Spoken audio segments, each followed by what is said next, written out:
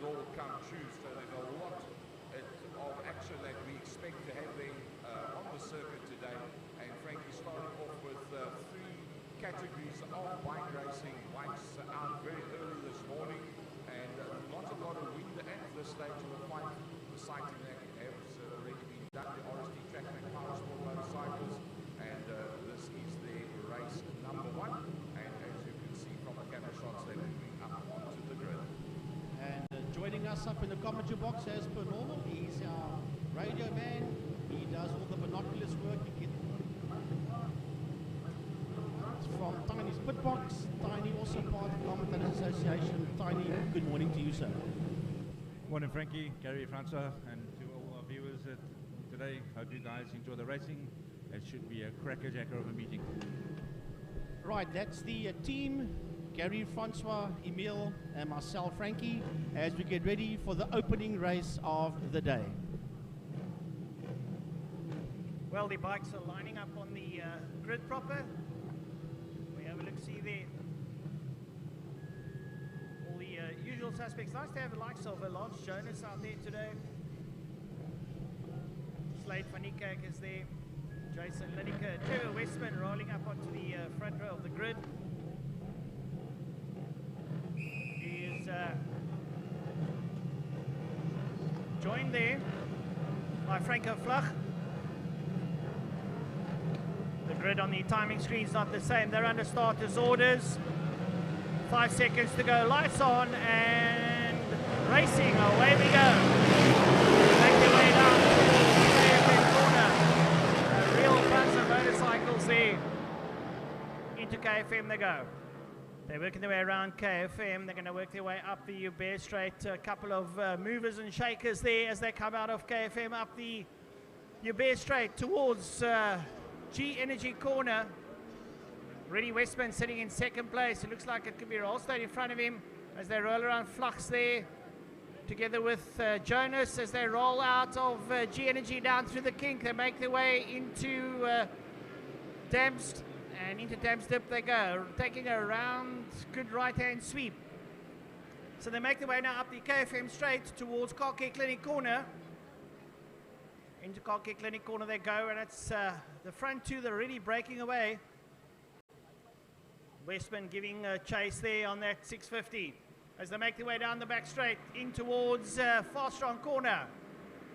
Westman looking to take the lead. He's doing a little bit of slipstreaming right down to the bitter end. He's late on the brakes. Not late enough. Looks like Dominic Penny's the one that's up front there with him. As they roll out, the bike's now starting to close up. There's a second bunch just up behind Westman, about a second and a half behind him, as they come up towards the line to complete the first lap. Over they go, down towards KFM corner. Dominic Penny leads out from Trevor Westman. Franco Fluff, Chris Williams, Lance Jonas, Slade van Niekerk, first of the 300s, with Jason Lineker and David Lindemann pursuing him. Andrew Thompson on the 650 out behind them now as they run through. That's the 300s through KFM corner. In the front though, it's still Penny and Westman having a lovely scrap of it. Franco Flach is in there, so too is Lance Jonas. Third and fourth, respectively, as they make their way out of G Energy corner now, down through the king towards Damstip. The leaders, Dominic Penny on that 650, really getting away there. Westman is clutching on. Trevor Westman looks like he wants to pass. He sits up behind him, drafting him up towards Car Care Clinic corner now, taking that double right-hander and working their way down the back straight. Penny leads out. Westman is up behind. He's one with the screen and the tank, hooked himself up. Franco Flach and Lance Jonas is in there. Well, Jonas has got a bit of competition there alongside him, and that competition comes in the form of Chris Williams.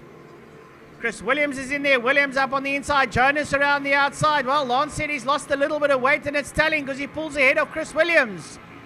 Jonas is on the move now, coming out of Fostron corner as the leader, Dominic Penny, crosses the line down towards KFM corner. Trevor Westman up behind him. Trevor Westman pushing hard. Jonas leg out a la Rossi style now as he leans into KFM corner. Well, lovely scraps happening there. Chris Williams in there just for good measure as they work their way out. Franco Flach leads out that group of three. Franco Flach in third, hounded there by Lance Jonas. together with Chris Williams. Then Slade van Niekerk, the first of the 300, has been followed there by Jason. No, I lie. It's not Jason Lineker, it's David Lindeman in second. Then Lineker in third. That's in the 300 class. They threw the king down into Damstip. And they're going to work their way now up towards the KFM straight and then Car Care Clinic corner. As the leaders are now coming out of Car Care Clinic corner, down the back straight they go. And that's Dominic Penny leading out over Trevor Westman. On screen there, you see the bikes coming out. There the leaders go down towards Fostron corner. And there goes Franco Flach together with Lance Jonas and Chris Williams. Williams up behind the screen trying to draft his way down in towards Fostron. They're stupendously late on the brakes. There your leaders come out now. That's Dominic Penny and Trevor Westman coming up towards the screen. Dominic Penny are really flying this morning as Westman tries to reel him in. Westman's going to be frightfully late on the brakes. Penny's up for it. And there go the other 650s there. Lance Jonas, Chris Williams and Franco Flach. Then the 300s make their way through, and it looks like Lindeman has taken the lead in the 300 class, followed there by van Niekerk and Lineker. A lovely battle ensuing by those youngsters now, but the leaders going through G-Energy corner. There you see them going through G-Energy. There comes the next 3, 4 and 5. There's Franco Flach, Lance Jonas and Chris Williams having a lovely scrap of it now as they exit G-Energy corner, choosing different lines down through the King towards Damstip. With the stands on the outside. Yeah, they're coming to Damps now. It's a right-hander, nice sweeping right-hander. You hook up through the gearbox, make your way up the KFM straight up towards Car Care Clinic corner. There come those three. There's the 300s up behind them. That's the 300 battle. David Linneman, Slade van Niekerk and Jason Lineker all in there. Look at the youngsters keel those bikes over as they make their way down the back straight, down towards Fostron corner. There go those little 300s in the green leathers. There's Jason Lineker up on the inside. Side by side, going down towards Fostron corner. Who's going to be late on the brakes there? As they dive into Fostron. Brilliant riding there by those three youngsters. And into Fostron corner they go. Right, so coming up now towards the start-finish line. Are the three riders that are sitting 3, 4 and 5 in the 650s as the 300s make their way over the line down towards KFM corner. Right, so up the Bear Straight they go now into G-Energy corner. The leaders already making their way down into Damstip. And Jonas seems to have got the upper hand of that little battle there. Or has he not? No, he slipped back. Chris Williams has got through. He's still chasing Franco Flach. There are your leaders, Penny and Westman in picture now. Dominic Penny on the 650, been followed there by Trevor Westman on the Rockstar 650 as well. Making their way down towards Fostron corner. The leaders are really pedaling along. We've still got 4 laps in the bag. Can Westman reel in? Penny will have to see. He's very late in the racks. There you see him. Leaves until the bitter end.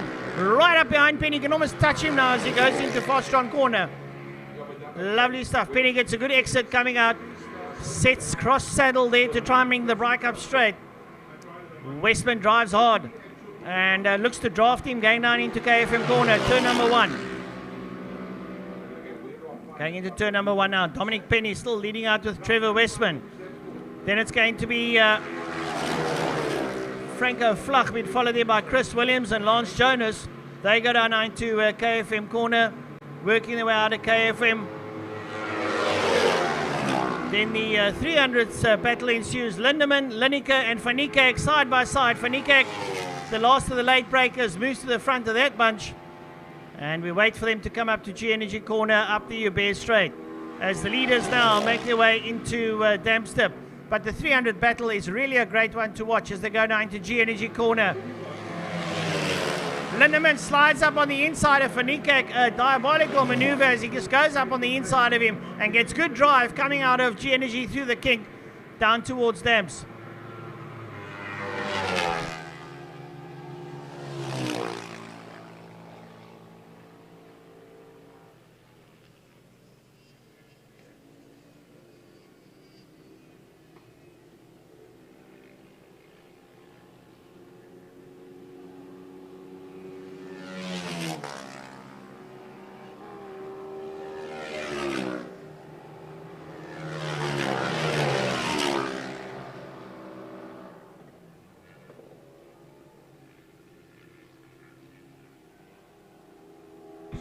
Right, going down towards turn number 1 now. Those 3 650s, Flach, Williams and Jonas making their way into turn number 1, KFM corner. Working their way around. Coming out of turn number 1. There they go up the Uber straight now towards G Energy corner. Those 3 are having a lovely scrap. Leading out there by Franco Flach. Chris Williams and Lance Jonas are in there. And Flach really pushing hard. At the moment, Dominic Penny setting the quickest time of a 1:21.7. Down through the kink they go, those 3 in towards Damps. That is Franco Flach there together with Chris Williams and Lance Jonas. That battle on the Power Sport A class are having a fantastic battle now. They make their way up towards Car Care Clinic corner. Out of Car Care Clinic, there you can see Car Care Clinic colours on the right, the blue, yellow and red. Now they make their way down the back straight, and Flach still leads out that pack while Jonas sits up alongside Chris Williams. And they go down towards Fastron corner. The leaders up ahead of them there. And that battle is really raging on as they make their way down towards Fastron corner. Right, Dominic Penny, your leader, setting out the fastest time of 1:21.7. Now a little bit slower. And Westman looking to try and hang on there to beat him. We're on our final lap. Penny still leading out, and he's shaken off the attentions of Trevor Westman on that Rockstar 650. And can Westman close down? He takes G Energy corner, very tight turn number 2. He works his way out now through the king down towards Dams is Dominic Penny. Penny and Westman leading out front. The 300 battle is currently being led by Slade van Niekerk ahead of Lindeman and Lineker, as the leaders are going to make their way.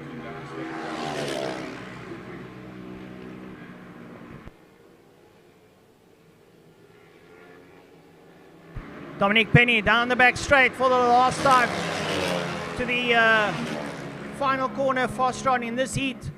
Dominic Penny leads out. He goes into Fastron, followed there by Trevor Westman.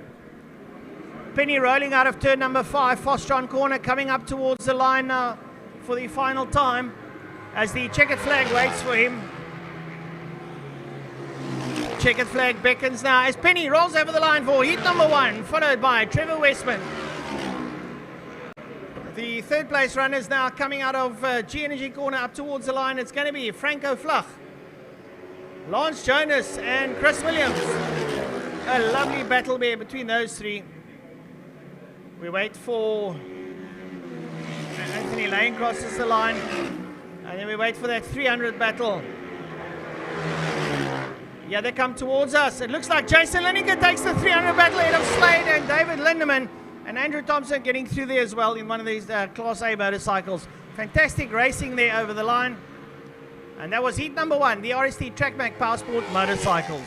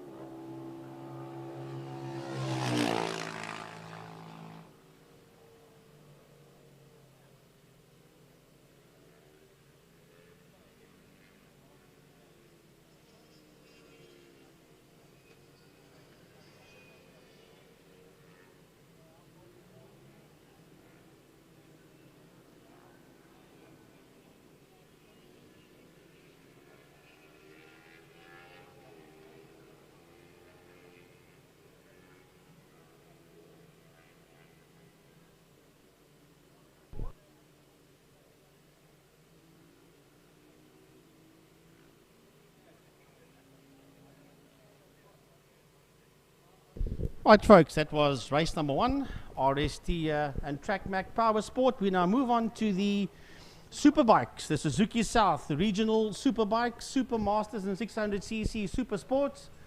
They will be up next for their opening race. Q and Slayman will be in the house, so will Dave McFadden, Ronald Slamet. Those are your thousands. Then Jared Schultz in the 600. Rapson and Ackerman are the first two of the Masters. Brett Roberts is the second out there of the 600s. Willem Binnendal, yes, Willem has moved up from the clubman's class to the superbike class. Michael de Toy was telling that to me a couple of weeks ago. When we get to the clubman's race, I've got a bit of information on Michael de Toy. I'm a friend from Worcester, who, by the way, one of these days will be moving to Belleville. And so, yeah, we'll have a chat about Mike a bit later on. Oh, Jean-Baptiste Racopo, lovely to see him back out there again. He sits out there in P9, followed there by Donovan Lecoq, Peter Haupt, and Jonathan Schwerin. Those are the 12 motorcycles out there for the Suzuki South Regional Superbikes race number 1 that will be going out onto track shortly.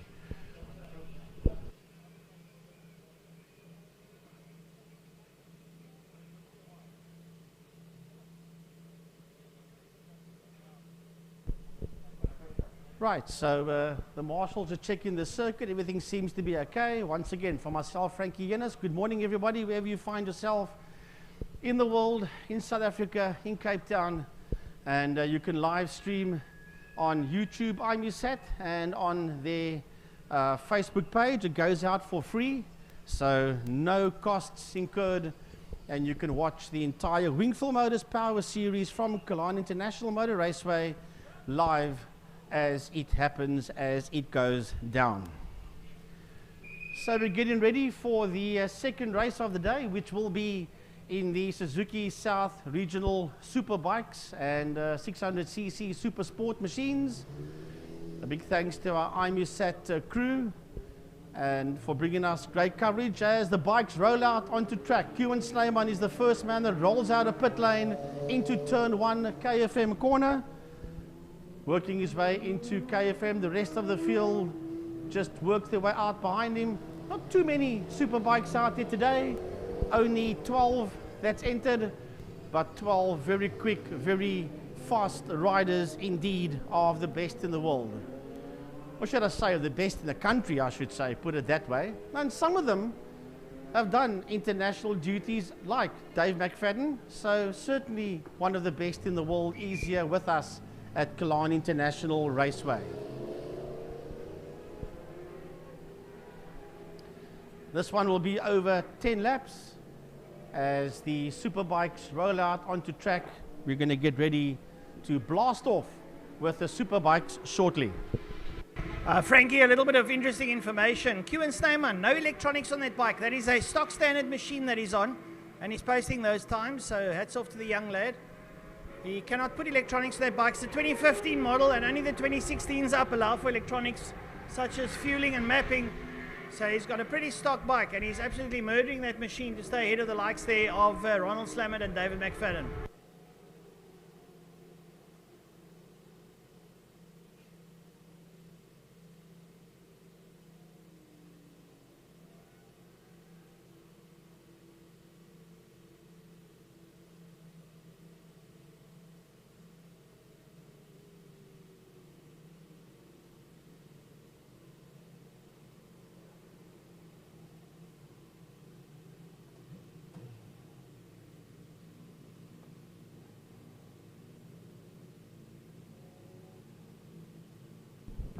Right, so the bike's lining up on the grid proper on pole position. Q and Snyman on the Strato technology machine.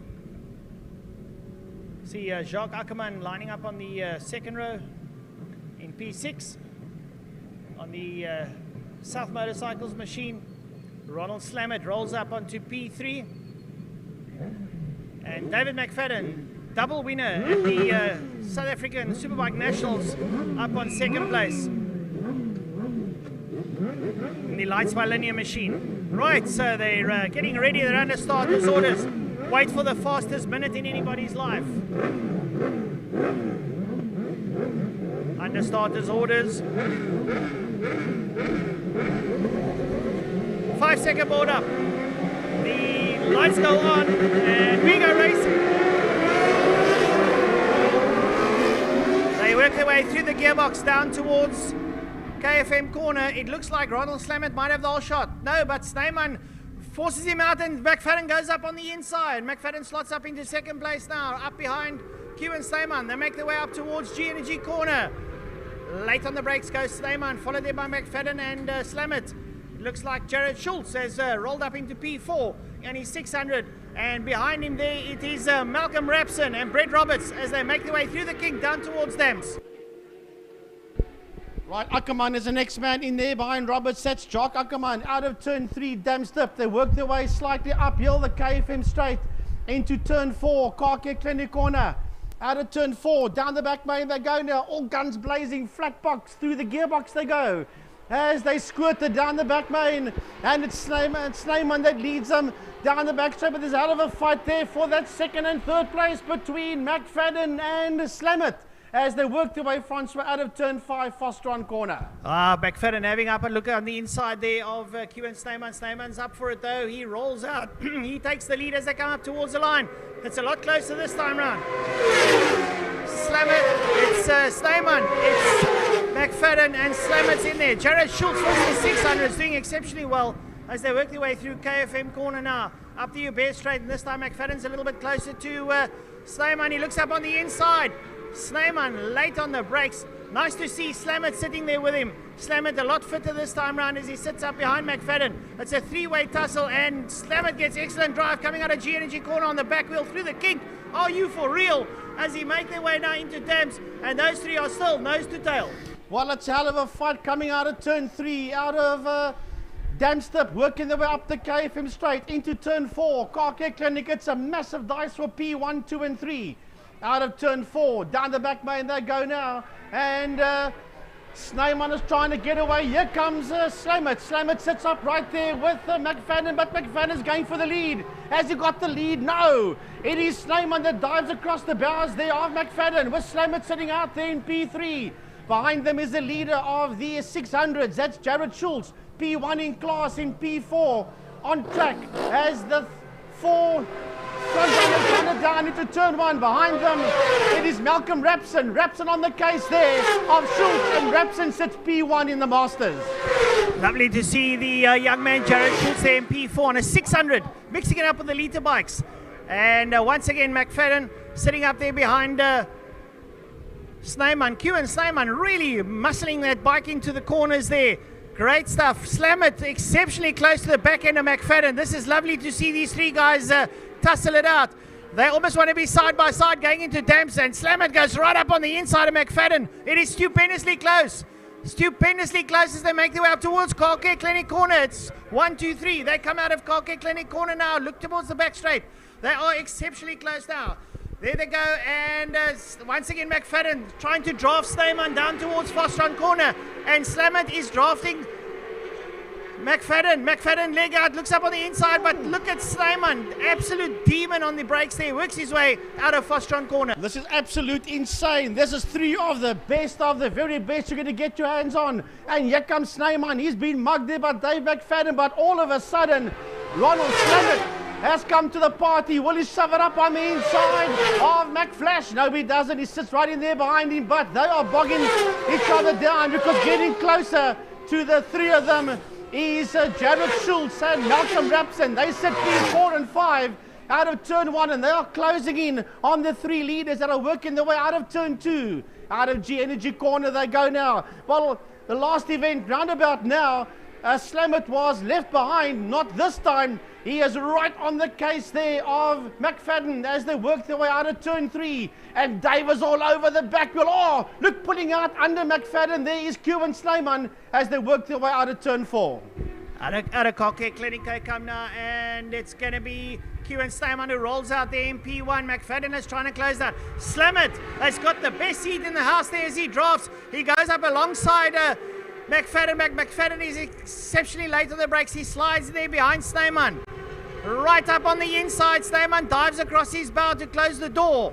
They come out, Snyman still leading on a stock standard ZX10 as he leads out there with McFadden up behind him. Here they go. It's Snyman, McFadden and Slamet is doing very well, and here comes Jared Schultz together with Malcolm Rapson. Schultz on a 600, really driving out of the leagues. And right behind him is the leader of the Masters, that's Malcolm Rapson, as they work their way out of turn 1, but the leaders working their way towards turn 2, G-Energy corner.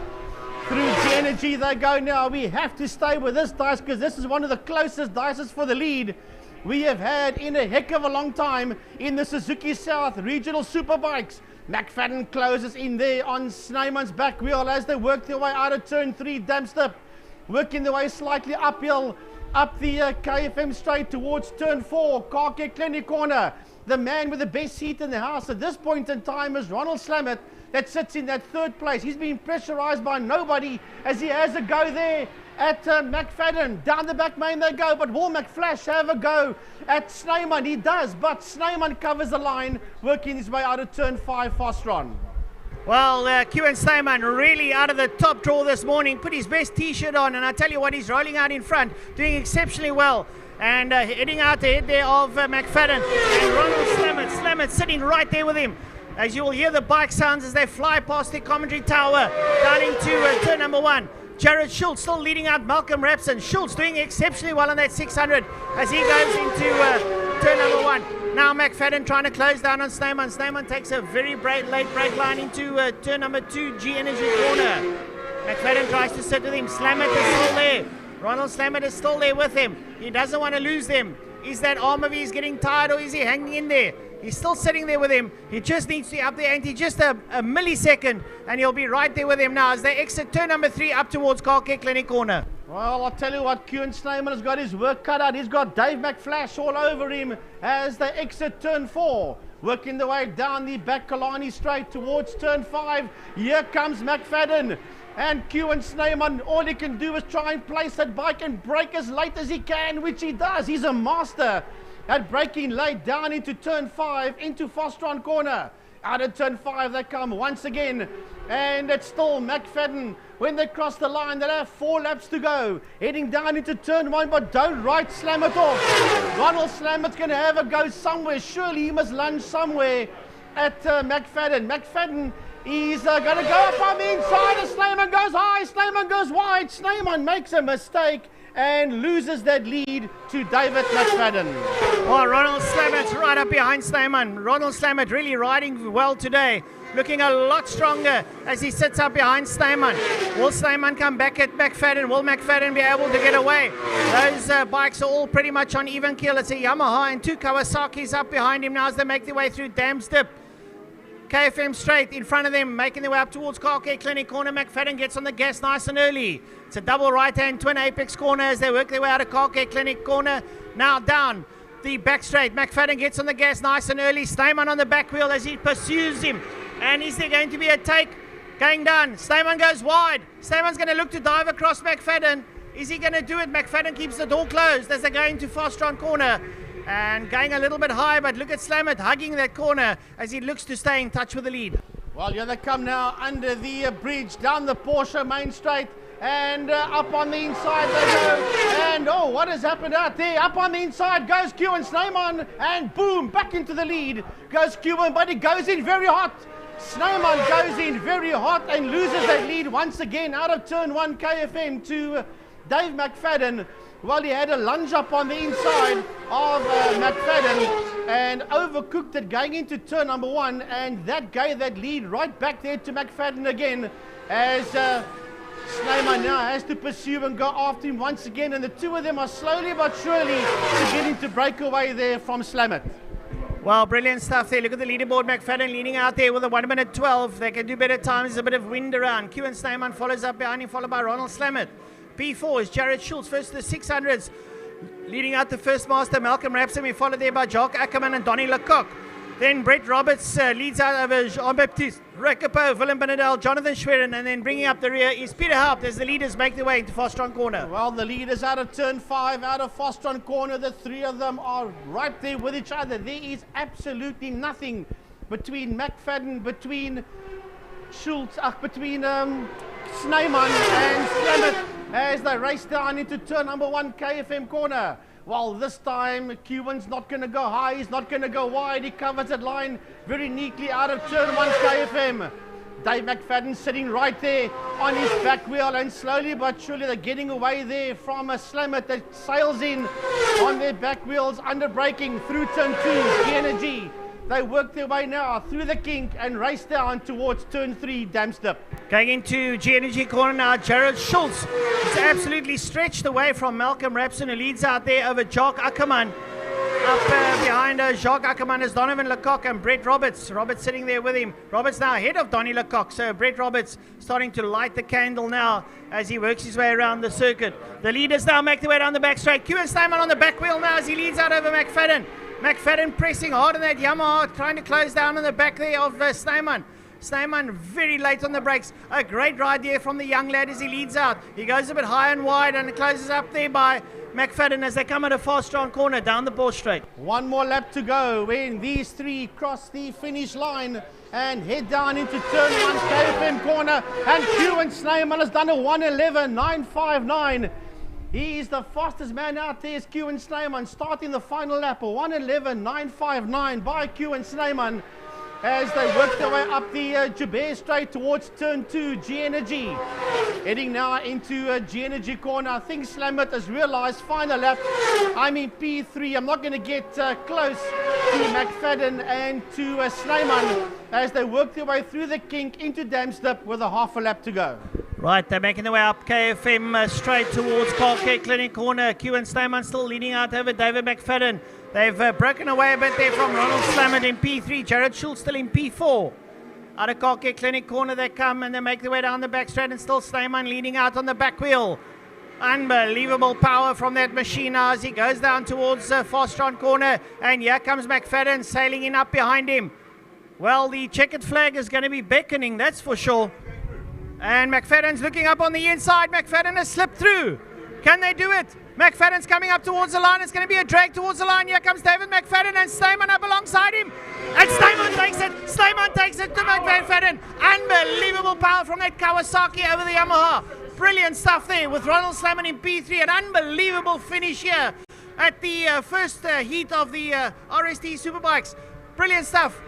Jared Schultz, P4 on the first of the 600s, a great ride. Malcolm Rapson leads out over the Masters.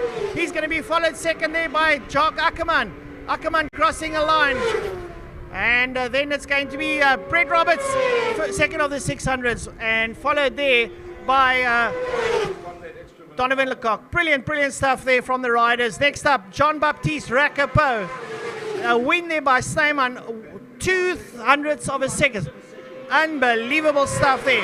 David McFadden setting the fastest lap of a 1:11.8. But hats off to young Q and Snyman. I think he has now proved his mettle to show that he can hang out with the big boys. Wow. 0.022. 0.02 of a second separating Snyman from McFadden across the line, with Slammet finishing there in that third position. And as Francois said, Jared Schultz, the winner of the 600s, followed there by Brett Roberts in that second position. Malcolm Rapson and Jacques Ackerman coming first and second in the Masters. Third in the Masters was Donovan Lecoq. Right, so that was the second race of the day. Suzuki South Regional Motorcycles, over 10 laps. One more bike race, people, before we now move into the car categories. And that will be the RST and TrackMac Clubman's and Breakfast Run motorcycles.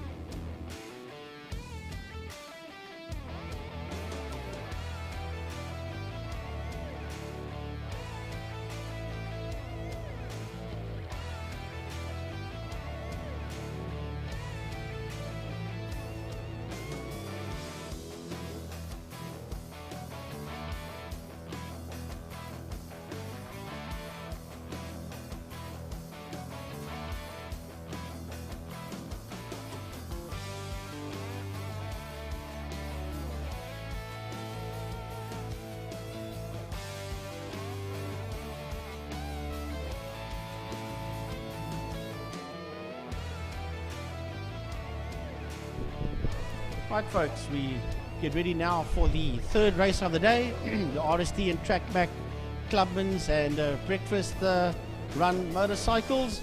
Classics as well, but I don't think there are any classic bikes out there. It's basically Clubman's A and B and your Breakfast Run bikes that will be out on track. And I want to have a look at our friend Mr. Michael DeToy that normally races on bike number 7. Mike will be out on bike number 83 today in memory of the late great Calvin Thomas, and 83 was Calvin's number, and Michael racing today for Calvin. He wanted to do it at the previous event, but the gearbox packed up on the bike on the Wednesday when he came down to practice. He's also got a new spray job on that bike. It's the Red Bull livery on that number 7 bike, which is number 83 for today. So, and he sent a couple of things as well. We really complimented the commentary team, saying that without the commentators, watch MotoGP and turn the sound off, and that's how boring it is. Not that the racing is boring, but basically meaning that the commentary gives a whole different dimension. And it was his way of saying thanks to Gary, to Francois, Emile and myself for what we do, and Mike for that. The entire Western Cape Motorsport commentary team, thank you, sir. That was something very, very nice, and a hell of a nice gesture from your side towards us. So the bikes are beginning to line up for race number 1 in the RST and Track Back Clubman's Classics and Breakfast Run bikes.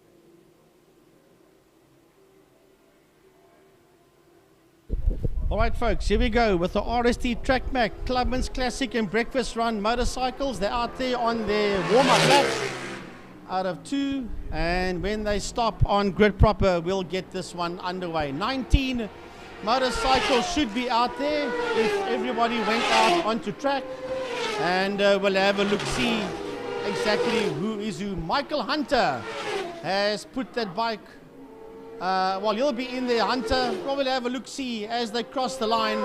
Our monitor does jump around, so the moment they line up, we'll have a look and see exactly who is where, as the RST and TrackMac Clubman's Classic and Breakfast Run bikes will now begin to complete their out laps and their warm-up laps, and they will get onto the grid pretty shortly. We'll see the marshals move into positions, the grid marshals will move into positions, and then the bikes will begin to line up.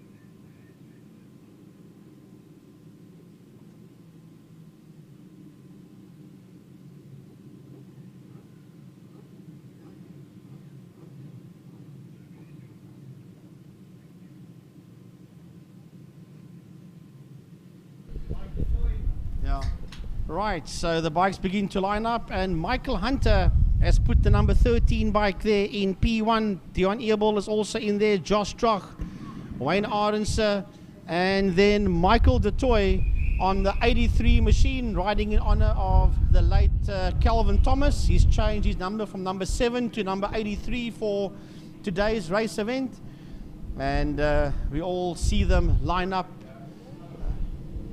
Nigel Boer is also out there. He's on the 22. So, Francois, we almost ready to get the RST TrackMac Clubman's bikes underway. Right, so the lights are on and racing we go. Dion Ebel gets a bit of a wheelie there. Michael Hunter gets a solid start down towards KFM up on the inside. Hunter gets the whole shot. He takes a whole gaggle of bikers there with him as they roll into KFM nice and slowly, does it? It almost looks like a bike parade procession as they come out, but then they start winding up the grips, making their way up towards G Energy Corner. Hunter's first, Ebel second, Wayne Arendse. Looks like Michael DeToy has moved up into P4, and like Frankie rightly said, Michael DeToy with the number 83 has done that in honor of Calvin Ben Edward Thomas, who passed away sadly last year. So this one been done in honor of Calvin. Right, but no problems up there for Michael Hunter as Mike Hunter works his way into turn 4, Car Care Clinic Corner.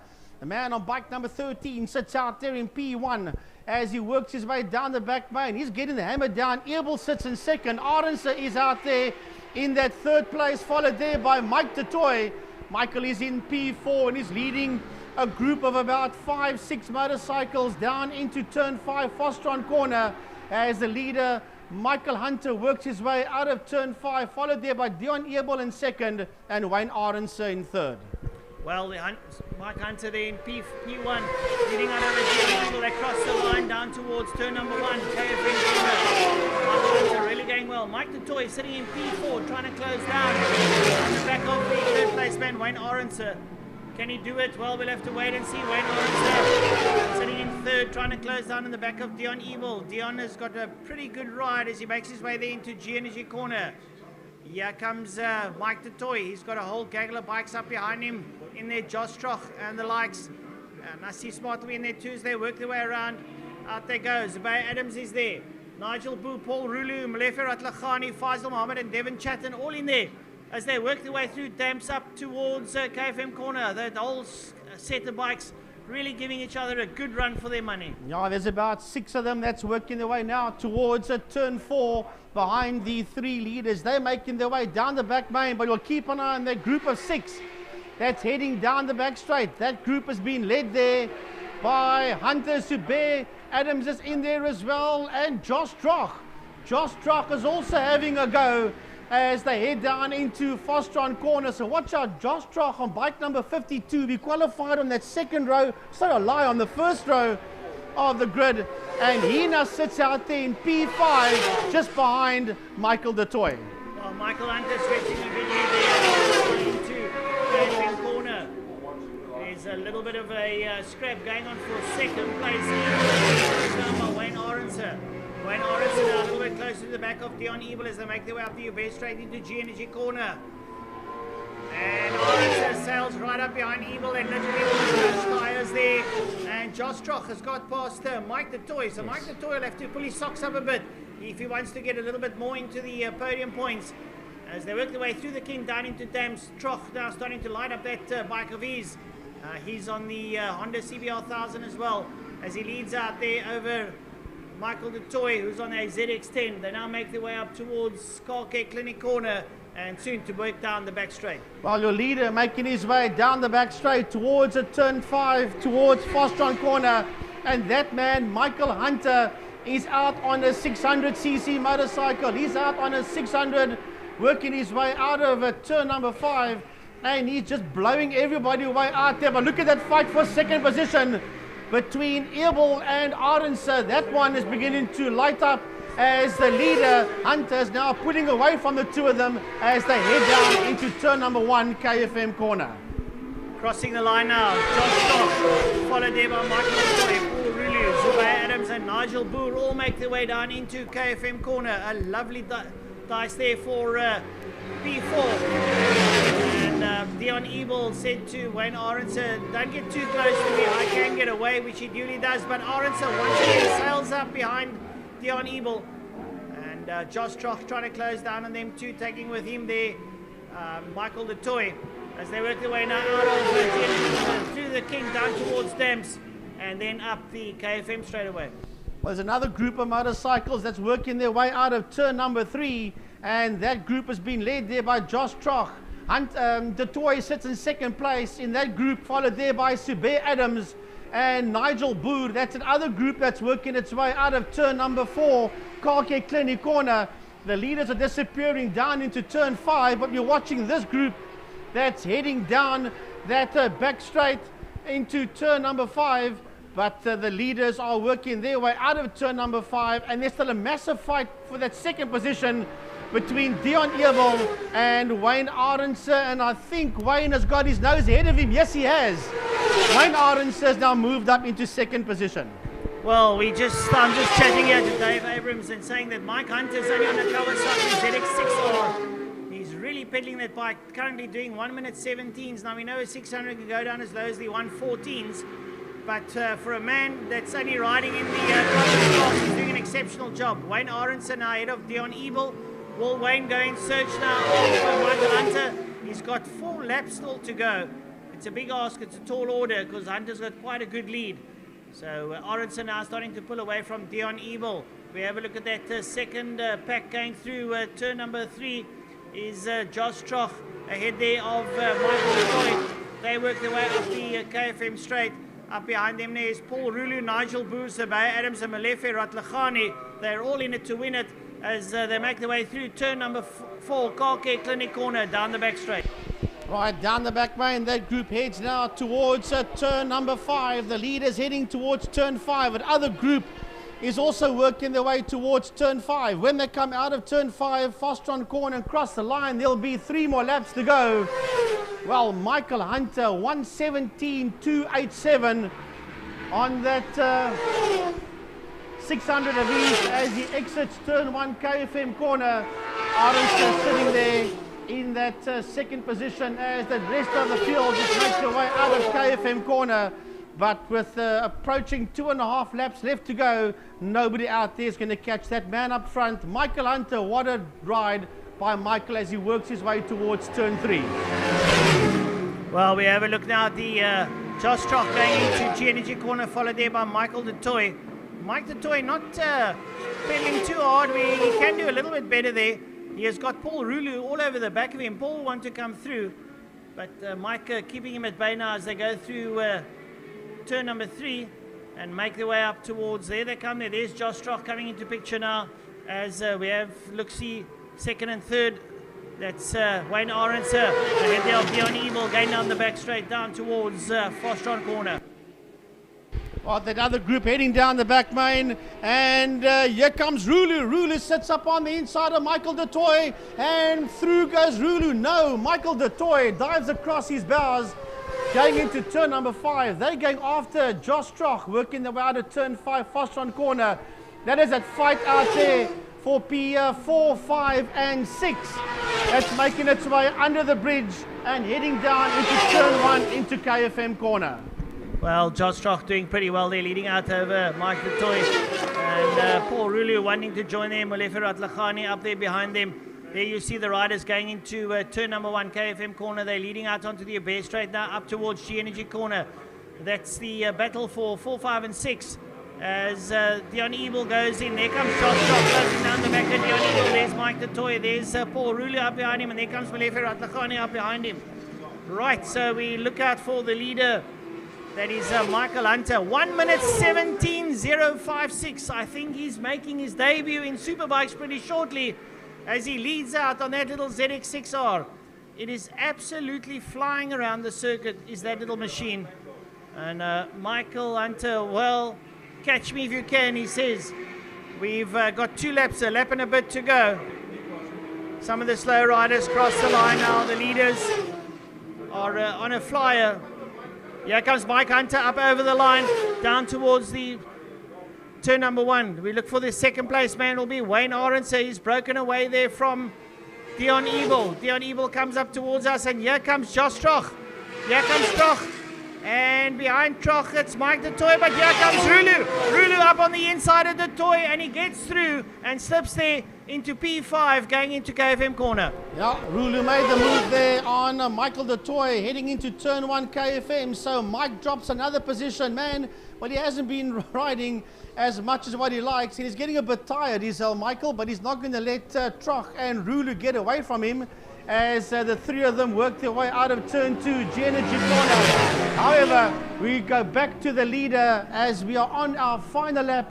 Michael Hunter, the man that sits out there in P1. It's going to be an easy victory for him, Francois. Yeah, indeed it will be as he makes his way down the back straight towards Fostron corner. He gets past a couple of the slow markers. And Mike Hunter into Fostron corner. A lovely exhibition there from him of riding skills as he works his way through Fostron corner, gets on the gas nice and early, whips it out, leans it over towards the left and comes up towards the line as the checkered flag beckons now for Michael Hunter. Hunter over the line. Hunter over the line. And he takes heat number 1 for the RST Trackback Classics and Clubmans and Bikes. Second place man, Wayne Aronson over the line. Third place man, Dion Evil coming up towards the line. He crosses over Josh Strock. Paul Rulu gets over Troch. Paul Rulu on a flyer gets past Troch, and then it's Mike Du Toit. Wow, on the line, Paul Rulu moves up into that 4th position and gets past the 52 machine of Josh Troch, demoting him down into P5. Yeah, that was close, right on the line. Then Michael Du Toit was the next man through in there in P6, just behind Troch. Wow, brilliant stuff out there on the RST and Trackback Classic Clubmans and Breakfast Run motorcycles. That was race number 1 in the bag. Well, that also concludes the car category, the bike categories for now, as we move on to the guys on 4 wheels.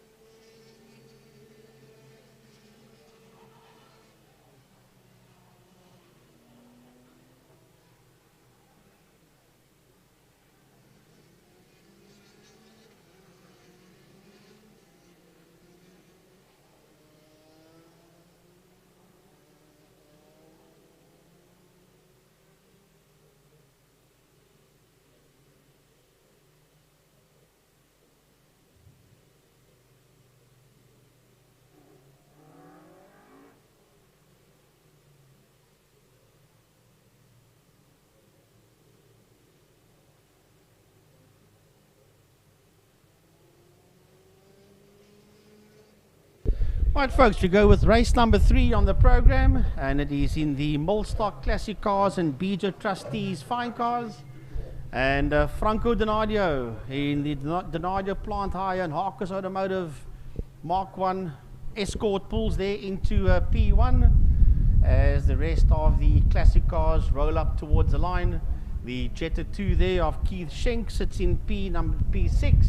Dion Conradi busy working his way through. Then the Granada of Malcolm Aiton Bogard also working up. He's going to jump into P5 as the rest of the classic cars head towards the line. Jaco Lambert in the Lambert Racing and Paint Chemistry Jetta. Charlie Arton in the 240Z Datsun. And then Michael Hitchcock, I think it is, that's going to be out there in the Mustang. So the cars are beginning to line up. Trevor Hutchings, right behind him it's Herman de Kock. Those are just of the classic cars. Not too far behind them we've got the fine cars that's lining up, and Robert Toscano in the Mazda MX-5. He's the man that's in pole position in the Bijo Trustees Fine Car category. Andrew Honeywell also rolling through as well. And then Arnold Lambert in the Lucky Strike Racing Ford Capri. Neil Maton in the Alpha also joins the classic car field as the fine cars roll off the line there behind the classic cars into turn 1 into KFM corner. Joining me Mike's side, Gary Gazza Fleming of the Western Cape Commentators Association and representing Second Gear Talk Show. Gazza, classic and fine cars, here we go. Hell yeah, Bijo Trust Fines and Millstock Classics out there on the circuit. Good morning to you, those that have joined us since we started with the live stream earlier on this morning. And I'm sure you'll very quickly have noticed that there's a very strong entry list in just about all the classes today. Numerous of the classes actually closing off their championships, their limited championship for the 2020 season. And a lot of titles that are now up for grabs and in the very final stages of being decided. So nice to see the likes of Franco Donadio. I must say that car of Franco Donadio is utterly immaculate as it was standing here on the front row of the grid. A couple of lady racers out there as well. Di Dugmore, I see Melanie Cook is out there as well in the BMW. So the ladies also deciding to take part in this one. Jaco Lambert doing a pretty decent job. Getting himself right up into the front 6 with that VW Jetta with a new spray and sticker job on that. Also looking pretty nice. So 26 cars in total in the Bijo Trustees Fine and Millstock Classics. This is their heat number 1 for the day. The Donadio Plant Hire Ford Escort Mark 1 in there behind the pace car, leading them down the back main. A reasonable size gap between the Millstock Classics and the Bijo Trust Fines. As frankly, they like to keep the two separated, as what we do with the V8 Masters and the supercars. And we try to ensure that we have lots of cars out on circuit for your viewing pleasure, but also that they do not interfere with one another's title chases and honors for the day. Coming up towards the line, it's going to be Franco Donadio. That's going to be on the front row. We've got Charles Arton on the outside of him, Jaco Lambert and Michael Hitchcock in there just behind that thunderous V8 on the third row of the grid, second row of the grid on the outside. Oh, the Granadas in there as well. Frankie Ennis, take him off the line. The lights on pit lane go off now. The hammers get dropped. And away they go as the Millstock Classic cars race down into turn number 1. Into KFM corner, down into KFM. It is Franco Donadio that gets a whole shot out of turn number 1, KFM corner. Charlie Arton sits in there behind him, but right on the outside of Arton is Jaco Lambert. Michael Hitchcock in that thundering Mustang sits out there in P4. In P5, it's a Granada of Malcolm Aiton Bogard. Those are the first 5 cars heading out of turn 2. Andrew Honeywell in the Porsche, sits in P6. Right behind him, it's Keith Schenk, followed by Dion Conradi, and working his way through in the Sirocco is Trevor Hutchings as the group works their way out of turn 3, Damstep towards turn 4, Car Care Clinic corner. Well, the fine cars, there's a lot of chopping and changing of positions as they work their way through G Energy turn number 2, and I see there's that blue little Escort. I'll try and pick up who is actually riding that 1600 Sport. Is running his way through the pack very, very quickly, and as they go down into turn 3, finds himself at least a half of the way through the pack already. So obviously didn't qualify very well with that one, and moving up pretty neatly. But our leaders are working their way towards the end of lap 1. Number 1, it's Franco Donadio in the Mark 1 Donadio plant hire Escort that works his way through. Here comes that thunderous V8. Oh, it is so, so powerful. What a beautiful sounding motor car. Works his way up into that 3rd position very, very neatly. Taking the entrance to that corner with a very heavy motor car. So Michael Hitchcock, 3rd in Class A, past Jaco Lambert, Malcolm Adam Bogard in there. Andrew Honeywell is a very interesting entry, a Class C entry in that Porsche 944, and he finds himself up pretty much in the top 6 cars as a Class C entry. So going very strongly so far, and that in smoking pretty heavily is Aiton Bogard in the Granada. So I haven't seen anything like that on the rear end of the Granada before. Let's hope that that doesn't run into a problem. Well, working their way through the kink now and into turn number 3, it is Trevor Hutchings that made the move there on Dion Conrad. He moves up another position as the leaders are working their way down the back straight. The leaders heading towards turn number 5, towards Fostron corner, down into Fostron. You see that Escort disappear into view into the right-hander. That is race leader Franco Donadio in the Donadio plant hire and Harkos Automotive Mark 1 Ford Escort. He's the man that sits out there in P1, working his way under the bridge, down the Porsche Club main straight, into turn 1 KFM he goes. He's getting away there from Charlie Arton, Michael Hitchcock, and Jaco Lambert. It's at 2, 3, and 4 as they work their way into turn number 1 into KFM corner. Heading towards turn 1, towards KFM, is the Granada of Aiton Bogard, and Andrew Honeywell is on the inside of Keith Schenk as they work their way out of turn 1. Oh, Keith Schenk's nice to have him back out on circuit again. Haven't seen him out on circuit for many a year. A man that originally started off his racing at the Cape Showgrounds at Goodwood, and that was many, many years ago. And in fact, Granada was one of the cars that he used to race back in the day, and just in front of him is a smoking Granada of Aiton Bogard. So Father Time is going to have to keep an eye on the mirror to see exactly how things work out. In there behind him is that Porsche, that 911 Porsche is going very, very neatly, I must say. It's, sorry, 944 Porsche Turbo, that's Andrew Honeywell. A little bit further down, Dion Conradi, 3rd in Class C, also having a pretty decent time out there. Well, the fine cars are heading towards turn number 3. We've got to keep an eye on those fine cars. There's a lovely dice in the fine car category heading out of turn 3. It is Robbie Toscano and Lady Racer Melanie Cook in 2nd. We've got yellow flags down in turn number 1.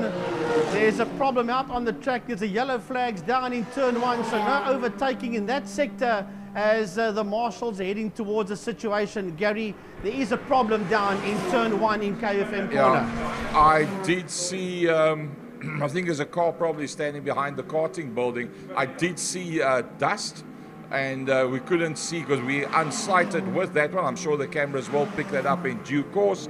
As 6 laps to go, the best time so far is the man leading out in Franco Donadio. Super duper quick car driver combination. He's the man that's working his way up now towards the main grandstand. Franco Donadio, then it's Charles Arton. Look at that, Charles Arton with that Nissan doing a very decent job out there. Actually starting to make a bit of a spare space between himself and the car behind him, which is the Ford Mustang, the Cross Cape forklift entry of Michael Hitchcock. Jaco Lambert, Malcolm Aiton Bogard rounding out Class A in the lead end of this race. Well, heading into turn 2 into G Energy corner, that's 1st and 2nd in the Bijo fine car category, and it is the MX-5 leading the BMW. It's Robert Toscano, and right on his case is lady racer Melanie Cook as she races that BMW of her dad's. She's sitting in second position to the leader of the fine car category, that's Robbie Toscano, as the MX-5 leads the BMW out of turn 4 out of Car Care Clinic, and the two of them make their way down the back straight towards turn 5 towards Fostron Corner. The rest of the fine cars just following suit. Third in the fine car is Rodney Green, and then the Skyline of Theo Klaassen. They sit in P3 and P4 in the fine cars as they head towards turn number 5. And then the second lady racer in the Fox, that is Natasha Tissendorf, working her way towards turn 5 Fostron Corner as well. Yeah, you'll see her coming into picture now. That's her coming down into turn 5. So the lady racer having a pretty decent time out there. Rob Toscano and Melanie Cook in the Mazda MX-5 and the BMW are the two front runners in that class. Neil Maton being swallowed up there. Rodney Green from Theo Klaassen that's just come past us. Natasha Tissendorf coming down the front main now. She completes her lap. Craig Redlinghuis would be the next one in that Ford Escort Mark II. Yep, he worked his way from pretty far back in the pack, although I do believe he's slowing down. That Escort is not as quick as what it was earlier on. It is the leader of the race, Franco Donadio, that's in fact coming past him. But no doubt that Ford Escort Mark II of Craig Redlinghuis is running slower than what it was earlier on when he was looking blindingly quick out there. Our radio man saying he thinks he can pick up a bit of a misfire on that Escort, although it's pretty quiet when it comes past us. There's a possibility that he's running on slightly less power than what the car was designed to put out on race day. Yeah, well, he is running in the fine car category. He's the invitational driver in the fine car category. Is Craig Redlinghuis in that Mark II Ford Escort, so clearly he doesn't have the ponies under the bonnet that the leaders of the classic cars has. And talking about the classic car leader, he's making his way now into Car Care Clinic Corner. That's turn number 4. He's busy making his way out of the Donadio Plant Hire, and Harkos Automotive Mark I Ford Escort racing as hard as he can down the back straight towards turn 5, and he's way down the road on his own. Behind him is the Datsun 240Z of second place man Charles Arton, as Charlie heads towards turn 5, and then that thundering Michael... Oh, sorry, Frankie, we got off on turn number 2. I think it's Keith Schenk that went off. In fact, yes, it was Keith Schenk, and I think that was Honeywell that is in the Porsche, the blue and orange Porsche, that was in close contention there. I think the two of them just went a little bit too hot in the corner. They have recovered the circuit in the original positions that they were. Frankie, back to you. Well, I'll tell you what, that was a bit of a shocker out there, and Keith regaining composure and keeping on going. The two of them are working their way into turn 5. Fostron Corner, that's the Jetta 2 and the Porsche of Schenk and Honeywell. They had a bit of a situation coming out of turn 3.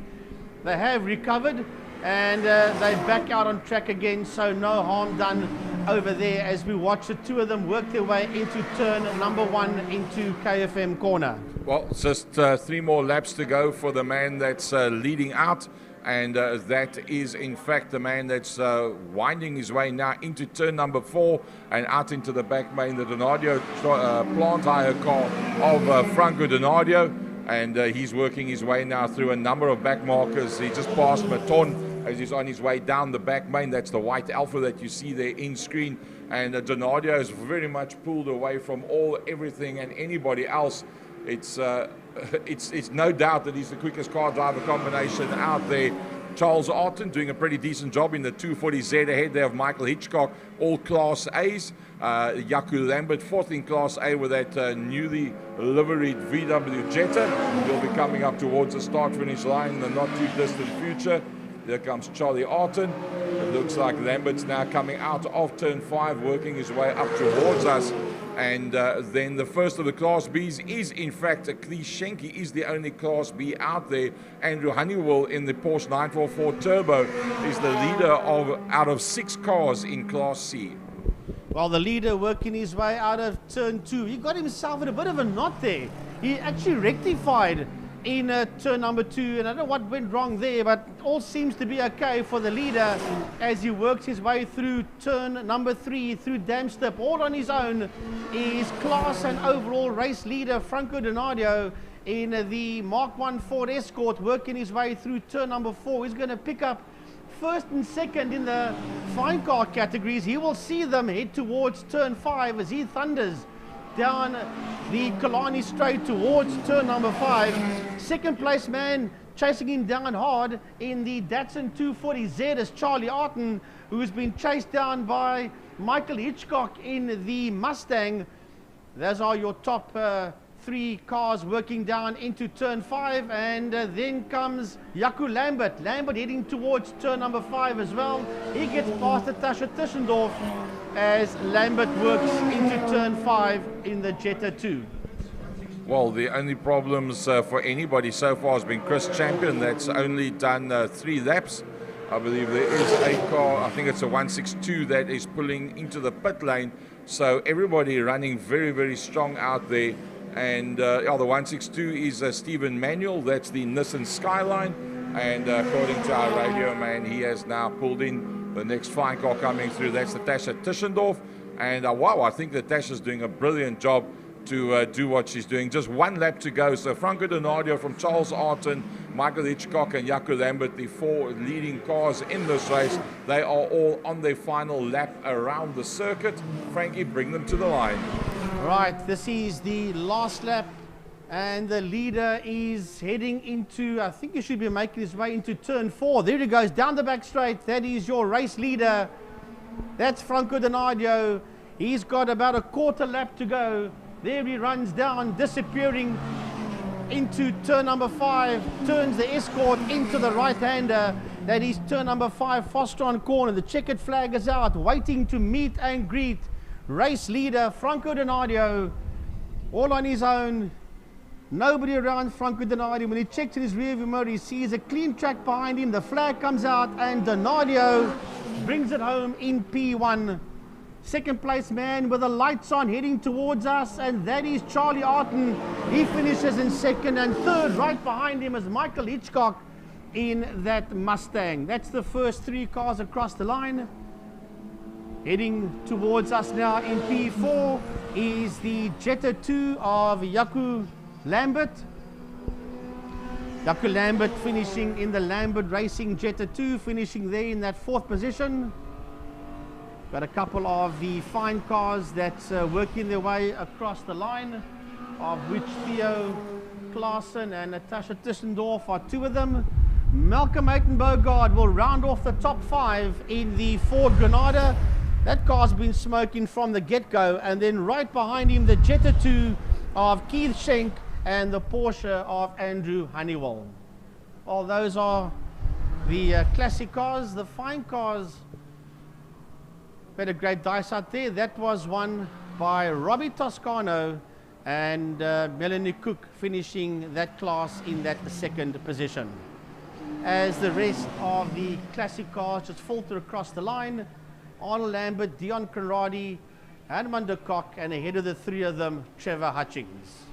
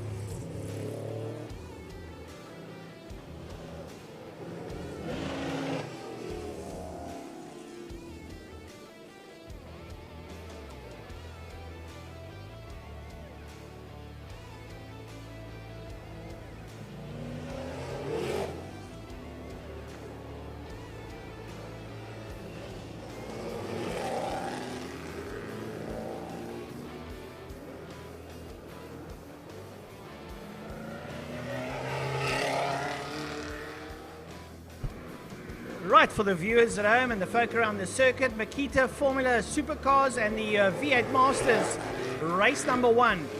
Pole position, Fabio Tofani and Mark Ridgway with Richard Schroeder, Rob Warrington, Jason Ibbotson, Alistair Brown, Roy Campos, Brian Evans, Roderick Simpson, Sander LeBon, Dennis Gaydek, Menno Parsons and Sean Moore, all out there in the V8s. I reckon we are going to have a lovely, lovely scrap up front. Keep an eye on the likes of Sean Moore, Fabio Tofani, Mark Ridgway, Warrington.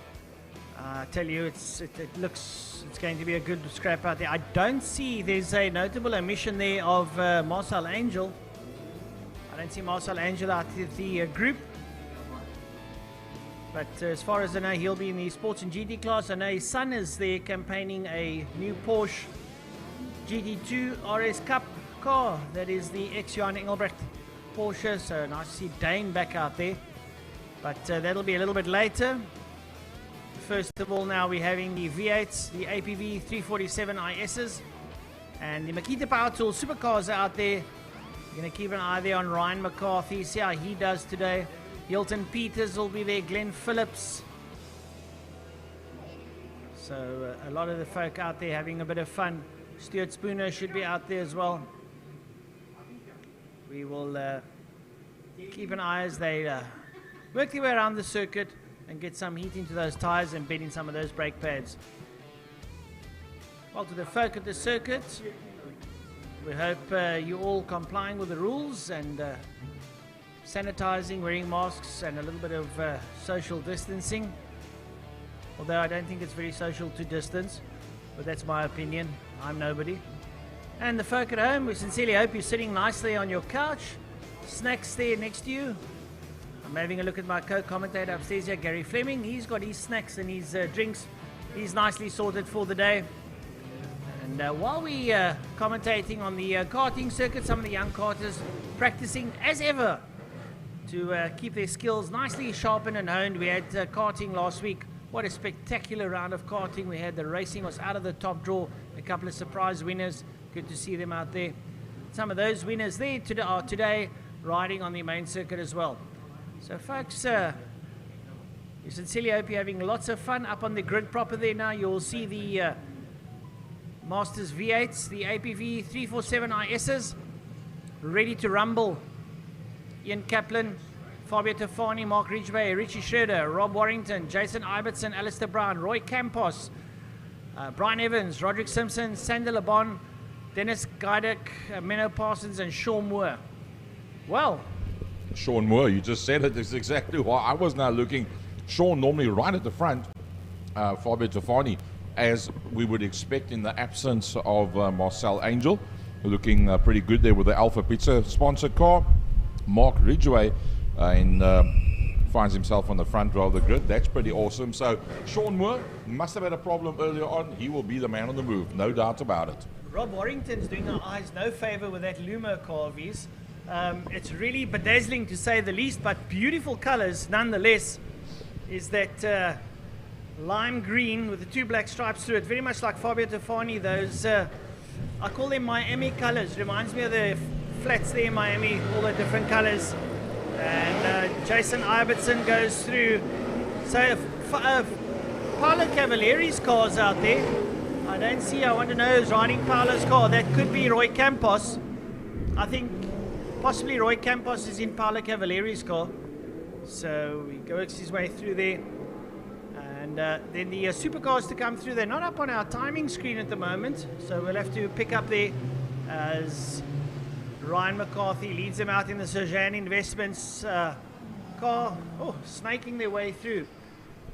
Hilton Peters, that was doing very, very well for all at the last event. It's come along very strong. Actually, teammate to McCarthy is Ryan Peters, and he finds himself up on the front row of the grid as well. Andrew Moffat, Glenn Phillips, Cedric LeBon, they're all in there. So it's going to be pretty. Alton Steyn also finding his way out onto the circuit. So a disappointing size of field for the supercars. Makita being the main sponsor for the season. Once again, multiple years that they've been in and with us. but I think that the V8 Masters is somehow, I don't know what they're doing, but they're doing it right. But the V8 Masters is growing. There's no doubt about it. Well, Gary, like we did when we spoke about it the other evening on your show, on Thursday night, on Second Gear Talk Show, I said to you it'd be great to see the V8 Masters get a couple of extra cars and possibly get some good Cup juniors in there as well. And I'm not talking about youngsters, I'm talking about juniors that are sort of post 25 towards 35 years of age that have got lots of racing experience to put them in the car. And there's a name that I'd like to throw in the hat in these Masters. I think you might agree that I would like to see in here is possibly the likes of Johan Fourie mixing it up in the V8 Masters, Gary. I think that's going to be nice to have him there. And yeah, a possible another name out there in the V8s, although he can ride a V8, is the likes of Jess Huggett, although Huggett we find in Clubman's. But we'll have to see how things turn out towards the future.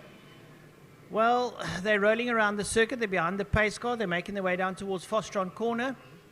They work their way out of Fostron. The pace car, that's I think the Suzuki Ertiga van that has been run there, peels off the circuit up towards the right-hand side as the V8s make their way up towards the line. And my good colleague here, Gary Fleming, is going to take them off the line. Mark Ridgway sitting on the outside of the front. Oh, look at this. Richard Schroeder all over the back of Tefani. He tried to time it and close up, and he was almost touching the back of Tefani as they move their way down into turn number 1. Keep an eye on the green and yellow. Third from the back of the pack, Sean Moore. But if I don't know why he's so far back. He would normally be up on Tefani. Look at that. He stretches them out. It's Ridgway that sits on that inside line. It's Richard Schroeder in the TRS construction car, 3 abreast as they work their way through G Energy Corner. And look at that, Sean Moore has already got 5 cars behind him. Well, Roy Campos sits up there in the middle of that pack there. And he works his way through the middle of the pack. But Sean Moore's made up a good couple of places. Now, as we look at the supercars going through Damps, and it's been led out there by Ryan McCarthy. Hilton Peters is up there behind him. Glenn Phillips is in there too. Up behind Glenn Phillips, it's going to be Andrew Moffat. Moffat makes his way up behind Phillips as they work their way now through turn number 4. There they come through turn number 4, Car Care Clinic Corner. The supercars line astern as they make their way down the back straight. Mark Ridgway deciding Fabio Tefani is miles too quick up front and making a plan to close that gap. Richard Schroeder doing a fine job. Nothing wrong with starting in third and finds himself almost a lap down in the exact same position. The man that started off in that 4th position finds himself also in that 4th. The man that's on the move is Sean Moore. He's 1, 2, 3, 4, 5, 6 cars in front of him.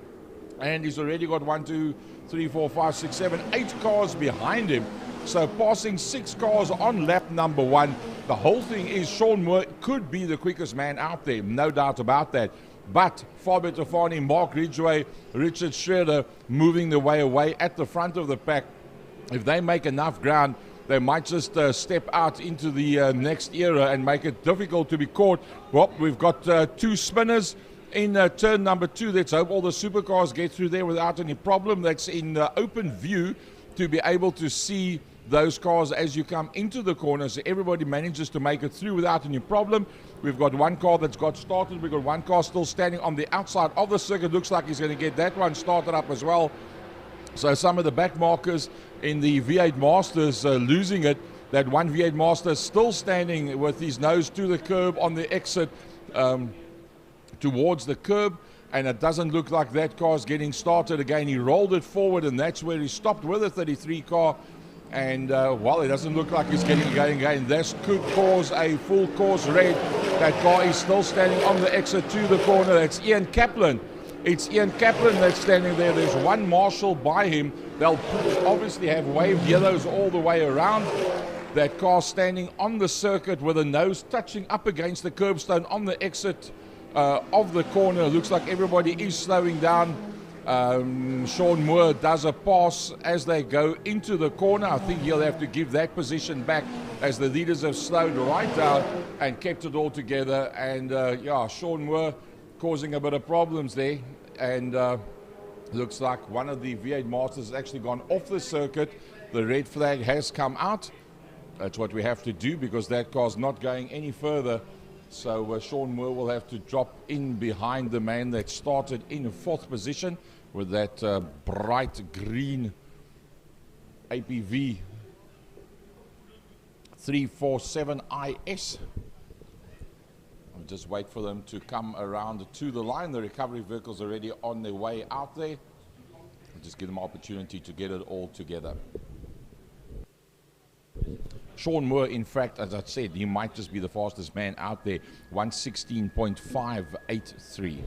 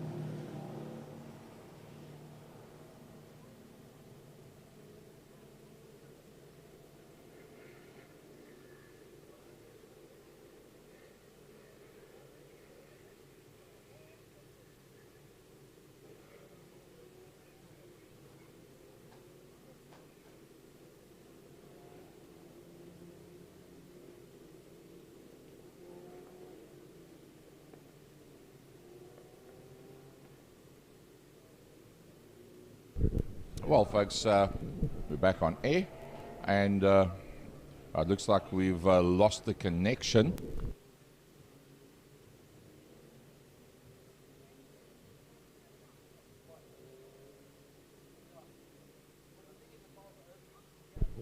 So 6 laps, original starting positions, that's where they're going to be.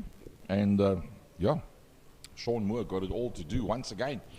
He passed 6 cars in 1 lap, actually brilliant. And put the fastest lap time up as well in that effort to pass everybody. So that's the one big piece of news. The other one is, where's Fabio Tofani? He's gone into the pits. By the looks of it, we can't see him. That means he's gone right into the pit itself, the new pit complex. And that opens it wide open up front. So Richard Schroeder, the longest standing driver in the class, finds himself starting off in the front 3. And with a very decent opportunity, with Mark Ridgway leading them out, of being there and thereabouts. So this is going to be pretty interesting stuff. Will it be line astern? Will it be alongside one another? Looks like it's going to be alongside one another. As they slow down, coming up towards the line. Yep. It's going to be alongside one another. So Fabio Tofani's original starting position, pole position, gets left open, which leaves Richard Schroeder with a wide open line. Now, Schroeder on the first start did do a creep and crawl right up when he needed to. And while he's actually leading the pack as they come across the start-finish line. He might have climbed on the gas just a little bit too quickly, because he should have been on the second row of the grid. But one of those things, let's leave it to the powers that be to determine that. I hope Richard Schroeder will not get penalized for that one as they work their way down to turn number 2. Well, Roy Campos sits there in second place. Once again, 3 cars abreast. And there's a collision. There's a collision, and so, this is going to be another red flag situation. Can they get out of the way there? They do. The supercars, everyone's trying to filter through. Well, difficult. They sorted themselves out. The cars are off the circuit. Some cars trying to get back onto the circuit, get themselves going again, but that's a little bit unfortunate. Some of the leaders getting caught up in that are now pulling off the circuit. Well, that was the 4th car in that pack. I can't remember who it was. That was in hard and late on the brakes. It tapped the 3rd place car, turned the tail end around, both of them turning around at that point. And yeah, that's where the chaos started. So just 1 car left on the outside of the circuit. Everybody else still there and thereabouts. It looks like Sean Moore is trailing a lot of smoke from the right-hand front wheel as he goes down into turn 5. It's either Sean Moore. No, it's not. It's somebody else. I think Sean Moore is further forward than that. Somebody else with a similar color scheme. We'll see, does he still make it through? Well, there it comes. The black and yellow is going to come past us now. We'll try and pick up who that is. That's the 16 car. The 14, that's Menno Parsons that got that smoke trailing from the right-hand front. So hopefully that's just a bit of body work. No other problems other than that. So Richard Schroeder finds himself leading the pack out. Yeah, nonetheless, looking at the supercars, Ryan McCarthy leading out there. Glenn Phillips. Oh, and Hilton Peters runs a bit wide but manages to bring it back. He's not done himself any favours there. So Glenn Phillips sits there in second place. And he's pushing hard, working his way around the circuit. Moffat in there too. Moffat pushing up behind Phillips as they make their way up towards the Car Care Clinic corner, up behind the V8s. And down the back straight goes some of the trailing V8s, but the supercars still being led out there by Ryan McCarthy. Biggest winner at this stage is Jason Ibbotson.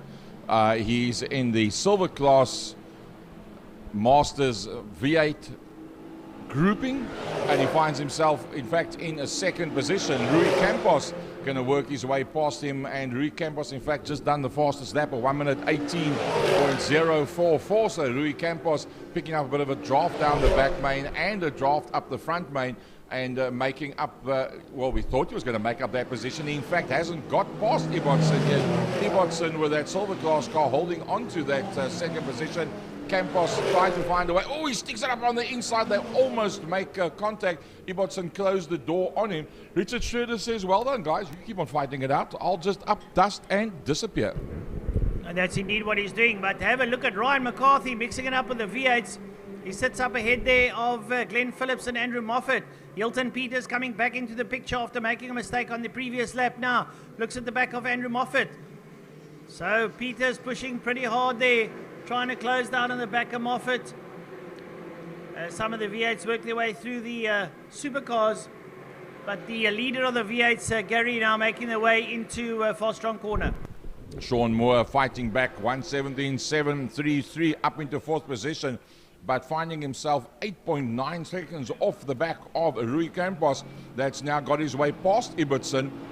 And Rui Campos, in fact, looks like he's closing up on the back of Richard Shredder in the TRS construction car. So Rui Campos taking the opportunity in the absence of Sean Moore from the front of the pack, in the absence of Fabio Tofani at the front of the pack, in the absence of Marcel Angel at the front of the pack, and he takes the opportunity to close up even more under braking on Shredder. Shredder must be aware of this pending storm coming up behind him, and I do believe with 3 laps to go, I think Shredder's got a problem. It's called Rui Campos. Roy Campos showing his mettle there in the Paolo Cavalieri car that he's obviously used for the weekend, and pushing very hard, closing down on the back of Richard Schroeder. Sean Moore also upping the ante currently with the fastest lap on the circuit at 1:17.5. Having a look at the supercars going out of G Energy corner. Ryan McCarthy leads out there over Andrew Moffat, who's got past Glenn Phillips and Hilton Peters. They make their way now through the King down towards Dams, coming into Dams there into picture now are the supercars. So plenty happening out there with the drivers having oodles of fun, and plenty of dices out there behind Hilton Peters, Gary Thompson and Elton Stein. Hilton Peters, the teammate before McCarthy, not having it all his own way. He had a very good meeting before this race, which was 3 weeks ago, but it's not working out for him this time. He's pretty much on the same race pace as what he was before, but everybody else has got a hold of it quicker. Rui Campos says, thanks for leading the way, sir. I've worked out exactly where the corners are on this circuit. Takes it away there from Richard Shredder in the TRS construction car. Ibbotson leading out the silver cars, now by Sean Moore. That's closing down on him. Sean on a 1:17.4, the fastest man out there. Keep in mind that Richard Shredder did an 18.9 as opposed to a 17.4, 1.5 seconds quicker. Their 4th place car as Sean Moore goes past the main grandstand, going into the double right-hander, car care clinic corner, out into the back main. Campos just touching the dust on the outside of the corner. Sean Moore closing down on Ibbotson. Ibbotson, the leader in the silver class, 3rd in gold class off the back of, and literally on the restart from the back of the pack. Sean Moore under braking into Cape Town corner, up into 3rd overall. Fantastic driving there from Sean Moore as he goes up into 3rd, but even better driving here from Roy Campos, who leads out over Richard Shredder. Roy Campos in the Paolo Cavalieri car, his way over the line. He's on his final lap. He's got 1 lap to go. We're going to pick up the supercars pretty shortly, and still being led out there by Ryan McCarthy. McCarthy making his way down towards Fostron corner. He's got a healthy lead there over Moffat, and Peters has gone up into 3rd and chasing down on the back of Moffat now as they go into Fastron corner. Peters brings in Glenn Phillips. He's right up behind Moffat though. Can Peters go and join his teammate in the podium on the 2nd step? Let's have a look-see now as Ryan McCarthy comes up towards us. Hilton Peters right up behind Moffat and drafting him down towards KFM.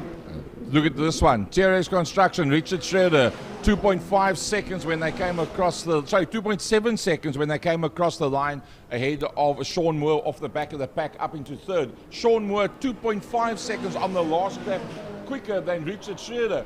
Plus, a bit of a toe down the back main could bring Sean Moore from the back of the pack up into a 2nd position. In fact, down the back main they go. Sean Moore is all over the back of Shredder. Can he make the move under braking? No, Shredder does it.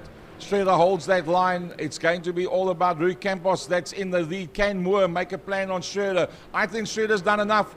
Shredder goes right up against the wall. It's going to be Campos in the Campos car. Oh, Sean up on the outside line. Oh, Richard Shredder makes it, and there can't be much in that. We'll try and pick up on the board the gap between them, but there was virtually nothing between the two of them when they came across the line.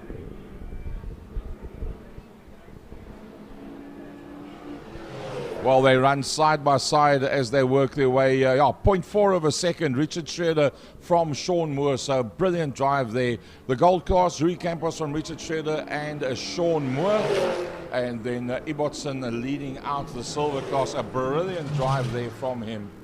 Coming up towards the line now, Ryan McCarthy in the Makita Power Tools Supercars crosses the line. He takes P1. Hilton Peters managed to get past Andrew Moffat. He crosses the line, Moffat, and then Glenn Phillips up behind them. Lovely stuff.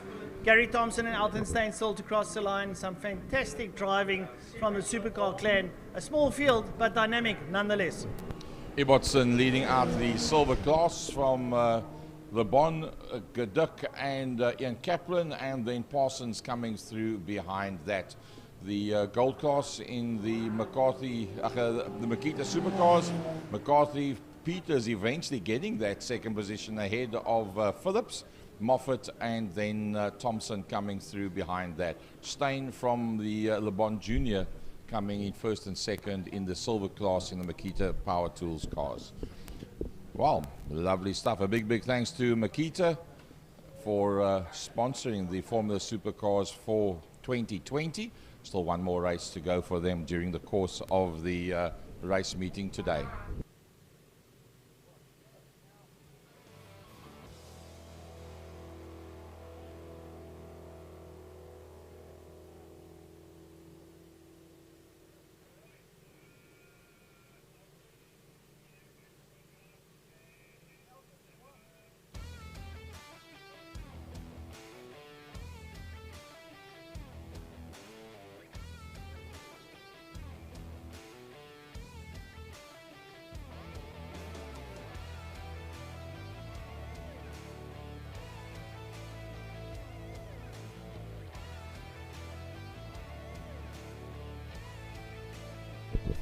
Right, folks, we now move on to the Formula Libre single-seaters, and there should be 12 of the cars out there. I see Andy Rackstraw's name is on the list together with Byron Mitchell and DJ Boyson, and then James Beaumont. They're all Class S cars. We'll have a look to see exactly who is out there. If Rackstraw and Mitchell are here, I know Mitchell is here. If Andy is here, I'll tell you this for nothing, we're going to have one heck of a fight out there. Remember that Byron, not the previous event, the one before that, Byron Mitchell did a 1 minute 10 around. He was running Class A Superbike times around with his Formula VW. Andy Rackstraw will be in the VW Reynard 2 litre, as well as DJ Boyson and James Beaumont. We'll have a look. See, Class C is Richard Carr. He's qualified in P5 and P1 for Class C. Then Graham Knight in the VW Ray 1.6, the Elof Transformer machine. He's the only Class B car out there, and he qualified in that 6th position. Then the rest down from P7 to P12 is Cyril Somerville, Reno Pence, Donovan Ramsey, Ricky Anderson, Kelly Fletcher, and Zane Amundsen. Those are your 12 Formula Libre single-seater cars that will be going out onto track shortly. Give the marshals chance in turn 2 G-Energy corner to recover that V8 Master, the Ford Mustang, the APV Ford Mustangs, to get that car out of the kitty litter and get it back into the pit area. And there's another V8 Master standing on the stock car oval that is being recovered as well. So the moment that these cars are being recovered, we will be underway with the Formula Libre single-seaters. A big thanks to Johnny van Niekerk of Wingfield Motors and Best Price for My Car. It's the 8th year that they are sponsoring here at Killarney International, the main circuit, the Power Series. A big thanks to John van Niekerk of Wingfield Motors and Best Price for My Car. Big thanks as well to KFM 94.5, the official media partner of the Western Province Motor Club, and they also sponsored Turn 1 and the Tygerberg Straight. They sponsor those two areas on the track, as well as a big thank you to G-Energy for the sponsorship of Turn 2 Car Care Clinic. For Turn 4, that's Voterus of Car Care Clinic. And then Fostron that sponsors Turn 5. Voterus and Melanie Spur of Car Care Clinic, and they've got a few branches around. They've got in Stellenbosch, they've got in Greenpoint, Belleville, and there are a few more Car Care Clinic workshops that have opened here in Cape Town. They were primary in Gauteng only, and they have now migrated down to the Western Cape. A big thanks as well to the Porsche Club for the sponsorship of the main straight, and to all the class sponsors. A big thanks to all of you people, one and all that is involved there. So a big wrap there of the sponsorship quickly, all the different sponsors, as we wait for the marshals to sort out the 2 V8 Masters, and then we'll go Formula Libre single-seater racing.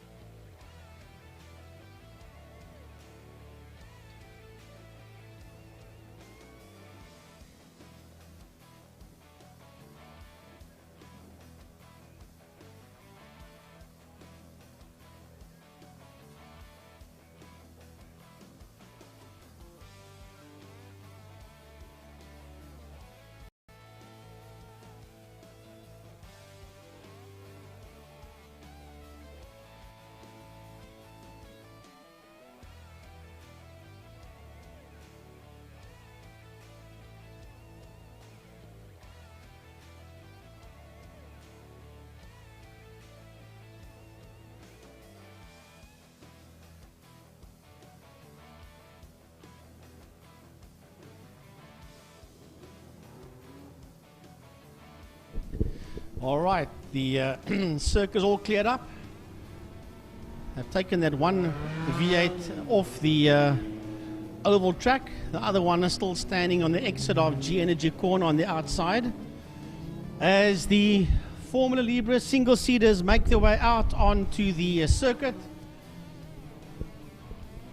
I think this is going to be entertaining to say the least. We'll have a look and see who all falters out. There comes DJ Boyson. He's making his way out onto circuit. I saw Byron Mitchell work his way out onto track. There should be 12 of them in total if everyone pitches. I think we're going to be in for some great entertainment, especially out there in Class S. That's where all the action is going to be. DJ Boyson is definitely out there, so is Byron Mitchell. And it does look as if Rackstraw and James Beaumont is out there as well. But we'll confirm all of that the moment they line up on the grid proper to have a look, see what's going on. They are working their way now currently through turn number 3, heading up the KFM straight towards turn 4. They're out there on their warm-up lap. I must say they're going pretty slow for a warm-up session, but they are working their way out of turn 4, the car care clinic corner. Single seaters are now beginning to head down the back straight. They come into view at the behind the commentary box area. As well, that's number 40, and that is definitely Andy Rackstraw. So Andy is certainly out there. Man, I predict a heck of a fight between Rackstraw and Mitchell. And then don't forget about DJ Boyson. This will only be the second or third outing that DJ has got in the new VW Reynard. The old car, the old prototype that he raced last year, that car was sold to Bertus Engelbrecht, who hasn't raced the car. I think he raced the car once in February, or the race meeting we had in the beginning of March before we went into level 5 COVID lockdown. And he hasn't brought the car back out on track since, so hopefully in the not too distant future we will see Bertus Engelbrecht out there with the ex-DJ Boyson machine. So they work their way out of turn 5, out of Fostron corner, onto the main straight, the Porsche Club main straight, as they work their way towards the officials that are ready to greet them when they come take up their positions on the grid. Andy Rackstraw, P1, whoo, here we go. Where is Mitchell going to falter in? Beaumont will falter in P4. Mitchell will falter in on the outside of the 4-0 of Andy Rackstraw. Here comes Byron Mitchell. He'll be on the front row of the grid in that second position. He'll be just ahead there of James Beaumont. The inside of row 3 will belong to DJ Boyson in the Dyco Auto Electrical machine. Watch out for these 4 Class S cars: car 40, car 21, car 20, and car 41. That's where the action is going to be. The lights on pit lane will go off. The paddle man's out the way. The lights are on, the lights are off, and a horrible start there by Beaumont. But it's a fly off the line there as they head down into turn number 1. It's going to be Mitchell. Mitchell gets the whole shot into turn number 1. Andy Rackstraw sits there on his outside. Right behind the two of them is DJ Boyson. James Beaumont is in P4. He's got Richard Carr just in there behind him, and Richard Carr sits in P5 and leads Class C. As they exit out of turn number 2. Yellow flags there, so no overtaking due to that V8 Master that is stuck there on the outside. But these 3 Class S cars are busy running down into turn number 3. Out of turn 3 they go now. It's Andy Rackstraw, followed there by Byron Mitchell and DJ Boyson as they head into turn 4. Through Car Care Clinic they come now as they make their way down the back straight. As they make their way down the back straight into turn number 5. I predict some serious lap times are going to be tumbling here as they exit turn 5, working their way out of turn number 5, Fostron corner, making their way back towards us once again. Lap number 1 is in the bag out of 8 as these 3 Formula VW Reynards race down into turn number 1. Beaumont sits out there in P4. He is the 4th place man in Class S. as Richard Carr and Graham Knight are going one-on-one. Richard Carr leading out Class C, Graham Knight leading out Class B, but they sit in P5 and 6 as they exit turn 1, working their way out of KFM corner. But the two leaders are working their way into turn number 3. Through turn 3 they go now, working their way up the KFM straight towards Killarney corner, turn number 4. And Rackstraw is getting away under Byron Mitchell. That's what Rackstraw wants. That's not what Mitchell needs right now. He needs to get that number 21 machine right there under that wing of the number 40 machine as they race down into turn number 5, into Fostron corner. DJ Boyson is in a very lonely third position. He needs to close up onto the back end there of Rackstraw and Mitchell as they work their way out of turn number 5. Out of turn 5, on the main straight they come now, heading down towards turn number 1, KFM corner. Goes Rackstraw and Mitchell. Listen to the sound of those single-seaters. These things are equivalent to Formula 2. That's how quick these things are around Killarney International Raceway. Right, we pick up the next group of cars that's working their way out of turn number 5 and coming towards us. It is James Beaumont that's heading towards turn number 1. Behind Beaumont, leading Class C is Richard Carr. Behind Carr, leading Class B is Graham Knight. Then coming towards us now is the number 30 car, and I think that is Zayn Amundsen. Yes, it is Zayn Amundsen as they work their way down into turn number 1, into KFM corner. The leaders, however, are working their way down the back Killarney straight towards turn number 5, towards Fostron corner. There go your two leaders into turn 5. Andy Rackstraw, P1, Byron Mitchell, P2, and a distant P3 for DJ Boyson. Beaumont sits in P4. He's way behind Boyson as the two leaders work their way across the start-finish line and make their way down into turn number 1. Andrew Rackstraw, 1:11.208. The quickest man out there is Andy Rackstraw. Byron Mitchell's done a 1:11.644. He's only about approximately 0.4 of a second slower than what Rackstraw is. DJ Boyson done a PB of 1:15.422. And as I said, DJ still getting used to that car. James Beaumont done a 1:23.6. Richard Carr 1:24.9.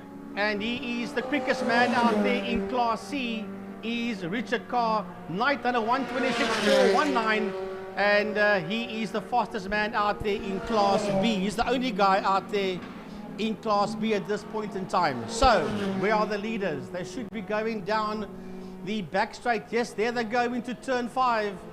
Leaders working their way through turn number 5 out of Fostron corner. They're going to start picking up some of the back markers at this point in time. We'll have a look, see who they're going to pick up. And yeah, they come across the line. 1:11 dead by Andy Rackstraw. Another quickest time there by Rackstraw. And another PB by, Mitchell done a 1:11.7 and a 1:11 dead for Rackstraw. He's 0.7 of a second faster than what second place man Byron Mitchell is. Mitchell in the Dolphin Engineering, VW Reinhardt in that second place, working their way out of turn number 2. They're picking up some of the slower Class C cars as they work their way through the kink and into turn 3. Out of turn 3, the leader goes, working his way up the KFM straight towards turn number 4, Killarney corner. He's got a whole heap of slower Class C Formula Vs that he has to circumnavigate his way around as they go down the back straight. Cyril Somerville and Reno Pence are just two of the slower cars that they are picking up as they head into turn 5. Blue flags waving down there in 5 for the slower Class C Formula V cars, knowing that those quicker Class S VW Reinhardts are right there with them. Across the line comes your leader. Is it another quickest lap? No, it's not. He done a 1:12.777. That was his last lap, was Andy Rackstraw, and his best still a 1:11 dead. Byron Mitchell 1:12.0. That is his last lap. It doesn't beat his personal best, but his last lap was a 1:12.045. So the two front runners are making their way through the kink and into turn number 3, into Damstip. They've got 2.5 laps to go as they work their way out of Dams, slightly uphill, the KFM straight into turn 4, Killarney corner. There the leaders come, the two of them. As quick as you see them, they've got another back marker that they're going to pick up. Believe it or not, they're going to lap the Class B leader, that's Graham Knight, in the Formula Ford as they head down into turn 5, Fostron corner. Beaumont making his way across the line. He sits in a very distant P4. And he also runs out there in Class S. 2 laps to go now for your two leaders as they work their way into turn number 1, and another quickest lap out there for Andy Rackstraw, a 1:11 dead. This man is doing superbike times on, or should I say, in a single-seater. That track probably just closes up on you when he goes down the back, man. I don't think we realize how fast Andy Rackstraw, and for that matter Byron Mitchell, are pedaling these things around Killarney International Raceway. They just race around the outside of those Formula Vs and they don't realize these things just bombard them as they work their way up the KFM straight now into turn 4. There goes your leader through turn 4. There comes second place man. Down the back main goes race leader Andrew Rackstraw. Byron Mitchell sits in that second place. You wouldn't believe it, they just lapped Richard Carr, that is the leader of Class C. The two of them are just taking him apart as they head down into turn 5. Out of turn 5, Fostron corner. When they cross the line, they will be starting their final lap. Let's have a look if there's another personal best, a 1:11.003 by Andrew Rackstraw. How the heck is he doing this? 1:11.3, a personal best for James Beaumont, a 1:22.355. Beaumont in Class S sits in P4 and he's been lapped by Rackstraw and by Mitchell. Can you believe it? This is the last lap. The two leaders working their way out of G-Energy corner. They've just put a lap on James Beaumont that sits in Class S in P4. They raced around this track and picked him up and he done it 1:22.355. Well, he's a newcomer to the Formula Libre category. He will go quicker and quicker as time goes by. So down the back main goes your leader for the final time. Into turn number 5 he goes, into Fostron corner. What a race he's had. Andy Rackstraw, Byron Mitchell in second as the two of them exit turn 5 Fostron corner for the final time in heat number 1. The checkered flag is out. Will he get another PB on the line? Let's look and see. I doubt that, no, but he does come home in P1. Rackstraw. Mitchell finishes in second and does a personal best of a 1:11.540 on his final lap, does Byron Mitchell. Man, can you believe it? James Beaumont is a lap down. He'll finish in 4th. This man crossing the line now, Richard Carr, another lap down. He finishes in P5 and he wins Class C.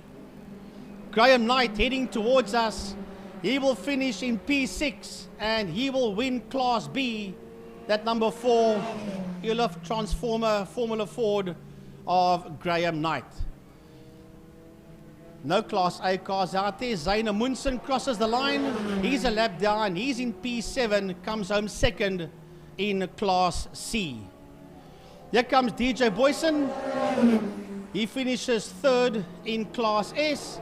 And then there's a lovely dice to the line there. Rhino Pence, Ricky Anderson, Kelly Fletcher, and Cyril Somerville.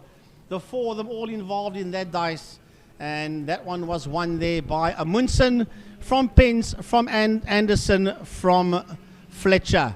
What a dice out there we had, but 1:11.003 as Donovan Ramsey finishes his race, and he does a PB on the final lap of a 1:31.382 in the VW Raymer 1.4. That is the Formula V car.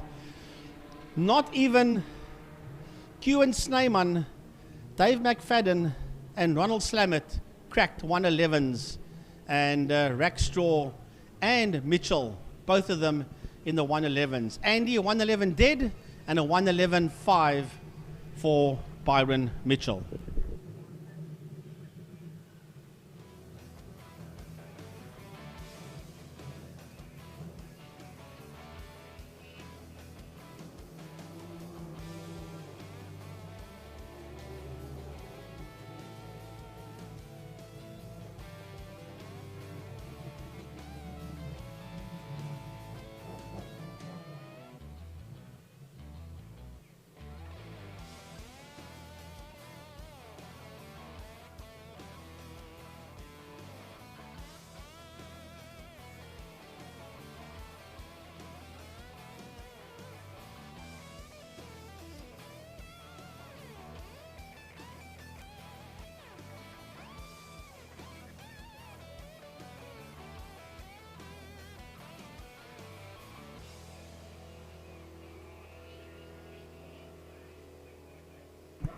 Next up will be the Sports and GT, race number 1.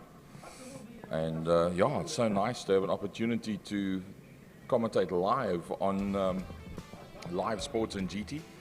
Sports and GT Masters Series iRacing, 7:30 for 8 on a Wednesday night, every Wednesday night. And Dr. Mike Verrier and Sandra Bakari, the guys behind the organization on that one, and doing a brilliant job, I must say. Some amazing racing they've had recently. But today, they leave their iRacing subscriptions and steering wheels and pedals at home, and they come and do the real deal out here on the circuit. And front row of the grid will be Steve Humble in the MP91 pull beam, the Harp Motorsport entry on the pole position. Well, that's pretty much, I think a lot of people would have expected that. It is a very good car driver combination, no doubt. Alongside that, there's going to be some serious competition in Franco Scribanti, the Porsche 997, the Scribanti Racing entry. Josh Broom, having broken, I believe, 2 gearboxes of the Radical SR8. Rico Boller Racing getting that one sorted out for them, and back out on circuit, and all good and well. Will be on the second row of the grid on the inside, and Josh Broom, wow, he will be very quick. Nick Adcock in the Ligier JS53 Evo 2, the April 247 Rico Boller Racing entry, is the third of the Class X cars out there on the circuit, the second row on the outside. And I pretty much think it's a bit of a shakedown for the 9 hour. That'll be the first weekend in December of 2020, right here at Killarney International Raceway. Row number 2, Marcel Angel, Ferrari 488, the GT3, the Autohouse Angel entry. That's his own car that he's got out there. Also, I think pretty much a shakedown for the pending 9 hour, which we know that Jan Lammers and Sarah van der Merwe will be out there on the circuit for that one, as will Dr. Greg Mills, and I think Nick Adcock is the man that's going to be with him for that race. Marcel and Dane Angel both out there. Porsche GT2 for the young lad Dane Angel, and father and son, in fact, very close on their qualifyings and sitting literally next to one another down there on the grid in 5th and 6th position. Mike Verrier, the first of the Class A cars, Nissan Shelby Can-Am, the Autolift 824/7 and Rico Boller Racing entry. Dr. Mike stays in Neisner, comes through to Killarney International to do his racing here, and had a bit of a gearbox problem with his other car recently, so he's missed the last event.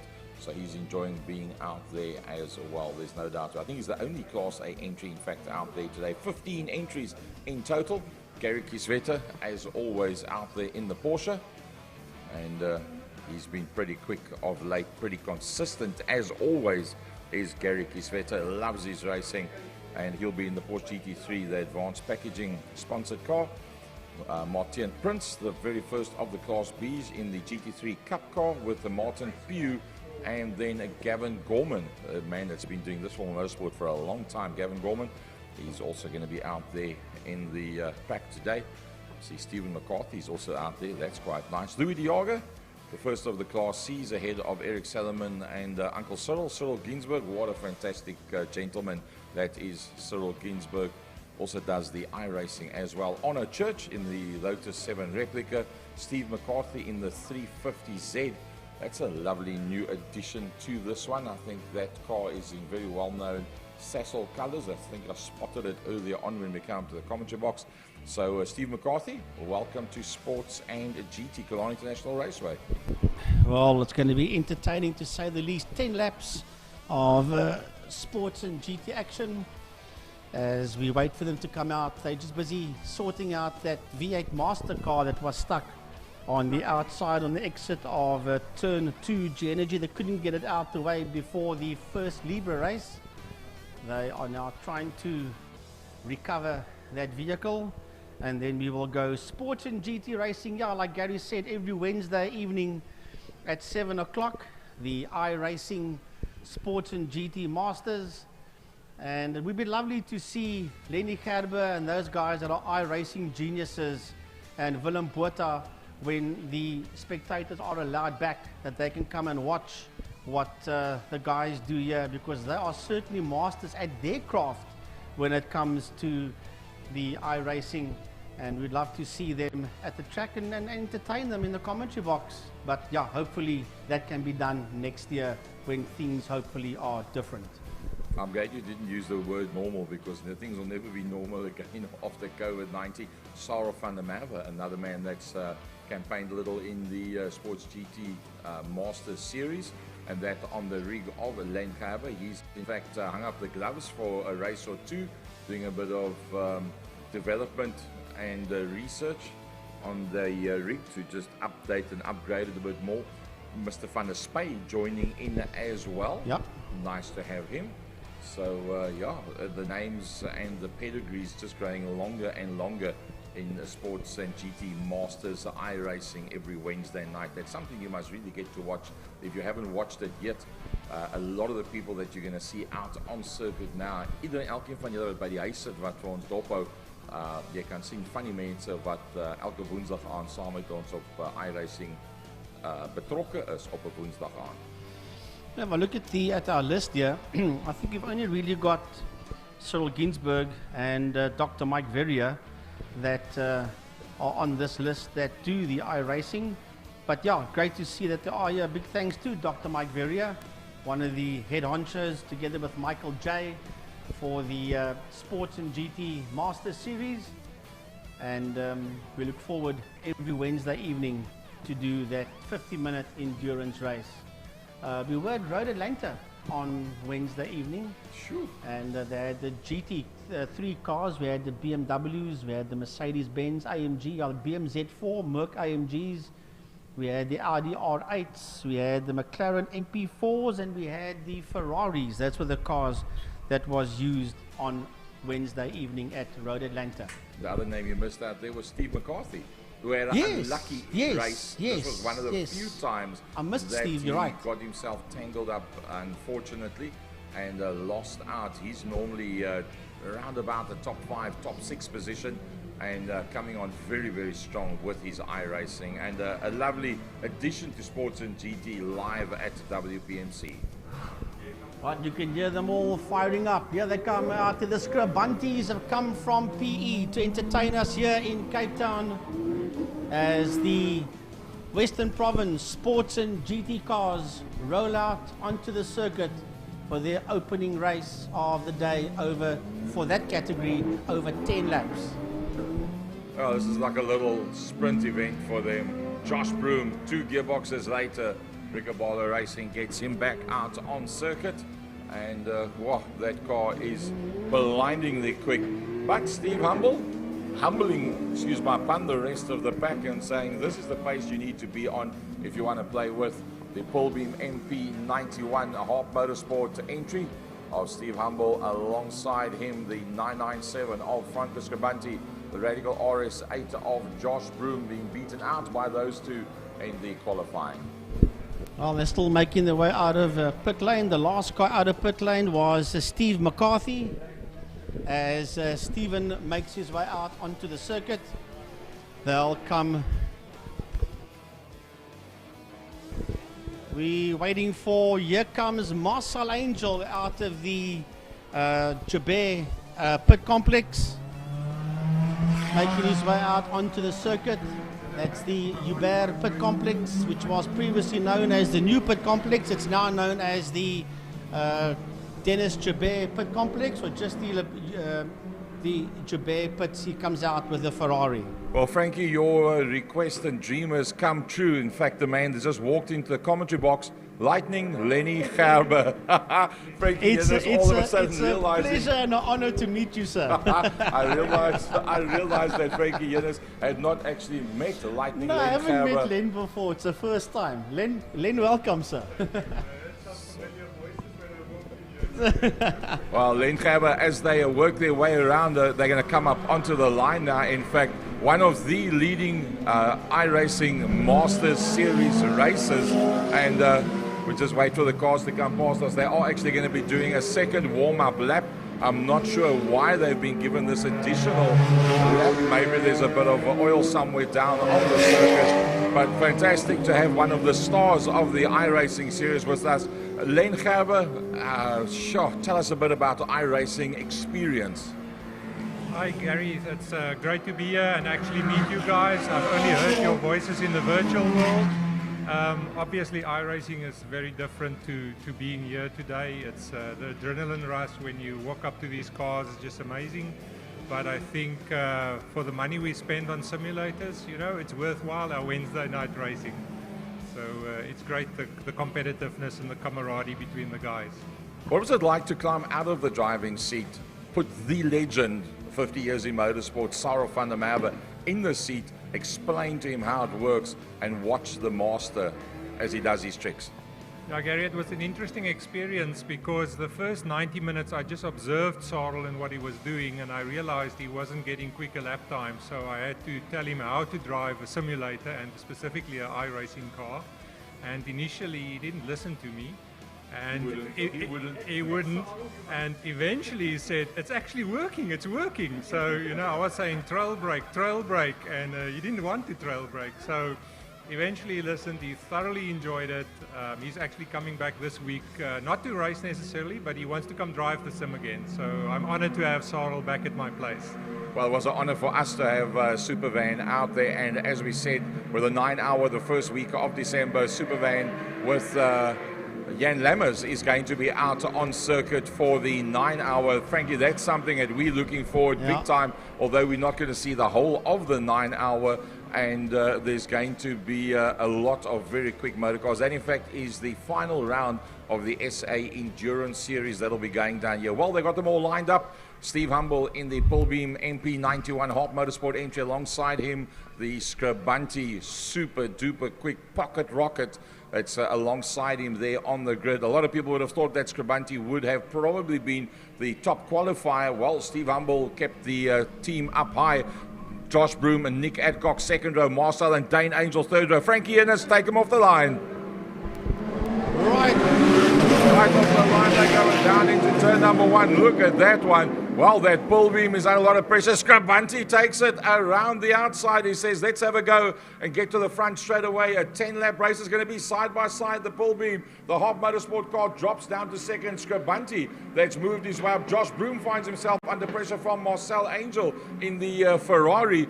And Marcel dives up on that inside line. Is he going to bring another car with him? Yes, it looks like it. It looks like Dane Angel, the young lad in the Porsche, is in there as well. That's a GT2 Autohouse Angel Porsche of young Dane Angel. That's also moved up one position. Yeah, Gary Kieswetter is the next man out there that sits there behind Dane Angel as the leaders work their way out of turn 4. Down the back straight they go. Steve Humble down the back main. Scribante sits there in that second position, followed there by Marcel Angel, Josh Broom. Then it's Dane Angel, followed there by Gary Kieswetter as the pack race down the back straight towards turn number 5. But it's Scribante, Franco Scribante, that's right on the back there. We've got a problem. There's a lot of smoke coming out That's there. Steve Humble. Steve has disappeared, Gary. Yeah, he's spun it around. Looks like he's got it going. He's lost a lot of with the Bull Beam Hop entry. Everybody's got their lights on as they come past us. So Marcel Angel has started on the third row of the grid, inside line. with his son on the outside line from row number 3, finds himself already up into a very decent second position and not that far, in fact, off Scribanti as they go through G-Energy corner. Well, I'll tell you what, keep an eye on these guys as they make their way through the kink, racing down towards turn number 3. It's Franco Scribanti in P1. Marcel Angel sits there in that second position. Then it's Dane Angel. Josh Broom is right in there. Steve Humble is recovering as they exit turn number 3. Right behind them, it's Dane Angel. Then is that Nick Adcock? Yes, it is indeed. He sits there right on the case of Angel as they exit turn 4. Well, Adcock, Verrier and Carruthers all went down positions as they were slowed down coming out of turn number 5. Scribanti here to do a test run based on the 9 hour, the last round of the SA Endurance Series, works his way out into the front main. He'll be pretty aware of that Ferrari coming in there behind him. Marcel Angel with the 488 GT3. Scribanti does it. Whoa! Scribanti 1 minute 10.433. It's game on. Scribanti is in the house. Well, I'll tell you what, Franco Scribanti in that Porsche making his way towards turn 2 into G-Energy corner. Marcel Angel in the Autohaus Angel Ferrari in that second position. Then it's Stevie Humble heading into G-Energy corner. Dane Angel and Josh Broom work their way through. Gary Kieswetter, Nick Adcock and Carruthers has got his nose ahead of Mike Verrier as they exit G-Energy corner, followed there by the 72 Porsche of Martin Prince. Yeah, Martin Prince looking at the tail end, the distant tail end there of Dr. Mike Verrier. He's missed out 1 or 2 race meetings through mechanical problems and back out there on circuit. He did post on the iRacing Masters and GT Series that it was great to be back out on circuit, and a couple of the... Oh, going off! It is Scribanti! Scribanti has gone off on the outside of Cape Town corner. Can you believe it? Wow, 1 leader down, 2 leaders down. Who goes to the front? Marcel Angel. Yeah, there was just a mistake that was made there by Franco Scribanti. I'm almost certain he'll just regather his thoughts as the front 3 work their way out of turn number 1. Out of KFM corner, racing up the Jabez Straight now towards turn 2, G-Energy. It is Marcel Angel that sits there in P1. Steve Humble in that second position. A recovering Franco Scribanti there in P3. Behind Scribanti, Dane Angel exiting turn 2. Josh Broom and heading towards G-Energy corner now is Gary Kieswetter. Behind him, we've got Nick Adcock. Francis Carruthers.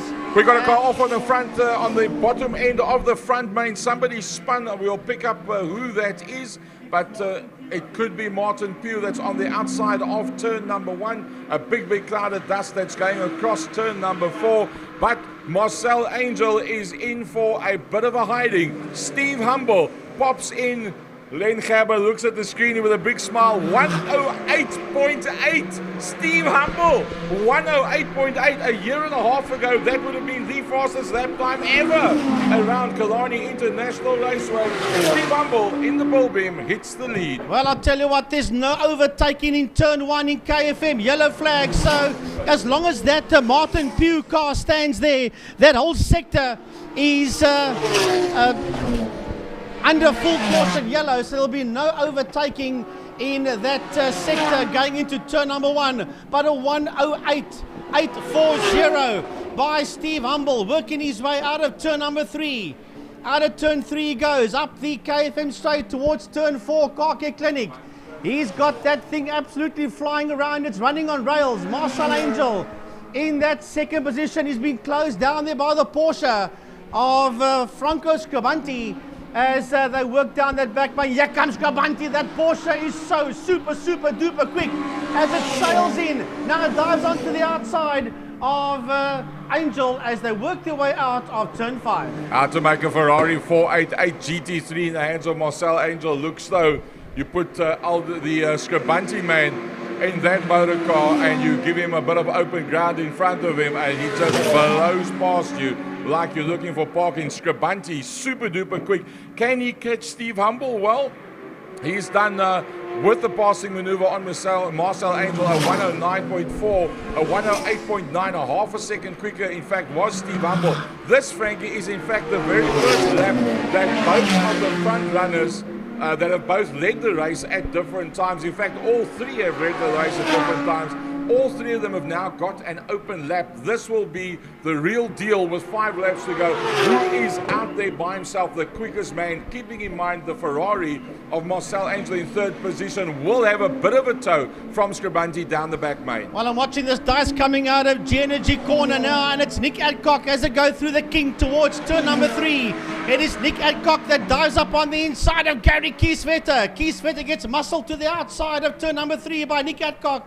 And Francis Carruthers is joining that group as well. Now, will Carruthers make the move through in turn number 4 on him as well? Yes, Kieswetter on the outside as they run down the back straight towards turn number 5.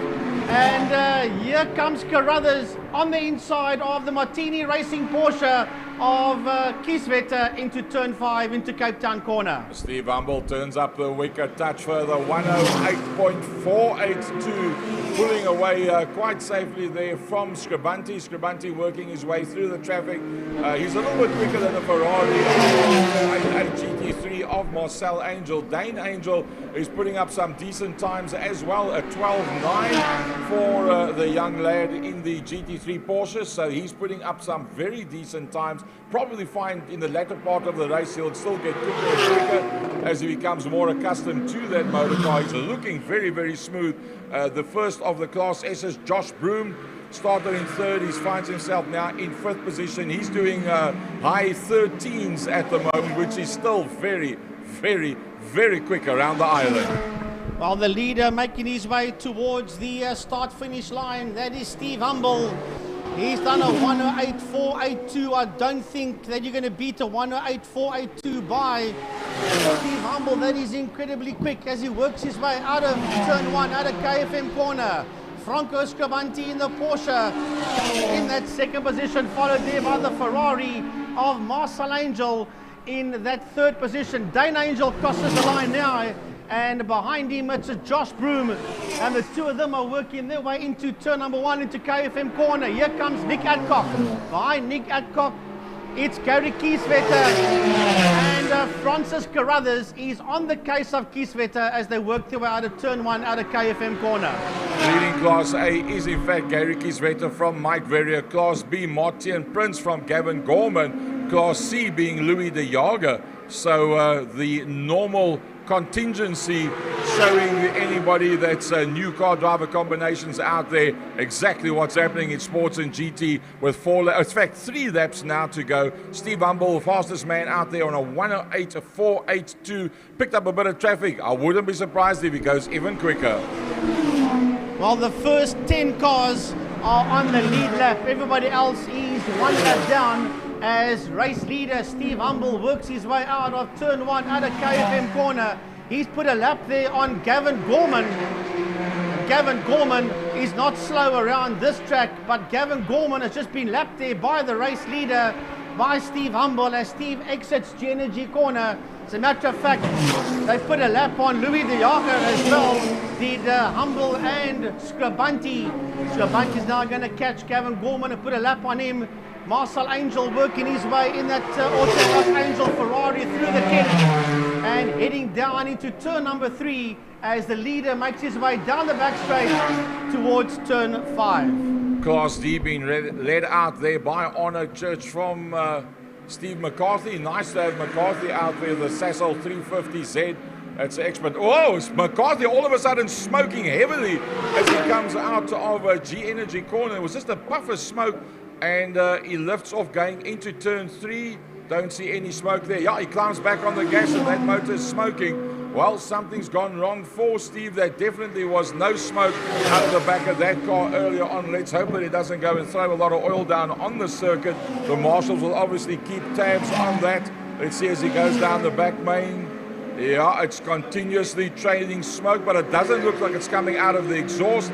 It looks like it's coming out underneath the car, so hopefully just a bit of overflow on that one. But on the last lap, the fastest man out there, Steve Humble, is going to come around for the last time. Well, Steve Humble making his way towards turn number 4. There he goes into turn 4 for the last time on lap 10 out of 10 as he works his way out of turn 4, Clark Clinic corner. Martin Prince is ahead of him. I don't quite think he's going to catch the Porsche of Martin Prince as Martin makes his way out of turn 5. Race leader goes into Foster on turn number 5, heading towards a checkered flag. The flag is out, and to the line comes Stevie Humble. He'll cross the line. Now Humble finishes in P1. There's body parts or something flying on the track there. Franco Scabanti finishes in second, and Marcel Angel will cross the line in third. Yeah, Marcel Angel in the Autohaus Angel Ferrari will come across the line. He takes that third position. I think he'll be super chuffed with that. I don't think he'll be happy with the pace of the others around him. Father-son combination, first and second in Class X. The GT2 entry of Dane Angel will be the next one coming through. That's him coming up towards us now. So Dane Angel will pick up fourth overall, third in class. He'll be pretty happy with that one. Nick Adcock comes along and finishes his race. Josh Broom will be the leading Class S car. Class X, Steve Humble from Franco Scabanti from Marcel Angel. Josh Broom leading out Class S. The Class A, we'll pick it up when it comes back up on the screen again for you. Oh, still a lot of smoke coming out of the 350Z. Gary Kieswetter winning Class A from Mike Verrier. Class B, Martin Prince from Gavin Gorman. Class C, Louis de Jager from Eric Salomon. And then Class D, Honor Church from a smoking 350Z of McCarthy. The McCarthy brothers, Sujin Properties, both of them iRacers of note. And nice to have it. Oh, look at the smoke now coming out of the back of that 350Z. So, yeah, definitely a bit of a problem with that motor car. Sports and GT, race number 1 for the day. 17 entries in total. Only Martin Pugh in the Nissan Shelby Can-Am that did not complete that one. Pretty much a shakedown for a couple of the top contenders for the 9-hour, which will be week 1 of December. Right, Frankie, coming back to a bit of iRacing, Len Gerber, a man that has been dubbed by yourself as a Lightning Lenny. It's yeah, it's fantastic to have somebody like this up here in the commentary box. Len, have you actually ever done any racing as such as you've seen on the track here now? I've in 2008 I raced I think half a season in the BMW F800 Cup, and yeah, and then I decided to quit before something serious happened. You know, on 2 wheels, there's not lots of margin for error. I've done a couple of track days and so on here with cars, but no, I stick to my sim. It's more affordable. Well, yeah, sim racing affordable to a certain degree. It's actually surprising when you go onto iRacing and you see how few South Africans there are, in fact, on there.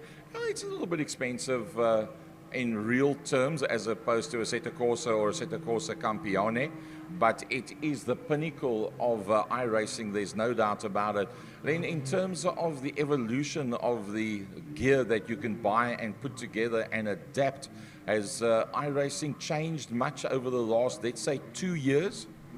I don't think it's changed that much over the last 2 years. Direct drive steering has become a big hype. It's super expensive still. It does make a difference. More advanced brake pedals is very important, and there's been a lot of advancement, but it's expensive. You can quickly spend 350,000 Rand on a rig if you're buying top-end stuff. So my 6,000 Rand steering wheel and 15,000 Rand computer, yeah, you use that to go onto Google to find the parts that you use. Yeah, that's correct. Well, what can I say? So that just shows you when you get to the top end of iRacing. Mr. Van der Spey has recently joined us as well. I believe he's got a pretty decent rig getting together. Yes, I built him a chassis. I delivered it about 2 weeks ago, and he's now got a proper setup with direct drive, proper brakes. He's got a Quaife H-pattern gear shift all the way from the UK. Not that we use it that much in the league. I'm Sulaiman Effendi. I'm in Class A. My car's number is A85. I'm riding this blue E30, powered by a S54 E46 M3 engine, and I'm starting P2 on the grid. I've managed to secure P2 with a personal best of 1:21.7, and I've got a little personal call out to my fellow racer, Vicky. I don't know if he's going to be able to. He's got to be really close up to me to see that. But then I've got my other friend, Razik. I don't ever think he's going to come this close to me. But yeah, I have told him that if he's fast enough, he'll be able to see it. But it's going to be very small, if not invisible to him. So yeah, that's it for the weekend. And we'll hope for the best. Hi, good day. My name is Baby Jakes. This is Razik Harris. Raj is a newcomer, and we invited him to come join us. And he's doing quite well with his car. But on this race, what's coming now, we will see how good he is. And his engine, his car, everything is 100%. And we're going to see if this golf will be able to beat a BM. And we will enjoy the day. We have to say thank you to all our sponsors. And we will have some fun and see you next time around. Thank you. Baby Jakes, you will lose, eh? Your BM. Yes? You will lose. I will lose. Yeah, Are you yeah, sure you're gonna about lose. that? Will you be able to catch me? Of course. Okay. But remember, this is a golf. Huh? Yeah, yeah, okay. Okay, we will see. No, I won't. I won't. Thank you very much. I won't. Thank you. Right? Len today, but that was brilliant stuff. I think my face did light up like a light bulb because we know it's one of the top races that is around. However, we move on to the Mike's Place Clubman's Regional Saloon Cars, race number 1, as they roll out of the main pit complex and the Jabir pit complex as they work their way out onto the track. You're going to get ready for Clubman's race number 1. Looks like all of 30 cars going to be out on circuit. That's fantastic. And it looks like Donnie van Niekerk in the Van Niekerk Racing car will be up front. Oh, newcomer Sulaiman Effendi up into Class A with a Jimmy Motorsport entry. And he finds himself on the front row of the grid. Well, at the last event, I said watch definitely Class B, maybe even Class A. And he's put that boxy BM in Class A. That thing is not slow around this racetrack, that's for sure. Pity we've lost out on Francois Fontonda. He's decided to call it quits for the rest of the season, but we will definitely see Trappies back in Clubman's again in 2021. Yep, no doubt about it. And on the second row of the grid, Weska Bakwacker, Brennan Green and Fikkie Paither. They find themselves on the second row of the grid. Nice to see old Ewald Weiland is out there again as well. Cody Alberts got towed in from the qualifiers this morning. And let's just see if has over what happened? Power steering pipe that came off. So let's hope that he is going to be out on circuit. I don't see him anywhere. Let's see if we can pick him up. Hopefully he is out on circuit. I'm sure they would have made a plan to get that car back out on circuit. Our spotter up top here in the tower, Tiny, says he did see him go out on circuit, so that's all good, and he'll be starting on the third row of the grid. Alongside him, the first of the Class B cars, and that in Wayne Wilson. Well, we'll have a look at the Clubman's cars as they make their way down the back straight. There's Brennan Green making his way past us. We'll have a look at all these Clubman's cars. Is that Sulaiman Effendi? No, it's not. That is Mansour Parker. That's working down the back main. Ewald Weiland. There's Paul Minnick. The guys are heading down the back straight. Daniel Kutsia. There's Kiara van Niekerk. All the cars going down. Baby Jakes is out there as well as they head. Stacey Wilson, I see down the back main. There's Sulaiman Effendi, the 85. That's definitely Sulaiman Effendi. And yes, Cody Alberts is out there. He's just behind Sulaiman Effendi as they work their way down towards turn number 5. Fast run. Well, I see Baby Jakes is also there with the Class B, so Wayne Wilson will not have it that easy with the likes of Baby Jakes out there as well. See Dylan Nell has made it out with a Central Buckbacker E36 car, and that's nice. I see our lady racer from the golf side of the world deciding to join us as well, Kiara van Niekerk. She's getting quicker and quicker with that motor car. I think it's a matter of time before the family decide, okay, let's put her in something quicker. They decided, as we found out from Donnie van Niekerk, the man that guides her with a motorsport, they're not going to give her anything that's that quick. They're going to give her something that's middle of the road, force her to drive that to the ultimate maximum, and then move her up from there. So with the 2-litre Golf 1, the Wingfield Motors entry, in the Class E, I think she is almost the leading Class E entry. We'll just check when it comes back up on the screen. Yes, I think she is definitely the leading Class E entry.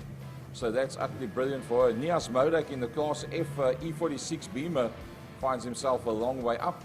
So Kiara van Niekerk leading out Class E there from Ryan Lodge. Wow, I haven't seen Ryan Lodge on the track for a while, and then Tony Lindeke is in there in that Class E as well. Right, so the second row is Brennan Green and Vicky Paither. Baby Jake's busy working his way into the fifth row of the grid in P10 as we wait for the rest of the clubman's cars to work their way to the business end of the field.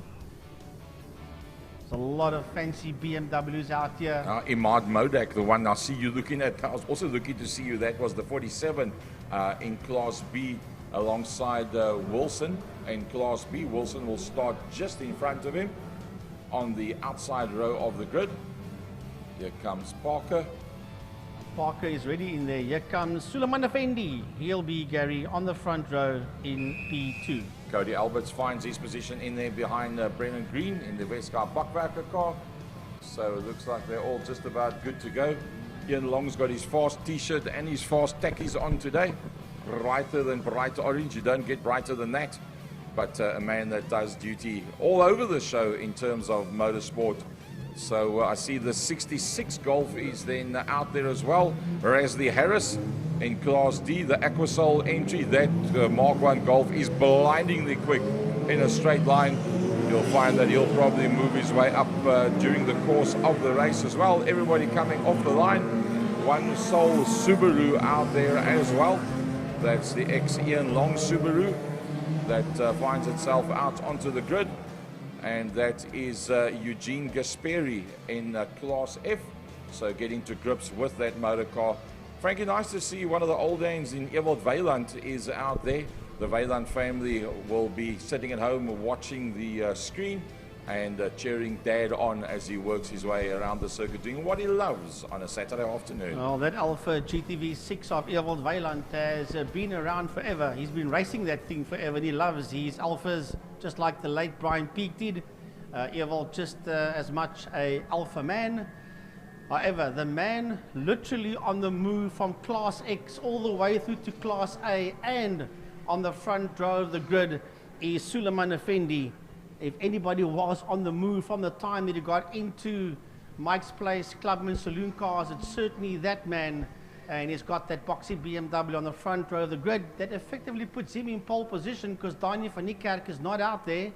Danie having issues which leaves pole position open, which means that Effendi then will effectively be the man in pole position. Willem Swart, Shane Smith and Dwayne Bernard, the front three in Class C.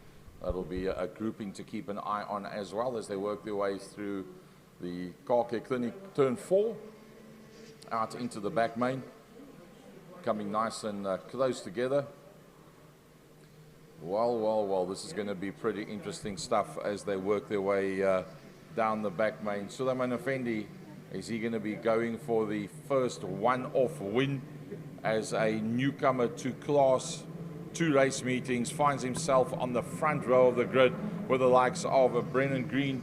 Now we know that Brennan Green's pretty quick with that motor car, but we also know the inside line on Brennan Green. That man does not sandbag whatsoever. That car's set up to the max that it can do. He takes the max out of it, and there's just no ways that there's any way he can go faster with that motor car. He doesn't want to have a car that's too quick that he has to sandbag. He wants something that he can ride 11 tenths and still not make the cutoff point. So he cannot go any quicker than what he is going now. What he's doing is what he's doing. He's on the front row of the grid. Dani van Niekerk and Suleiman Effendi would have been the front row of the grid. Dani van Niekerk is not there, which means Brendan Green's got an open line in front of him on the inside of the circuit. Effendi on the outside. Okay, here we go. The lights on pit lane is on. There's over 30 Mike's Place Clubman saloon cars. Anytime from that red line, the lights can go off. The light goes off now, and away they go. The lovely start here by Wayne Wilson. What a crackerjack start there by Wayne Wilson.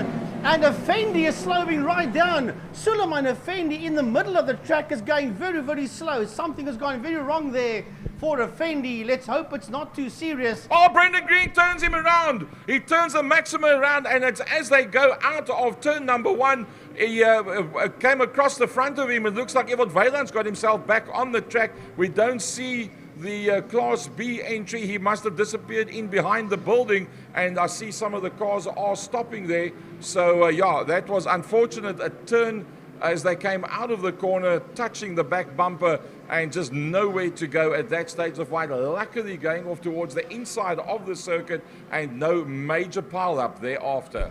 Well, he is back on track again. He's Wayne Wilson, but he's so far down. He's there with Rasley Harris. These guys have to now make their way from the tail end of this Clubman's Field to the business end. And talking about the business end, these guys are racing down the back straight towards Fostron, towards turn 5. Down into turn 5 they go now, and it is Brendan Green that leads him out of 5. Mansour Parker is in that group as well as they exit. Cody Albert sits there in that 3rd position. We'll just get verification exactly who's who, because everything turned upside. I think it's Vicky Paither. It is Vicky Paither, and sure, flying through is that BMW right on the case there of Brendan Green. I think that could be Imad that has worked his way through so quickly. Nias Modak. Yeah, it's Nias Modak in the E46 M3 MIM Carriers car that's worked his way through the front of the back boss. Brendan Green as well. Cody Alberts had problems early on, finds himself in the 4th position. It's then Effendi and Parker that's in there behind with the 58 and the 85 cars. Well, I think that is Imad Modak, the 47 that sits out there in P1. A lot of dust coming out of turn 1. Yes. Down the straight they go now, the KFM straight out into the back main. Well, it's Modak that leads out. We've got Nias and Imad that is out there. I do believe that that one is Nias that's ahead there of Brendan Green, the 25 car. In there behind that BMW is also blindingly quick. A good couple of BMWs, one lone VW product in Brendan Green, Westkar Bakwerker, who once again takes the lead. Well, what can I say? Modak has gone slower. He's moved to the outside of the circuit. He's slowed right down, and he's dropped down now, ready to 6th position. So Brendan Green hits the front again. Yeah, it was indeed Nias Modak that came flying past us, but he's got a problem. He's going to be overtaken here by Baby Jakes. So he does have an issue out there. So up front, out of turn 1, out of KFM corner, it's a Brendan Green that sits out there in P1 with Vicky Paither that sits there in that 2nd position. Then behind Vicky Paither, Cody Alberts. Behind Cody Alberts, Mansour Parker and Suleiman Effendi. Those are your first 5 cars out of G-Energy corner. It's Green, it is Paither, it's Alberts, it's Parker and Effendi. The 3 or 5 of them heading down into turn 3. Suleiman Effendi on the comeback trail, the 1:23.266, the fastest lap time so far, and that was on the previous lap. So that BMW train led out by one sole VW works its way out into the back main. Brendan Green, whoa, look at that. Cody Alberts is having a look. Cody Alberts has closed right up on the back of Rafik Paither. Can Alberts make a plan? Well, it looks like Paither's actually got the pace on him as they work their way down into Cape Town corner. Nias Modak seems to somehow have got it going all strong again as Cody Alberts around the outside onto the back end there of Paither. Paither seems to have the faster of the 2 cars in a straight line. Here they come up towards us. Yep, Paither is pulling away from him. and doing a pretty decent job of that. Right, heading towards us now is Baby Jakes, and Nias Modak is on an absolute flyer. Then it's Imad Modak coming through, followed there by Shane Smith and Willie Swart. These group of 5 cars working their way out of turn 1 out of KFM corner. There's about 5 of them that's working their way out of turn 1, heading up the Jabez Straight towards G-Energy corner. And Nias Modak from Baby Jakes from Imad Modak. That's the 3 of them. Those 3 BMWs into G-Energy corner. Gary Smith in the BMW locking up in G-Energy. And right behind him, it's the Jetta 2 of Willie Swart. Well, looks like let's just go through some of the classes. I see Class E, Ryan Lawrence has got past Kiara van Niekerk and leading out that Class E battle. Class A is Brennan Green from Rafik Paither, Cody Alberts. Class B is Baby Jakes from Imad Modak. Class C is in fact still Shane Smith that's leading out Class C. Right, the leaders are working their way out of turn 5, I think. Yes, they're coming out of turn number 5, out of Fostron corner. And Brennan Green leads them out of turn number 5 in the Vescar Bakwerker Golf, with the Vicky Paither in that second position, followed there by Cody Alberts. And the 3 of them are getting away there from Suleiman Effendi. That's crossing the line now. Mansour Parker has just disappeared completely, has Mansour Parker, heading towards us now. Nias is Imad Modak from Nias Modak. Right behind him, it's Baby Jakes. Right behind Baby Jakes, Gary Smith and Willie Swart, as the 5 of them exit turn 1 out of KFM corner. Dani van Niekerk, Paul Minnick and Dewald Teron are the 3 that have dropped off the bottom end of the screen. Paul Minnick, in fact, standing on the outside of the Car Care Clinic turn 4. We know that was on lap number 1 that he in fact fell away. So we lost out on him completely. Quentin Carr, the Jetta Mark II, new Class X entry, he's still busy running out there and all looking good. Right, so the leaders are working their way down the back straight. They're putting a lap on one of the Class X cars. That's Quentin Carr. They're putting a lap on the X103 Jetta as they head down the back straight towards Fostron corner. So as Brennan Green works his way out of turn number 5 towards us, he is the quickest man out there. 1:23.168 by Brennan Green. He'll have 3 more laps to go when he crosses the start-finish line, with Vicky Paither and Cody Albert sitting in 2nd and 3rd. Suleiman Effendi going through as well. That's Quentin Carr that's been lapped. And here comes Imad Modak, and right behind him it's Nias Modak, Baby Jakes, all going down into turn 1 into KFM, with Gary Smith and Willie Swart all locking up as they exit turn number 1. With 3 to go, Suleiman Effendi puts up the fastest lap time of 1:22.659, and that means his last lap was pretty much a second quicker than the lead car. So very much the quickest man out there. But I think that is somehow linked to the fact that the whole front spoiler is gone on Effendi's car. So the aerodynamics of that car will not be what it was originally. Probably find that bodywork broke away, went through underneath the car and affected the handling periodically. Now it's all good to go, and he is the quickest man out there with 3 laps to go. Will he be able to make up yet another position? Well, there's a little bit of traffic still to come, so it's not impossible. Cody Alberts, having not been able to complete the qualifying, will be super chuffed with the fact that he finds himself in a very competitive 3rd position, that in there behind Rafik Paither and on the same pace as Rafik Paither, with just 2 laps to go. In that 2nd position, Cody Alberts. Right, the leaders are making their way out of turn 1, out of KFM corner, and it is still up front, Brennan Green from Vicky Paither, and closing up onto the back end of Vicky Paither there is Cody Alberts, and they're getting away from the 85 out there of Suleiman Effendi. But coming out of turn 1, there's a whole heap of cars that's working their way out of turn 1, out of KFM corner, and it is the 2 Modaks that lead that one out. It is Imad Modak from Nias Modak, and right there with them is Baby Jakes. They enter G-Energy corner. Behind them, working their way into G-Energy corner, you've got Gary Smith, Amar Kutsia, is in there, and Wayne Wilson is systematically carving his way through the field with the G-Energy Nissan Maxima as he closes up onto the back end of Kutsia into turn number 3, and right there with him as well is the Jetta 2 of Willie Swart. Well, looks like we've lost out now on Mansour Parker as well. The Army and Levy Motorsport entry, unfortunately, he has pulled off the circuit, not going any further. So Class A, Brennan Green from Rafik Paither, Cody Alberts and Sulaiman Effendi doing a 127 on the last lap. So Sulaiman Effendi once again has slowed right down, having done a 122 and now 5 seconds slower. So definitely intermittent problems for that man in the BMW.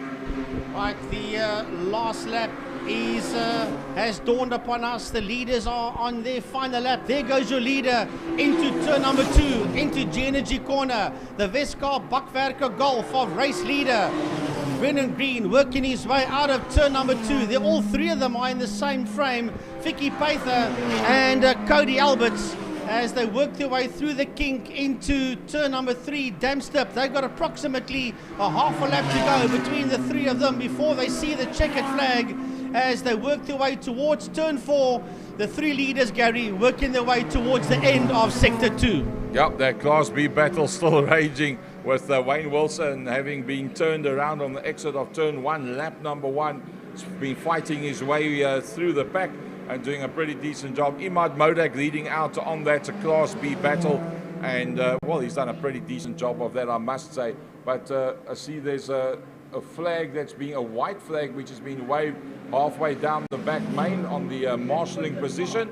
So that's for Quentin Carl, that's been running pretty slow with just 1 lap to go, and Brennan Green will take the win and come across the line. Vicky Paither then ahead of Cody Alberts that picks up a 3rd eventually in the race and Class A. Those are the first 3 cars across the line. Sulaiman Effendi is the next man that will be heading towards us as he completes his race in that 85 car. And then heading towards us now is Iman Modak, Baby Jakes, Nias Modak, and right behind them it is Wayne Wilson with Aman Kutsia in there, and then right behind Kutsia, Gary Smith crossing the line. Behind him it is Willie Swart. Well, they were all in it. Rasley Harris, and right behind Harris it's the Alpha of Ewald Weiland. Sure, lots of good luck, lots of bad luck, lots of excitement out there. Class A, Brennan Green, Vescar Bakwerker will be super chuffed with that. Vicky Paither from Cody Alberts, and then Sulaiman Effendi, the man that started in the front row of the grid in 2nd position, has in fact stopped on the Jabez straight and not managed to go any further with that motor car. The Class B battle was Modak in the 47 from Baby Jakes from Wayne Wilson that recovered to within 3 seconds. Rasley Harris in the 66 Mark 1 Golf that started a long way down initially from Ewald Weiland in the 3-litre GTV6 Alpha. In there behind that Class C was Smith from Swart, and then Bernard that came through behind that. Wow, Mike's Place Clubman Saloons, race number 1, brilliant stuff, everything we hoped, wished for, and most of the people, only 5 not making it to the finish line.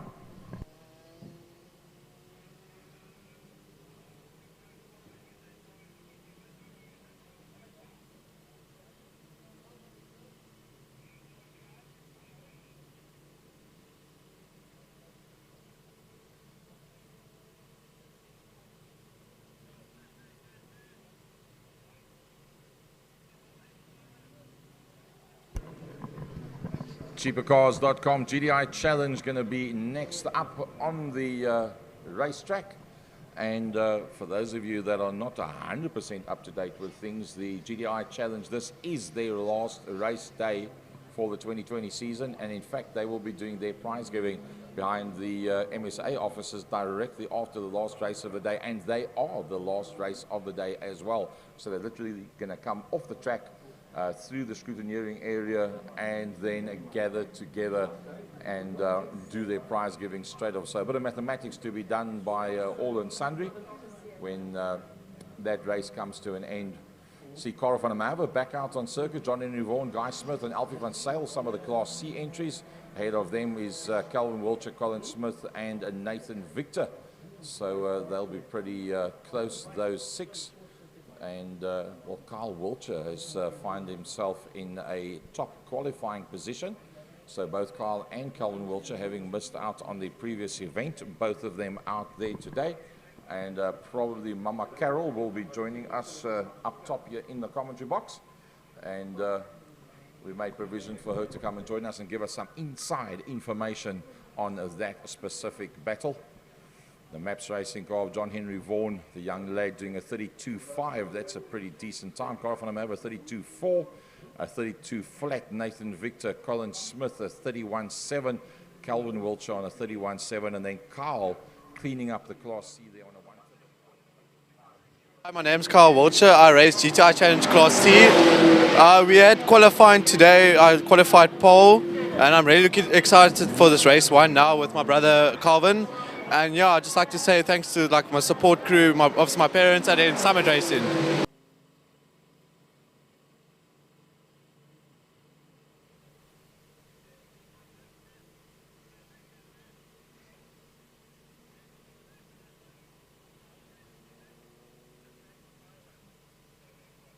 Class A, Makabusi from Umpi Swart. Ooh, that's going to be a battle royal. Jason Kutse, ooh, Charles Visser and Mario Roo in there in those Class A cars.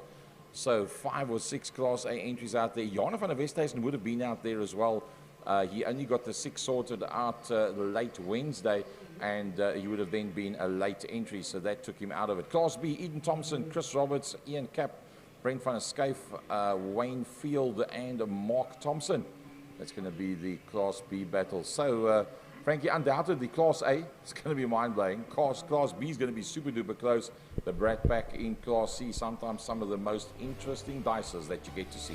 Yeah, I'm looking forward to that Class C fight out there with Calvin Wiltshire, Alfie van Sale, John Henry Vaughan, Colin Smith, Carl Wiltshire, Nathan Victor, Karel van der Merwe. There's a new driver in there, the 48 Golf of Guy Smith.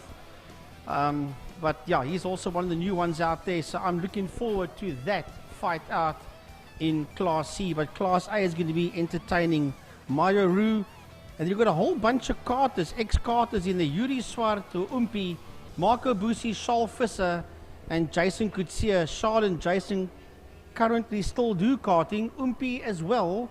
It's only Marco that doesn't do the karting anymore, but they have got all that karting experience with them. So Class A is going to be entertaining to watch these hotshot ex and still current karters out there do their thing as the GTI Challenge, the cheaper cars, GTI Challenge cars roll out onto the circuit. This is the final race before we have a little bit of a lunch break, a bit of an interval, as the cars roll up into G-Energy. Marco Busi will be leading them through. He's chucking that thing around out of G-Energy to get some heat in the tires. Umpi Swart is right there as well. There we see Jason Kutsia going through and Charles Visser, Mario Roo. Those are your 5 Class A cars that are working their way through the kink towards turn number 3, Dam Stip. Then Chris Roberts will lead out the B cars. Well, it's not Chris Roberts, it's Thompson that leads out the B cars, then Roberts, then Ian Cup. Those are your 3 Class B cars working their way through turn 3. With Brett van der Schyff and Mark Thompson also part of that Class B fight. And then those Class C cars, the Wilshires. Watch out there for Kyle and Calvin Wiltshire. A lot of these young guns here race in iRacing as well, TMSA. A lot of our Class C drivers and Class A drivers take part in TMSA. The Wilshire brothers do TMSA as well. Karel van der Merwe has also done TMSA. And it is Umpi Swart that still is involved in TMSA. These are all your iRacing hotshots. as Marco Busi leads him out there. Marco Busi will be a very proud older brother because his but Dario about 2 weeks ago became the 2020 Uttinger VW Polo Cup champion, only the second man in the history of the class to bring the championship to Cape Town, Kwesi Veyes in 2013 being the other one. So with Dario winning that, Marco will be a very proud older brother as the GTI Challenge cars work their way towards the grid proper.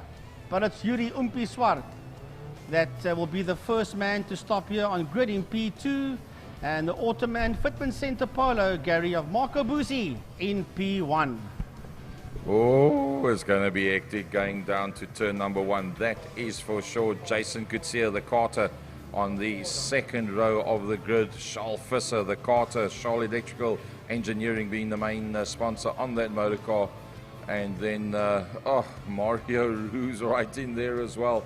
A 126.658 as opposed to a 125.3. So 1.3 seconds between the fastest and the slowest of the Class A cars.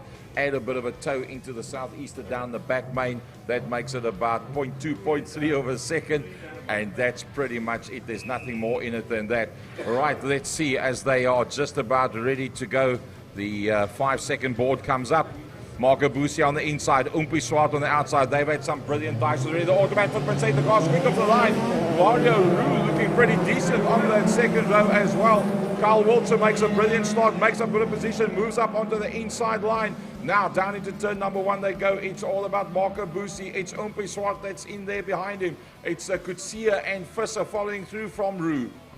Class B has been led there by Eden Thompson. Right behind Eden Thompson is that's Walsh, that's Carl Walsh that sits there first in class, and he sits just behind the leading Class B car as they exit G-Energy corner. Ian Cup comes through as well. Then behind Cup it's Roberts, Van Escape, Thompson. Then it's Calvin Walsher. And right there with Calvin Walsher, that looks like it is Colin Smith. Colin Smith in there, then Wayne Field, that's a Class B car that's completely lost, and right behind him is that black Golf of Nathan Victor. 2 meetings back there was some brilliant footage of Marco Busi and Umpi Swart going one-on-one, side by side, lap for lap, probably 4 or 5 laps that they were very, very close to one another. Busi got the jump this time around, but not enough to break the toe to that second place car in there behind him. So Busi's not going to have it all his own way. Visser is right in there as well, and he was close enough to pick up the toe. Jason Kutsia holding sway in the CK Coachworks car, and he's there in that third position ahead of Visser. Mario Roo not being dropped, ex-Class B man moving up to Class A. Right up against the wall comes Busi. Umpi Swart there in his toe. Look at that Class C battle, the Class B battle should I say, coming through behind that. Right, as the cars filter down into turn 1, out of KFM, they come now, but it's all about Marco Busi, and right behind him it's Umpi Swart. They've been chased there by Jason Kutsia and Charles Visser. All 4 of these Class A polos, current or ex-SA karting champions, as they run down into G-Energy corner, but they've been chased hard there by the Jetta 3 of Mario Roo. Those first 5 cars, that's your Class A boys. Class B in P6 has been led there by Eden Thompson. Then it is Cup. Ian Cup has got Chris Roberts there. Brett Van Escape is part of that group as well, as Mark Thompson comes through. But then it's the 2 Walsher boys that sit in P1 and P2 in Class C. It's Kyle and Calvin Walsher that sit first and second in class. Between them is the lost Class B car of Mark Thompson as they head into turn 4. Remember, in the absence of Dario Busi in Class C, all Carl Walsh has got to do is start and finish both races today, and that will give the Walsher family a 1-2. So it's all fine and well to race the race for the bragging rights, but you've also got to keep that championship title hopes alive. And in fact, if something happens to Calvin, it's not impossible that Kyle could still pick up the lead. There are a lot of dust on the exit of Cape Town corner. Could be Visser that's gone missing. No, it's not. Kutsia went through, Visser went through, Roo went through. It was Visser that went wide according to our radio man. So all of them still out there on track. The top 5 Class A, Linus Stern starting to lose out there is Visser and Roo. The front 3, nothing in it. Well, let's have a look at that Class C fight that's just behind that blue polo of Mark Thompson. It is the Wiltshire brothers. They're all over the back of each other. It's Kyle and Calvin that are sitting in P1 and P2. They've got the Class B car that sits there just behind them. Calvin looks around the outside of Kyle. Kyle says, you got the wrong line, but I've got the inside line for G-Energy corner. But Calvin's not letting him get away. He's got his bumper right on the back of his bumper as they head through the kink and race down into turn number 3. The Wiltshire boys are busy dissecting everybody else in Class B because they've got field behind them. Then we've got Colin Smith. Behind Colin Smith is Karel van der Merwe. Right behind him is Nathan Victor and John Henry Vaughan. Well, Kyle seems to have the pace on Calvin today. That car looks super duper quick. Calvin sitting bumper to bumper, said, come, but let's go. Bang! Into the back bumper he goes. And 2 go quicker than 1 down the back straight they go. You got to know what you're doing. If you want to do closing on 200 kilometers an hour and you push one another down the back lane, yes, it is quicker. Is it dangerous? Oh, hell yeah. Well, you've got to let him go at exactly the right time. Otherwise, you're going to cause chaos. And Calvin released him at exactly the right point as to not cause any chaos out there. But the Class A cars, you've got to keep an eye on these guys. They're working towards turn number 2, towards G-Energy corner. Marco Busi from Jason Kutsia, right behind Jason Kutsia. While Umpi Swart is slowed right down. Umpi Swart, Gary, sits behind Mario Roo. Yeah, Mario Roo's moved up that position. In fact, so has Kutsia as well, because he's dropped right off that. Oh, that Class B car that was in amongst the Wiltshires gets himself back onto the circuit again. There was Wayne Field, and he finds himself now under slight attack there from the likes of John Henry Vaughan. Well, you've got to look at this Class C dice that's working its way towards turn 3. It's going to heat up there. They only got 1 Class B car in between them. Kyle Wiltshire from Calville Wiltshire. Then it's Colin Smith. Behind Colin Smith, it's Karel van der Merwe. Then the Class B car. Then Nathan Victor and John Henry Vaughan. Those are the Class C cars that are exiting turn 4, Car Care Clinic. Down the back main they go. Will Calvin hook him up again? Yeah, no, he's looking on the outside. He's trying to hide on the outside, but he can't stay there too long because Smith is the man that's on the move. Colin Smith is the man that's on the move. Calvin has to come back now. If he boxes himself to the outside, he could be in a spot of bother. I predict a bit of chaos happening at the front end of Car C. Colin Smith looking to be the quickest of the lot. Even Kyle and Calvin bumper to bumper together couldn't hold him out. He's closed right up. It's now a gaggle of 5 cars, and then also in there is Karel van der Merwe as well. They sit side by side. It's a 5-car battle down the front main they go. This is going to turn to chaos. There's no ways 5 cars can enter turn 1 and all come out the other side 3 abreast. 3 abreast, you can't go through the corner in 3 abreast. Calvin hits the front. Well, they've got that Class B Jetta that's stuck between these Class C cars, and now it's Kyle that's rubbing the back bumper. He lets him go at exactly the right time as well, not to cause chaos. The Wiltshire brothers are working in tandem here to keep Smith, van der Merwe and the Class B car off field, but now van der Merwe looks up on the inside of Colin Smith, and Karel van der Merwe gets his nose ahead of Smith heading into turn 3. Well, the Wiltshire boys are going to be hoping that they hold one another up just a little bit, that they can get away. They definitely are not the quickest out there on race pace, even though they're trying to help one another. Colin Smith is right there. Van der Merwe is right there. There's no doubt about it. But let's go back to the front end of the field. Marco Busi from Jason Kutsia, from Charles Visser. As quick as you say the names, that's how they come through. Mario Roo comes through, and then only ailing Umpi Swart coming through behind that. The next car coming through will be the leader in Class B. That's Eden Thompson, Chris Roberts and Ian Cup in close unison coming through below us. And then behind that will be the third car in Class B. That's Brent van der Skype. Here comes Class C.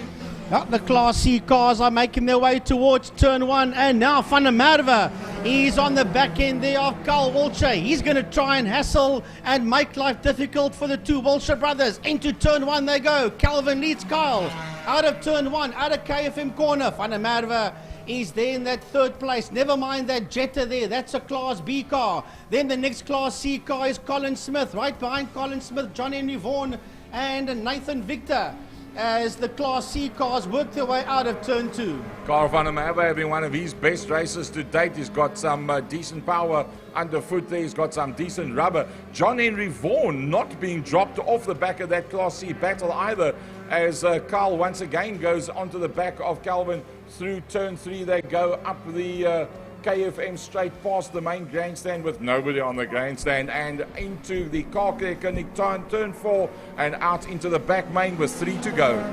Right, we're going to pick up the front runners heading into turn 1 into KFM corner. Those first, second and third Class A cars are heading out of turn 1 and they're getting a whole lot closer to each other as well. Is Marco Busi, Jason Kutsia and Charles Visser. Not too far behind them is Mario Roux and Umpi Swart. Class B has been led there by Eden Thompson.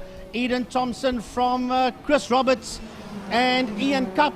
And then the Class C cars, here they come, out of turn number 5. Have a look at this. Where do you go? Forget about racing lines. Forget about what it's all about. They're going to try and go 3 abreast because Wayne Field in the Class B car, he needs to get ahead of them and clear away so these guys can have their own fight. But Calvin Walsh says this Class B car's keeping us up, and Carl tucks in there behind him out of turn 1. Then Colin Smith is in there as well. Van der Merwe has now gone to second.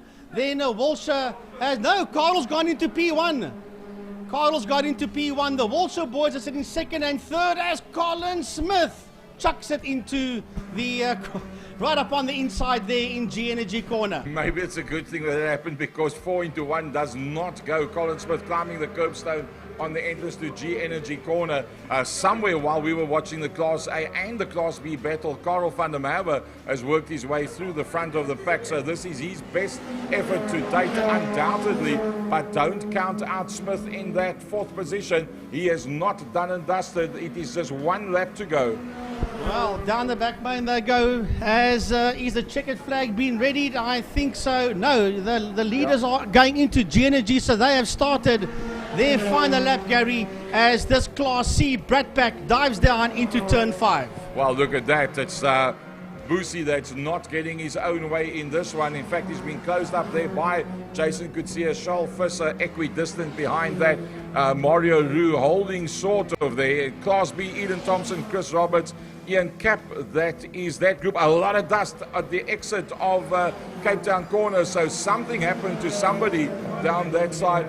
Well, somebody went off and came back onto circuit. We'll pick up who that is. But when they came past the start-finish line, it was Carl van der Merwe from Calvin, from Colin Smith, and John Henry Vaughan finds himself 4th in class as the leaders work their way down the back straight for the last time. Yeah, into turn 5 for the final time. Checkered flag is out. Your 3 leading cars are heading down into turn number 5. We have to stay with the leaders because the checkered flag is out. We'll get to that fight on Class C a bit later on. So as the checkered flag comes out, towards us comes your race winner, Marco Busi, brings it home in P1. Right behind him is Jason Kutsia, followed there by Charles Visser. That's first, second and third in the Class A. But Gary, as the Class B cars come to us, Thompson will win that one. He'll come home in P1, but there's a heck of a fight still going out there on track in Class C. Thompson, Roberts and Cap, that will be the next ones coming through. But that battle of the Class C, that has been pretty much where the action has been all race long, and it's still going on down the back main. John Henry Vaughan is in there as well. Calvin, the only one to break away from that. John Henry Vaughan gets it completely sideways going down into Cape Town corner. They're coming up towards us now. This is going to be a last gasp effort as they come up towards the line. Can the young lad in the Maps Racing car pick up a top 3? I don't think so. It's going to be Calvin that's going to be first across the line. Yes, Calvin's going to take it. Then it'll be Carl van der Merwe, Colin Smith, John Henry Vaughan, the next one to come through behind that. So Carl Wiltshire losing out there on the last with the Mark 1 Golf. But, well, he had a lovely race. He was first, second, dropped to third, dropped to fourth, back up to third.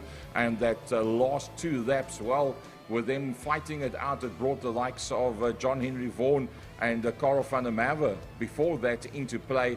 Nathan Victor getting in there as well. and making that a 4-5 car battle. That was brilliant, brilliant. How they all got through there, I don't know.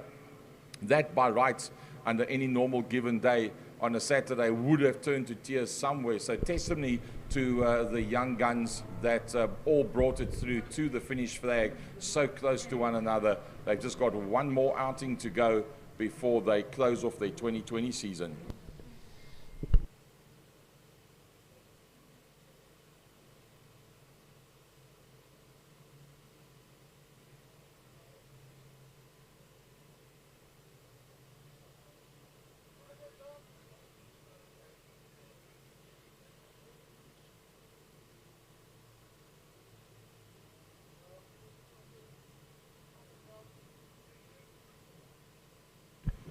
Right.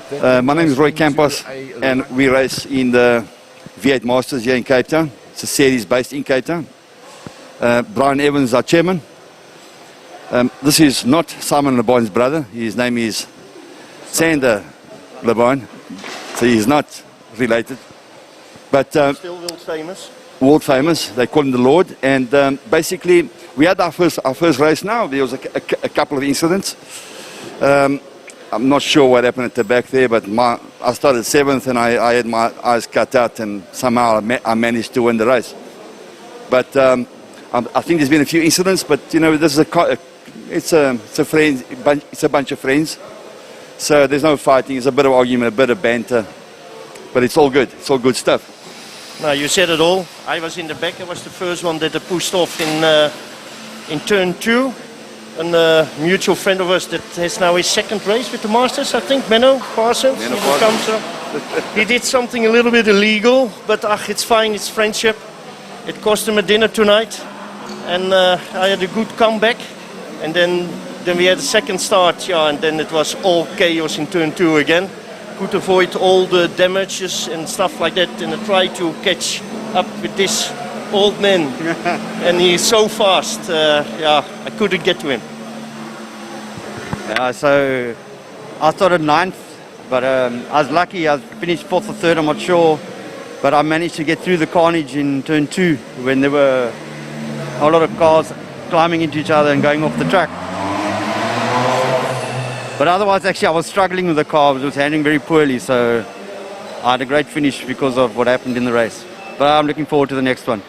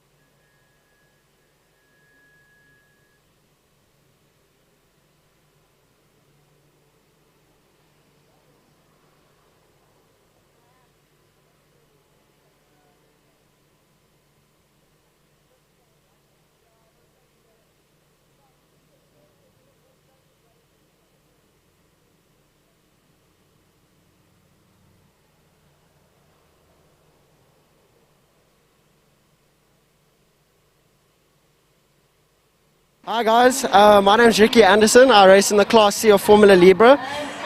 We just had a great race. The last 5 guys were within a half a second of each other, dicing 3 into 1 corner.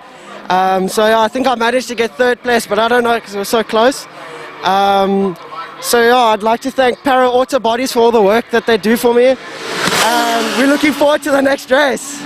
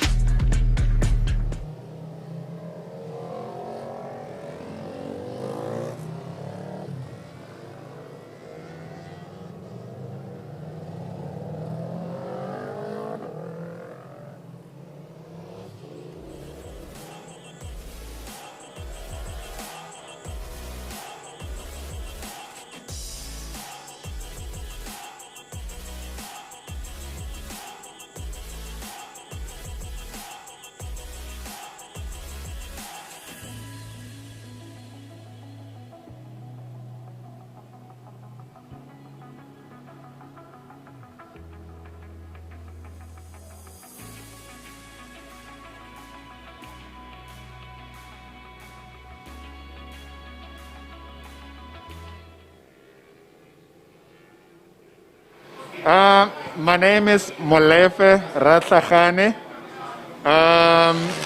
Yeah, so I started this season in Clubman's B, and then last race I broke out into Clubman's A. So I'm with the faster guys now. I'm riding a Yamaha R6. My bike has been tuned and done by Danny Maritz Racing. Yeah, it's going very well. Today I did my personal best of 119s. And I think in the afternoon it's cooler, so the bike works better and the tires work better in cooler conditions. I think we're going to do even better in the afternoon, so we'll see how it goes. But in overall, it's a great day. Last day of racing, last round, so we're just going to go out there and have lots and lots of fun and do our best.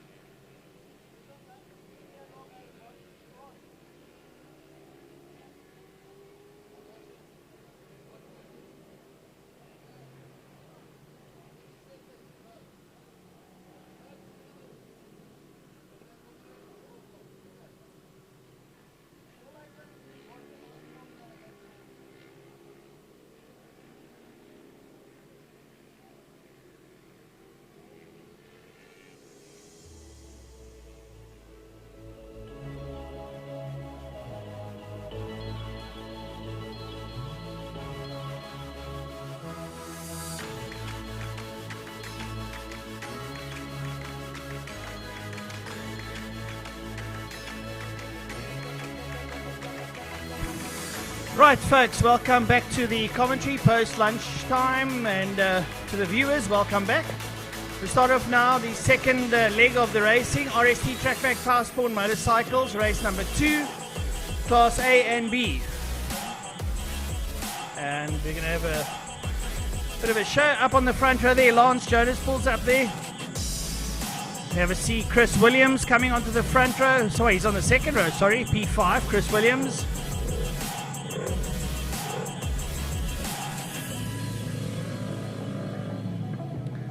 All the bikes rolling up onto the grid there.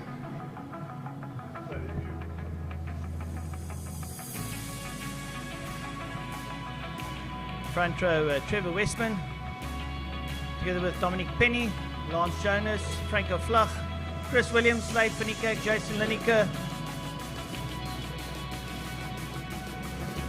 David Lindeman's out there too. Right, they're under starters' orders. 30-second board is up, the quickest 30 seconds of your life that you'll ever see. 5-second board goes up, we wait for the lights. Lights on, off they go, and racing we go. Make their way down, it looks like Dominic Penny once again off the line like a mad hare, and he makes his way into turn number 1. Trevor Westman sits there on the Rockstar machine, and Trevor Westman goes into the lead, comes out of the corner, gets on the gas nice and early. Lance Jonas is in there as well as they roll in.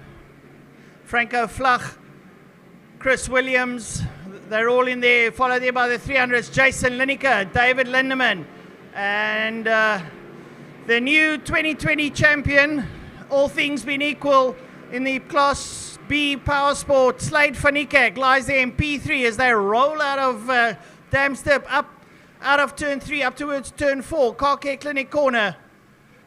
And Westman leading out there. Penny sitting up behind him. Lance Jonas is in there as well. Lance Jonas having oodles of fun out there as they roll down the back straight. Down the Killarney straight they go towards Fostron corner. Westman leading out. He had to make an early break because Penny is exceptionally quick. Penny sits there in second. Jonas is hounding him. Lovely to see this kind of squabble up near the sharp end of the field now as they roll out of Fostron corner down the Porsche straight. Under the pedestrian bridge they go. Straight hang bang, and here we go. Penny comes up. Penny's alongside Westman. Dominic Penny takes the lead, and it looks like Jonas trying to get through there, but Westman had other ideas. Lance Jonas is in there. He's having an absolute ball of it. But look at Westman up behind Penny, but Penny has got serious drive on that Suzuki. And Westman up on the inside of Penny. Westman leaves it late, he lets it all hang out and takes the lead there from Dominic Penny with Lance Jonas behind him. Franco Flach and Chris Williams are having a great squabble there for P4. They go through the King down into turn number 3. Through turn number 3, they roll up now the KFM straight, make their way up towards turn number 4, Car Care Clinic corner. Here comes Westman. Westman's there, he's got Penny with him. Dominic Penny and Lance Jonas is all over the back of Penny. He's now making him look like a halfpenny as he makes his way down the back straight. Off they go. Jonas is drafting Penny, and Penny's closing up on Westman as they go down towards Fosterton corner. Dominic Penny's got great drive. Westman's going to leave those brakes exceptionally late and dives up on the inside there of Fosterton corner. And Lance Jonas is giving Dominic Penny a run for his money. Franco Flach is staving off the attentions there of Chris Williams in P4. They roll out and up down under the pedestrian bridge, and Penny gets fantastic drive down towards turn number 1. KFM corner, Dominic Penny takes the lead, Westman's there with him. I think this little squabble is going to go on down to the wire if you ask me. Franco Flach, quickest time, 1:23, 1:84 on the circuit at the moment. Nothing wrong with that, and he's closing up on the back of Jonas is Franco Flach and leaving Chris Williams in his wake as they make into G Energy corner. You see that battle ensuing there. Trevor Westman leading out, Dominic Penny second, Lance Jonas, father of Hayden Jonas, believe it or not. So Dad was the original one on the circuit, then the son took over and became a champion. Now Dad's back on the circuit, looking very slim and trim, he's Lance Jonas, and feeling fit as a fiddle in the 40s, and he's making his way around the circuit now in P3 behind Dominic Penny. Trevor Westman leading out in the Rockstar. 650 now, makes his way down towards Fosterton corner. Lance Jonas follows, then it's Franco Flach, Chris Williams, Slade van Niekerk leading out the 300 class ahead of Jason Lineker and David Lindemann. They make their way down to Fosterton corner and not too far from the leaders. Brilliant stuff there. Brett Roberts is out there as well on the 300. Nice to see Brett out there getting a little bit of racecraft. And once again, here comes Penny back at Westman. Down the Porsche straight down towards turn number 1. No, it's not. It's Jonas. Jonas is in there. Is that Lance Jonas that's gone in the lead? Well, well, well. There's never a bad change-up for anybody. Lance Jonas leads out from Trevor Westman. He must be relishing this opportunity as Westman dives up on the inside of him into G Energy corner. Lance Jonas is rolling back the years now. It's reminiscent of his 400cc days when he had the RVF 400, the old NC, and he's now back out there. They go into turn number 3. Westman leading Jonas. Lance Jonas right up behind Trevor Westman. Say thank you to TrackBack for sponsoring this race. As they come up towards Car Care Clinic corner, pitch it to the right, double apex. There's the first one, there's the second one. Now they roll around, down the back straight they come. And it's really line astern stuff as they make their way down towards Fosterton corner. Here comes Lance Jonas. He's drafting Westman. He steps out to the outside. They're going to leave the brakes frightfully late, and Jonas goes around the outside. Lance Jonas is going to take the lead. Jonas takes the lead from Westman. Well, brilliant stuff here from the man Lance Jonas as he leads out over Trevor Westman. Now they come up towards the pedestrian bridge, and Lance Jonas is leading out his Penny, going to get a good drive here, and Franco Flach is drafting Dominic Penny, and Flach as well, Dominic Penny down towards KFM corner. Franco Flach rolls up into P3 and says to the guys, good afternoon gentlemen, I'm here for the ride. Please make provision for me. I need sandwiches and tea because I'm about to join this fight. As they make their way up towards G Energy corner, up the Hubert straight, and still Franco Flach now down into a 1:22, a second quicker than the previous lap. So Franco Flach is finding some energy coming out of G Energy corner in that motor and chasing hard as Westman leads out there from Lance Jonas, Franco Flach, then Dominic Penny and Chris Williams. The 300 boys behind them has been led out by Jason Lineker, Slade van Niekerk, David Lindemann and Brett Roberts make their way out of G Energy corner. They're cruising around in the 125s, not to be sneezed at whatsoever, because that's pretty quick for a little 300 around Killarney.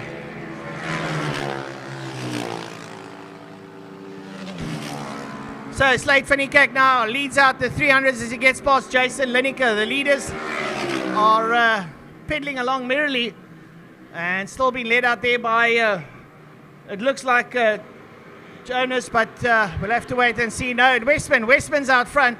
Westman comes out front. Jonas sits there in second place. Franco Flux moved up to third, and right up behind him is Dominic Penny. Then it's Chris Williams, and Lance Jonas gets lovely drive up against the wall. Will you have some suicide maneuvers as they go in there, and it looks like Westman goes back into the lead. Westman takes the inside option and goes back into the lead now as they come out of KFM, right up your bare straight. Westman leading out here in the 650, the A class. Penny falling a bit by the wayside. He's now falling into the clutches of Chris Williams now as they go into G-Energy corner. Well, big turn up here, but the man on the rise here has definitely got to be Lance Jonas. The 300 class making their way up towards G-Energy corner. Slade van Niekerk upside Lindemann. Your new 2020 champion now goes out to the lead in the 300 class ahead of David Lindemann. Jason Lineker there in third. Brett Roberts in fourth.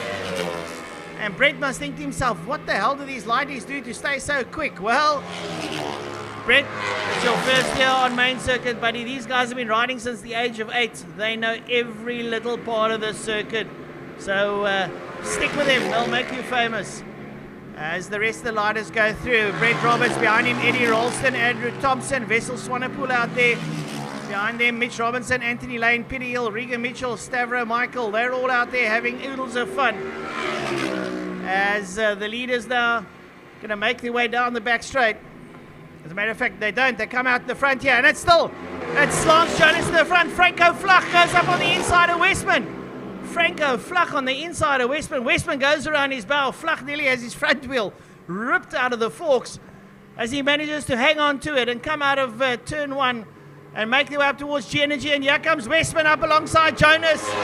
Westman's going to be late on the brakes as he normally does and dives into G-Energy. Jonas sits there in second place and Franco Flach is closing up. It looks like Chris Williams has got past Dominic Penny. No, Penny's still leading out over Chris Williams. Penny still leads. Williams is right there with him. And they're having their own little battle. Lovely stuff. So leading out the 300 class now, it's Jason Lineker from Slade van Niekerk and David Lindemann and Brett Roberts. They go out of G-Energy corner through the King down towards turn number 3. Lovely stuff happening out there as the leaders make their way down the back straight. Still Trevor Westman. Trevor Westman leads out there over Lance Jonas. Jonas sits there with Franco Flach right up behind them. They are having a lovely battle of it now as they go down to Fostron corner. There are now 5 bikes in it and they are all relatively close. A couple of the back markers coming over the line. Comes Peter Hill. Regan Mitchell on his motard. Anthony Lane crosses the line, but here come the leaders. Jonas up on the inside of Westman. Side by side stuff down towards KFM corner. Westman's going to be late on those brakes once again as he dives in there. Now they're going to pick up some slow markers. This is where it could get interesting as they work their way up the Uber straight towards G-Energy corner. Westman keeps on the inside. Anthony Lane stays out of the way. He knows the fasties are coming up. Goes down, rocks it in there. And he nearly gets thumped to the side. Anthony Lane gets a big skirk, as they say. And he works his way down through the King down towards turn number 3.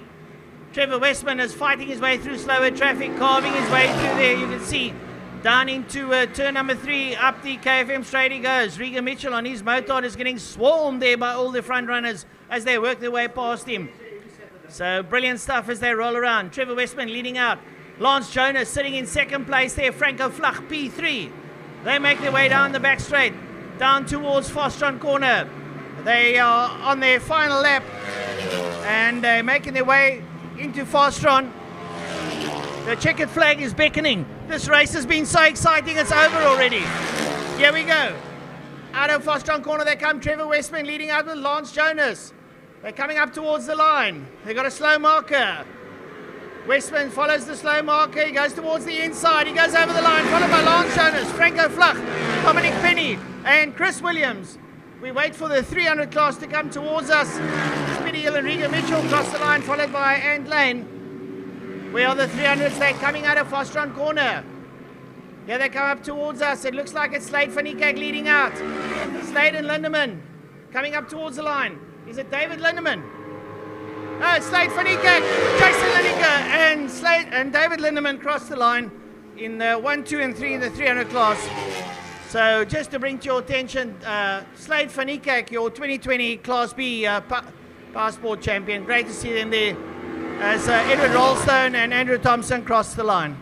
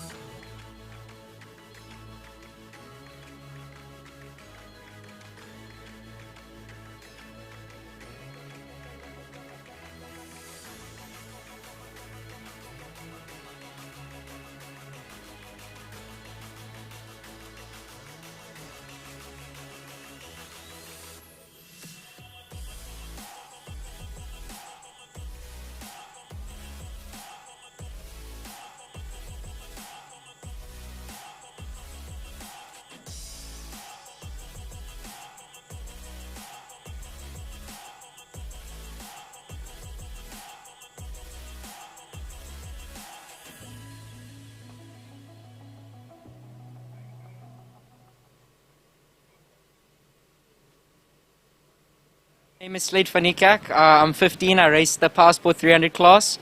I ride a Yamaha R3, so it's 300 cc's. In race 1, it went all right. My plan didn't work out 100%, but I still got second place. Hopefully, race 2 we can make it one better and take the win.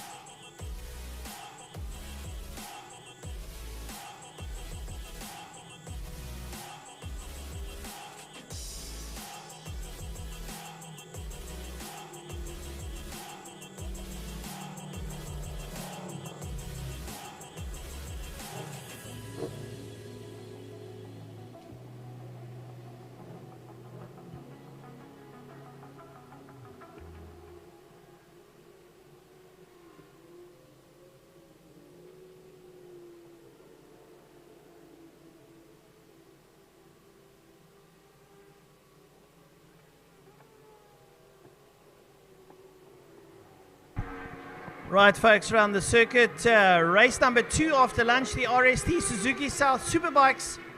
And your pole sitter, Q&A Snowman, taking race number 1 from David McFadden and Ronald Slammett.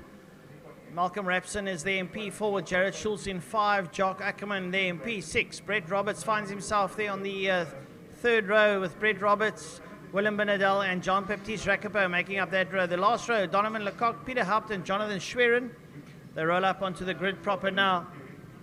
And we're about to go racing. Gary Fleming fights off about 7 fellow commentators here, muscles us out the way and says, I'm going to do Superbike commentary. Gary, welcome. Well, I watched Q and Snowman from a distance on heat number 1 with the Missile Motorcycles ZX1, and to take on David McFadden and beat David McFadden to WPMC. You got to get up early on a Saturday morning. McFadden and Slammett alongside him on the front row of the grid. The 68 on the outside of Slammett. McFadden in the middle. Off the line they come. McFadden's the best off the line. David McFadden on that outside line, but Ewan Snyman, he gets the whole shot ahead there of McFadden as they go down into KFM corner. Well, Gary, some interesting stuff there. David McFadden built that bike for Snyman. He says it's about time he starts working on his own machine. But have a look at those front 3 and look at Jared Schultz there, taking Malcolm Rapson and Jock Ackerman with him there into G-Energy corner. This time they're a lot closer. McFadden looks up on the inside of Snyman. Snyman nearly takes his front wheel off. McFadden trying to stay close, and so too is Ronald Slammett. But the man on the move there has to be Jared Schultz on the 600. Well, Jared looked very, very good in heat number 1. He won out in the 600 class and was very... In fact, I think he ended up 4th overall in the race on the 600. So, P1 and P4, you can take both positions. What a... Whoa! Having a look up on the outside of McFadden was Slammett. Slammett was looking to go around the outside. McFadden pops up on the inside. Ewan Snyman on that outside line. He's pretty good on the brakes. McFadden does it. McFadden pulls it up on the inside line. He'll hold it just underneath the curbstones as he comes out. I personally believe that in a straight line, Snyman is a tad quicker. But look at that, he pops up on the inside line again. Now, nowhere in race number 1 was McFadden capable of coming out of turn 1, coming out of Cape Town corner, pulling up alongside and then getting slightly ahead before the braking marker. I think McFadden's bike is a touch slower, but overall, McFadden's right in there. Well, Q&A Snowman riding a real muscle bike, 5 years old in the making, and it is absolutely rock solid. That machine is purring like a kitten as McFadden rolls up behind him. Check Ronald Slammett. He's in it to win it as he sits there in P3. One slight foot wrong, and he's going to take it up with both hands. Just a second or 2 behind him there is Jared Schultz on the 600. He is absolutely flying on that little R6 as they make their way out of Car Care Clinic down the back straight, and once again Slayman leads out to McFadden, and here comes Slammett. Slammett sits alongside McFadden as they make their way down towards Fosterton corner. Oh, it's side by side stuff. Who's it gonna? You cannot take 3 bikes into Fosterton, Gary. It ain't gonna work. McFadden dives up on the inside. McFadden, what a move from the apex of the corner. Pulls it up on that inside line. Can Q and Snyman fight back? Out into the front main they go. Snyman goes right towards the outside, hard up against the wall. And you can't get closer than that. And Q and Snyman hits the front. Ronald Slammett, the fastest man out there. A 1:13.329.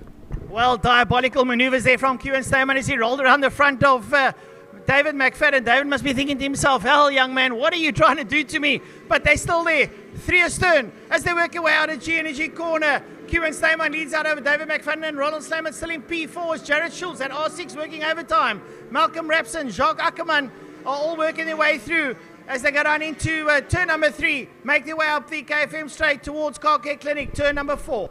Ackerman's decided he wants to play with. He's not going to let Malcolm Rapson get away with this one.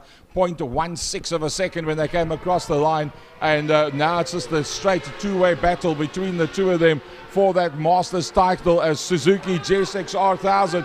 Look at that, going down into Cape Town corner. It's once again Q and Snyman on the outside line, but now he breaks it and drops it down in front of McFadden. So realizing McFadden from the apex out from the bottom end of the corner coming up to the curbstone can be pretty quick.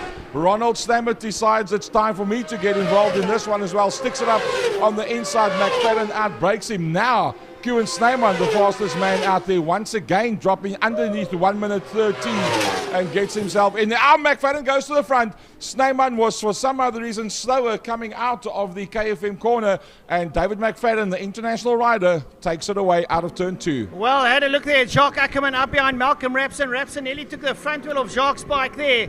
Brett Roberts pulls up behind them now. He's coming to have joined the party. Rapson rolls out through the king with Jacques Ackerman and Brett Roberts up behind them. They make their way now, the leaders, into turn number 4, Car Care Clinic corner. Out of Car Care Clinic, they come in the man and make their way down the back straight. It's going to be McFadden that leads out, and he's pulled about half a second gap over Snyman. And here comes Slamit.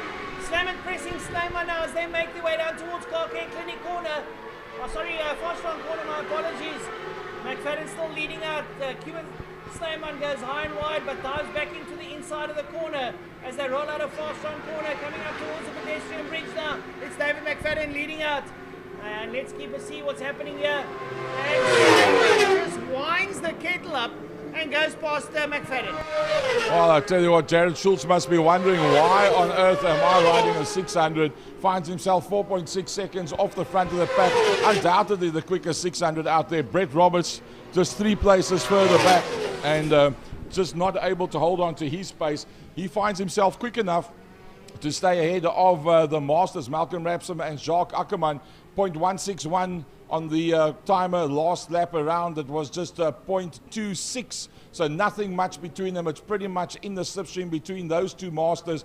Brett Roberts finds himself in 7th position on the second of the 2 600s out there. Then the other 3 of the 5 Masters in 8th, 9th and 10th overall, in 3rd, 4th and 5th in class. Donovan de Kock, Willem Benadel and the older rider Peter Haupt.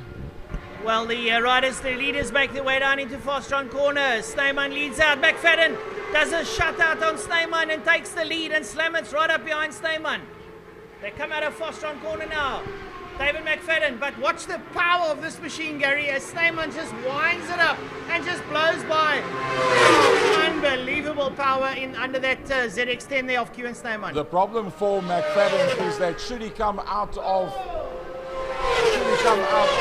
turn 5 in front and Kewan Snyman is all over him like a rash, he will lose the lead by the time he gets to the start-finish line. I almost think it was like a test run that Kewan Snyman did on him now with 5 to go. Can I come out half a length of a bike behind you out of Cape Town corner and then beat you to the line? Yes, he can. That means McFadden's got to get a bit of a gap. He needs at least a full bike length between himself and Kewan Snyman should he be leading on the last time they come out of Cape Town corner. Let's watch now as they come out of turn number 4, Car Care Clinic corner. It's going to be McFadden leading out and Snyman up behind him.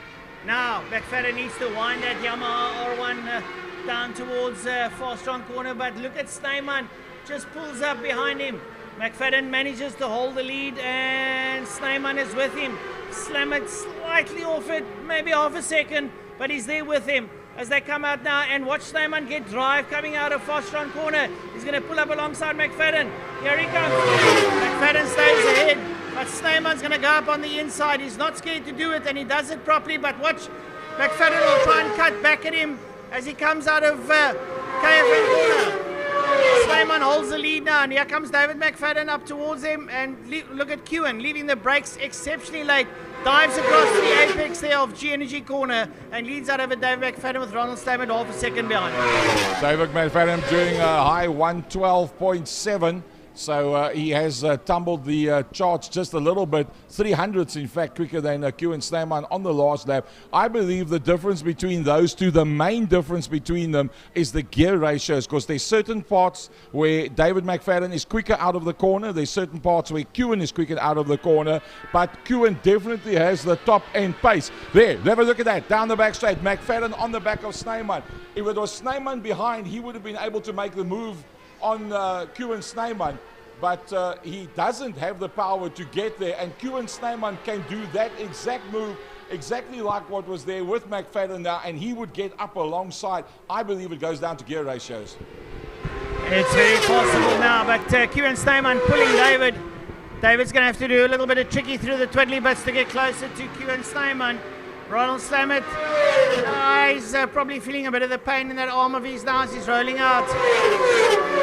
Snyman leads out over McFadden as McFadden closes up to him in G Energy corner. Roland Snyman is there and thereabouts. Then it's going to be Jared Schultz in P4. Let's go back and have a look at the Masters. It's still going to be Malcolm Rapson leading out over Jacques Ackerman. Brett Roberts right up behind him. Jacques would like to get past Malcolm, and Malcolm is not going to hang around and watch.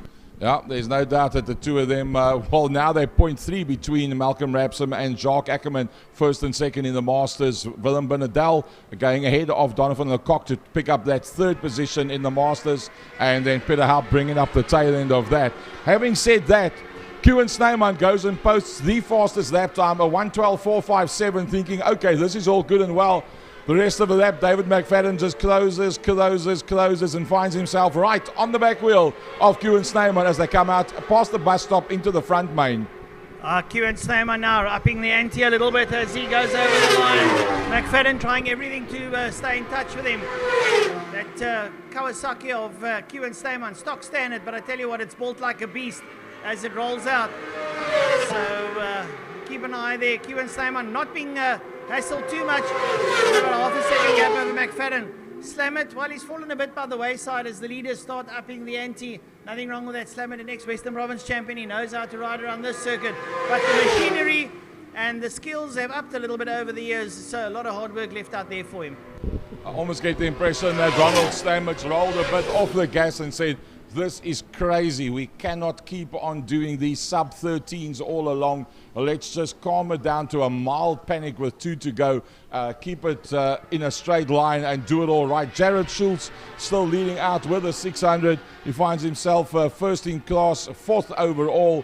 The Masters still been led out there by Malcolm Rapson from Jacques Ackerman, who's remained within 0.3 of a second all day long. He's not out of it. Will he be able to mount a challenge? I think he might still be able to. In fact, if you look at him going down the back main, Jacques Ackerman is all systems go. Jacques Ackerman all over the back of Malcolm Rapson going down to Cape Town corner.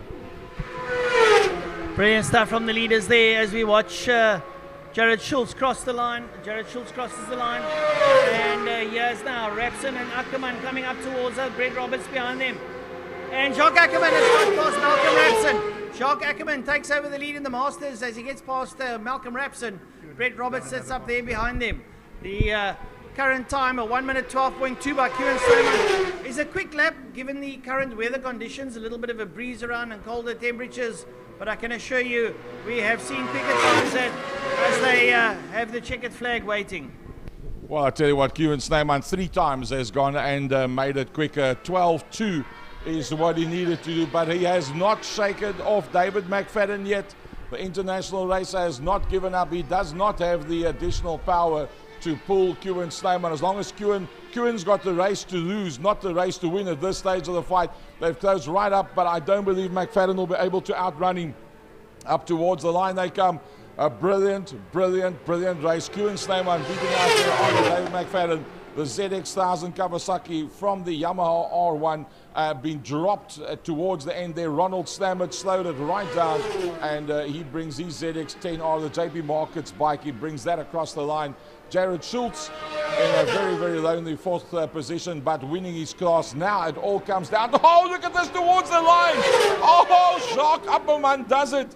Ackerman was there and thereabouts, and he beats out on Malcolm Rapson. 100th of a second. It doesn't get any better than that. Brett Roberts coming through 7th overall, 2nd in the 600 class. Donovan Lecoq held on to that advantage ahead of Willem Benedel. Peter Haupt coming through behind that. Comes across the line now. Wow, 1:12.265. That's like 0.2 below takeoff speed. It doesn't get any quicker than that. Kewan Snyman, what a boykie. RST Suzuki South Superbikes. Dave Abrams, a word from you. Incredible racing. I think that's the first time in a long time that we've seen somebody take it to David McFadden in a straight line, in a straight fight, and beat them. So, an incredible effort by Kewan Snyman, a very well prepared bike. I think Mr. McFlash will be going back to the pits and saying, what do I have to do now? Bike racing WPMC under Wayne Orense, pretty healthy post-COVID-19. No doubt about that. Well, Dave, while you're up here by us, from all of us and everybody out there, big thanks to you for your efforts to keep WPMC vivid in everybody's sights and imagination, and all the stuff that you write and post and spread out there. With the COVID-19 regulations has slowed everything down so much. But we up here and a lot of people out there know that your efforts will pay off once the gates are open and we can get the public back here. And to the IMUSAT guys that have put it all together, undoubtedly the best coverage of main circuit racing in South Africa, and proud to be part of that. Indeed, thanks to IMUSAT Sport for incredible coverage. We can't thank them enough. But the people we really need to thank, Gary, are the Killarney family. I get queries every single day from dozens of people, when can we come back and spectate? And it's not up to us, it's a government decision. We miss you as much as you miss us. The vibe is so different without the spectators. And we look forward to welcoming you, all of you, back to Killarney as soon as we can. So thanks once again to the Killarney family for keeping this circuit and this family alive. There we go, the voice of the motorcycle scribe and guru, Dave Abrams, heading up the efforts of Killarney International Raceway to bring it all to you out there at home.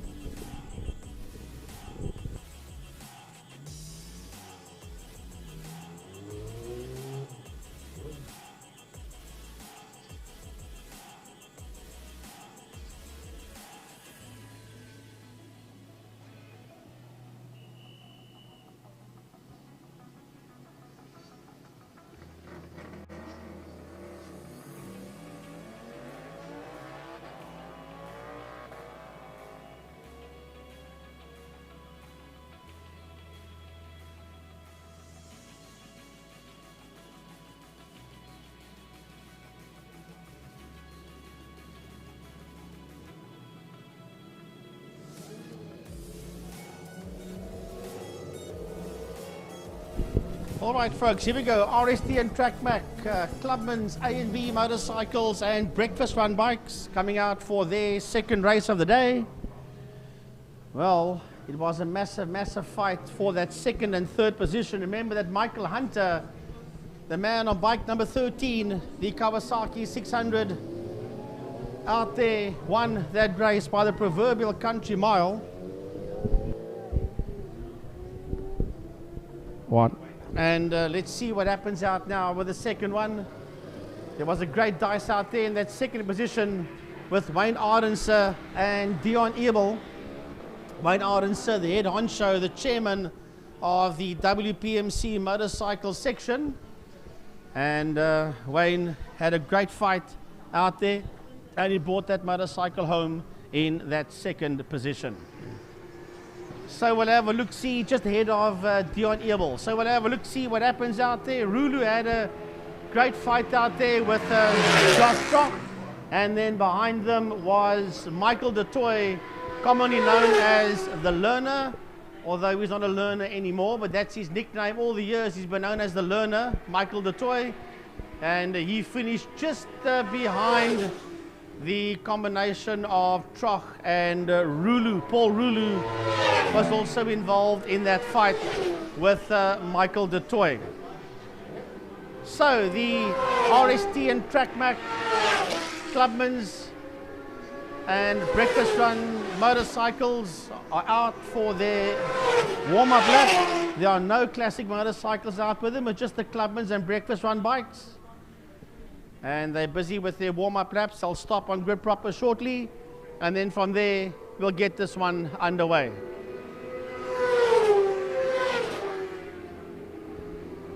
Lovely to see all the Clubman's motorcycles out on the track. A lot of these guys have come through the breakfast run motorcycle category to take part in the Clubman's. They've also graduated from the WPMC motorcycle track days. From there they filter through into Clubman's B and then Clubman's A, and then obviously from there you bust out into the superbike section, either the 600cc or the 1000cc litre class. So the guys are beginning to line up. They're working their way out of turn number 5, out of Fostron corner. They're heading towards the grid. And we'll get them all once they line up on the grid proper. It's going to be all about those first 3 rows, those first 9 motorcycles. We'll wait for them to come up to the grid.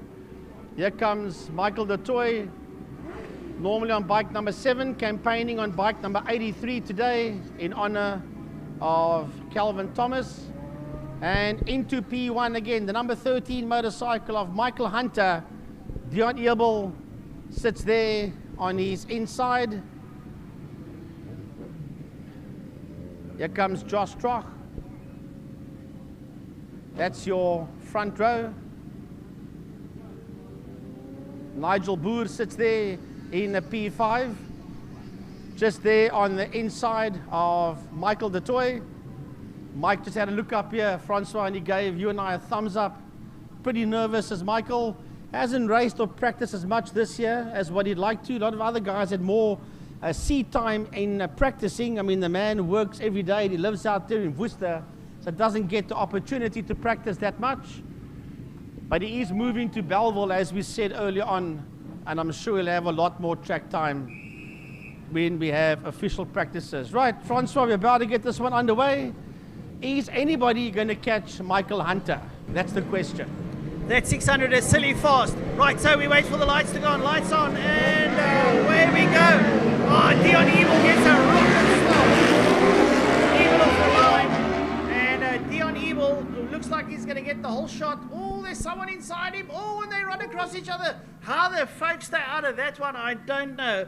But they managed to make their way through. Dion Ebel still takes the lead and makes his way up towards the line. It looks to me like it could be, is it Orense that's there? No, Orense's further back. So there was a whole mix-up in the Dixie coming out of KFM corner as they work their way out of G Energy through the King down towards turn number 3. And down they go with Dion Ebel leading them out there. And we'll have to see who it is when they come out of turn number 4. There we see them in camera shot, working their way up. Is Michael Hunter in there? I don't know. He possibly P3 as they work their way now through turn number 4 down the back straight. Now Michael Hunter got it all wrong. He sits out there in that 3rd position. There's Mike in P3, and then right behind him it's Michael Du Toit. So Wayne Orense was hung out to dry coming out of turn 1 KFM corner. He lost a bit of ground, and now Wayne's going to have to fight back big time and really work to get into that P1. But it's all about Dion Ebel, the man that sits out there in P1. Here he comes down towards us. Lap number 1 is done and dusted in the bag. And it's Hunter. Then it is coming through there. It's a 62 machine. And that is Zubair Adams. Zubair Adams is the man that sits in that 2nd position. Well, Michael Hunter just took Zubair Adams. Hunter moves up to P2. Zubair Adams in P3. Dion Ebel trying to get away, but Hunter's closing down on him. Mike Du Toit sits there with Malefe Ratlaghani up behind him. Malefe sits there in P5. Good ride from Malefe there on the R6 as he works his way out of G Energy corner down towards the King. He's on a 600 sitting up behind a liter bike, pressing hard, and some great scraps going on in that little group. Yeah, Josh Troch is also part of that group. He sits there by Ratlaghani. That's the man on bike number 52, Josh Troch. He wants to make a move. He wants to get a little further up. Remember, he was in that top 4 or 5 in race number 1. He wants to be there again, but down the back straight goes Dion Ebel and Michael Hunter. Ebel and Hunter followed there by Zubair Adams. He's got his nose ahead of Du Toit as they fly down the back straight into turn number 5, Fostron corner. Whole gaggle of bikers going there into Fostron corner. Lovely to see. No one's letting off steam here as they work their way out. And look at this. Michael Hunter closing down on Dion Ebel. Hunter right over on Dion Ebel as they go down towards turn number 8. And then it's Michael Du Toit. Michael Du Toit is having a big look there at Zubair Adams, and can he get through while he just stays off? But I can tell you what, Mike Du Toit is ready to race. Well, I'll tell you what, there's a lovely fight going on from P3, 4, 5, 6, 7, 8 up until P number 9, heading down into G Energy corner. That's what it's all about. And Rulu's involved in that fight. So is Troch, so is Du Toit, so is Ratlaghani. They are all in that fight. Adams is involved in that dog fight as well. It's a heck of a fight there with some top class riders that is making their way now through turn number 3 And just ahead of them, the two leaders disappear into turn 4, Car Care Clinic. Oh, Dion Ebel's got his hands full there with the likes of Michael Hunter. It's a 600 versus a liter bike. The liter bike might have the pull, but look at the drive that Hunter gets. He sits up behind that 600 and he's pressing that TBR 1000 Honda down towards Fostron corner. And has Mike the Toy got past Yes, he has. He's got past Zubair Adams. And keep an eye there on Malefe Ratlagani also there right up behind him having a good scrap of it. They come out of Fastron corner. Still Ebel leads out. And here comes Michael Hunter. But Wayne Arendse crossed the line in P8. He's also involved in this fight as they work their way down. Here comes Wayne Arendse. Wayne Arendse's making a move. Arendse's got his nose ahead there of Adams as they exit turn number 1 out of KFM corner. So these 7-8 bikes are having one massive dogfight as they run down into G-Energy corner. Second position in this group now behind Michael de Toy is Wayne Arendse. Wayne Arendse now in P4. Michael Hunter has checked out. Michael Hunter has got past Dion Ebel on that little 600. What is in that 600? I don't know. Either that or Michael Hunter is one with the machine as he pulls up towards Car Care Clinic corner and just absolutely blasts away there from Dion Ebel. Now Dion on that CBR 1000 RR is not slow whatsoever, but have a look at the 600 down the back straight. Smooth and quiet as ever, like a church mouse, makes its way down towards Fostron corner. Well, I'll tell you what, he's done a 117.535 as Mike Hunter as he works his way out of turn 5 Fostron. And by the looks of things, he's going to upduck and disappear. Dion Ebel sits there in that second position and is losing ground there to race leader Michael Hunter as Hunter crosses the line and heads down into turn number 1. He's done a 117.354. Another quickest lap there by Michael Hunter from Ebel in that second place. Then the gap is getting smaller though because that field that's fighting out there for third position, that's been held there by Wayne Arendse. Wayne Arendse sits in that P3 and is getting away from the Toy. And right on the case of the Toy is a 52 machine of Josh Troch. Some lovely battles throughout there as the leaders now make their way out of turn number 3 up towards turn number 4. And Michael Hunter has got that 600 properly sewn up. And he goes through Car Care Clinic corner. He's now absolutely pulled away there from Dion Ebel. Michael Hunter is absolutely flying. There comes Dion Ebel now on the 1000 RR, and that bike's no slouch. Then it's going to be Wayne Arendse, Mike de Toy, Josh Troch, Malefe Ratlagani, and then it's going to be Paul Rulu. Up behind him, Rulu chases down on the back of them. Yeah, Rulu just made the move there on Adams, going down into turn number 5, but here comes your race leader across the line, Michael Hunter. Will it be another quickest lap? No, it's still 117.354. Ebel coming down towards us. Here comes Wayne Arendse. Then it's the Toy. Behind the Toy's truck, it's Ratlagani. And up on his inside goes Paul Rulu. Rulu on the inside of Ratlagani, but Ratlagani's got the line. Going down into turn 1, Rulu has to tuck in there behind him, and Adams is the last man in that group working their way out of turn 1 KFM. I tell you what then, Rulu up past Ratlagani, but Ratlagani comes back and he's going into G-Energy corner. It's fisticuffs into the corner. And again, Rulu up on the inside of Ratlagani. Brilliant stuff there. Ratlagani must think to himself, where the hell did you come from? Well, I'm here to play, he says. Best you get a move on so we can have some fun as they make their way into turn number 3. The leader's going into Car Care Clinic corner to go down the back straight. Right, down the back lane goes your race leader, Michael Hunter, all on his own down the back straight towards turn number 5. In second position, it's Dion Ebel. He's heading towards the final corner of this lap.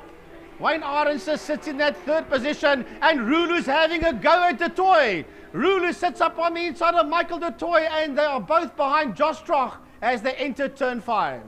Well, that's a lovely battle, that 4, 5, 6, and 7 as they roll out of Fastron corner. Ebel crosses the line down the Porsche straight. Third place man now is Wayne Arendse. Coming up towards us, Josh Troch. And it's Mike de Toy. Paul Rulu, Malefe Ratlagani, and Zubair Adams all cross the line as they make their way down into KFM corner. All line astern, and I can assure you, got those twist grips wide open. Well, it's still 1:17.354 by Michael Hunter. He's still the quickest man out there as he works through the kink, making his way towards turn 3. Race leader heading towards turn 3 all on his own. There's a big gap between himself and second place man Dion Eerbol. And the gap between Eerbol and the man in P3, Wayne Arendse, is just as big. Then Troch sits in P4. He's getting away from the Rulu de Toy combination that's fighting it out there for P5 and 6 as they make their way up the KFM straight and heading into turn 4 Car Care Clinic. I tell you something, Dave Abrams and I are watching this man, Michael Hunter, in the front. Dave, it's a 600, and he is absolutely hose-piping the thousands. Looks like it indeed. I think that the nickname he's been given, Mike, the Giant Killer Hunter, he's certainly earned it today. Absolutely brilliant stuff there. And Michael Hunter on his last lap at the moment into KFM corner. He makes it look so easy.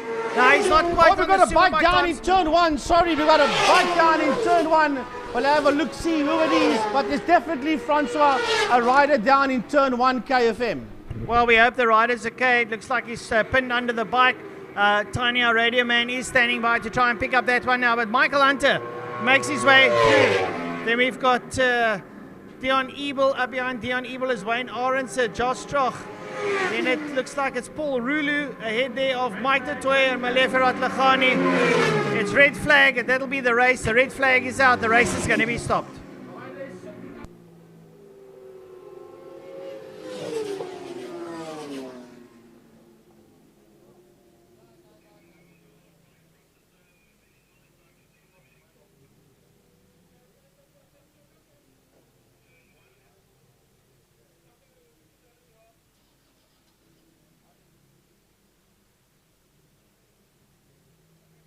Right, folks, a little bit of a break there to the viewers and those alongside the circuit. A red flag situation, a rider down in turn 1. We sincerely hope he's okay. The medics are on the scene. They will have a look, see if they can sort it out. The marshals trying to pick up that machine and roll it out the way. And that'll probably be the race as the red flag is posted out here on the line. The riders make their way up towards the line. Some fantastic racing out there. Your leader, Michael Hunter, absolutely obliterating the field. And that little 600 Kawasaki, some fantastic riding by him. As here comes Michael, the Giant Killer Hunter. Fantastic stuff. What a ride by this man. A lucky number 13. And Mike Hunter sitting on pole there. What a ride. Stavro Michael, the man that's gone down. So a bit unfortunate. Hopefully he's okay. Took a bit of a tumble. Dion Ebel comes up onto the line. It looks like they'll call it a day on this one. So fantastic racing from these lads. And they'll work their way back into pit lane pretty shortly.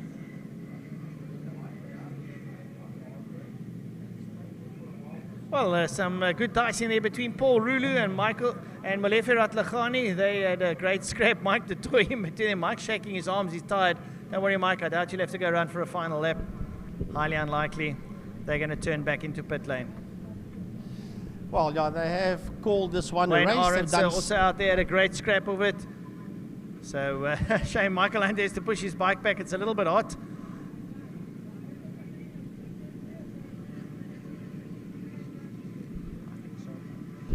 Well, they've done 7 out of 8 laps, so by the sound of things, they have done that 66% of the race. So I'm almost certain that the powers that be will call it a race. We'll just get confirmation from Emil Brandt. He's our spotter and our radio man, and he'll give us the information as to exactly what has happened. But my guess would be, and it's only just a guess, Right, so they're going to go put the bikes away. The race has been called. 7 out of 8 laps, and your race winner is Michael Hunter, followed there by Dion Ebel.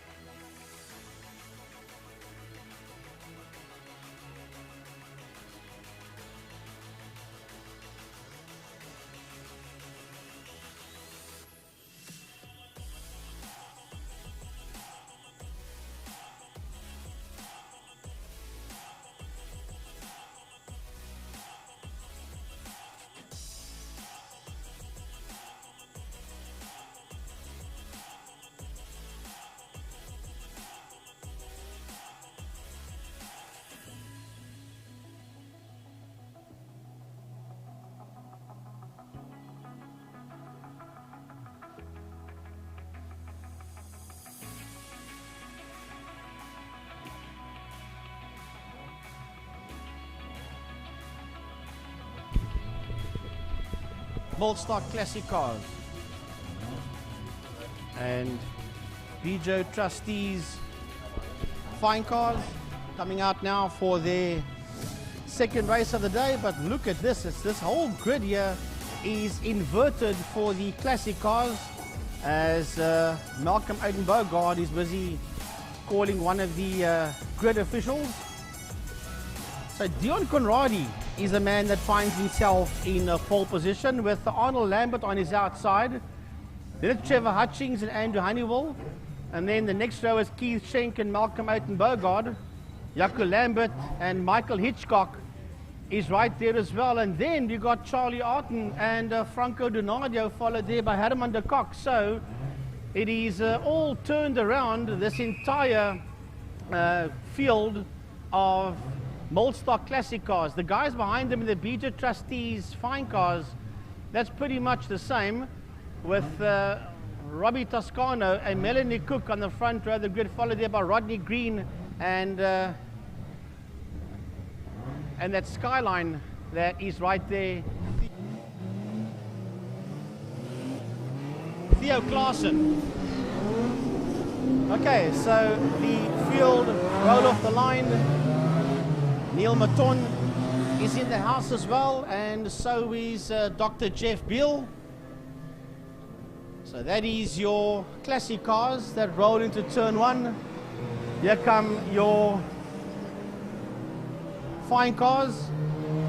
They'll pull away a few seconds behind the Mulstock Classic cars, will the BJ Trustees fine cars.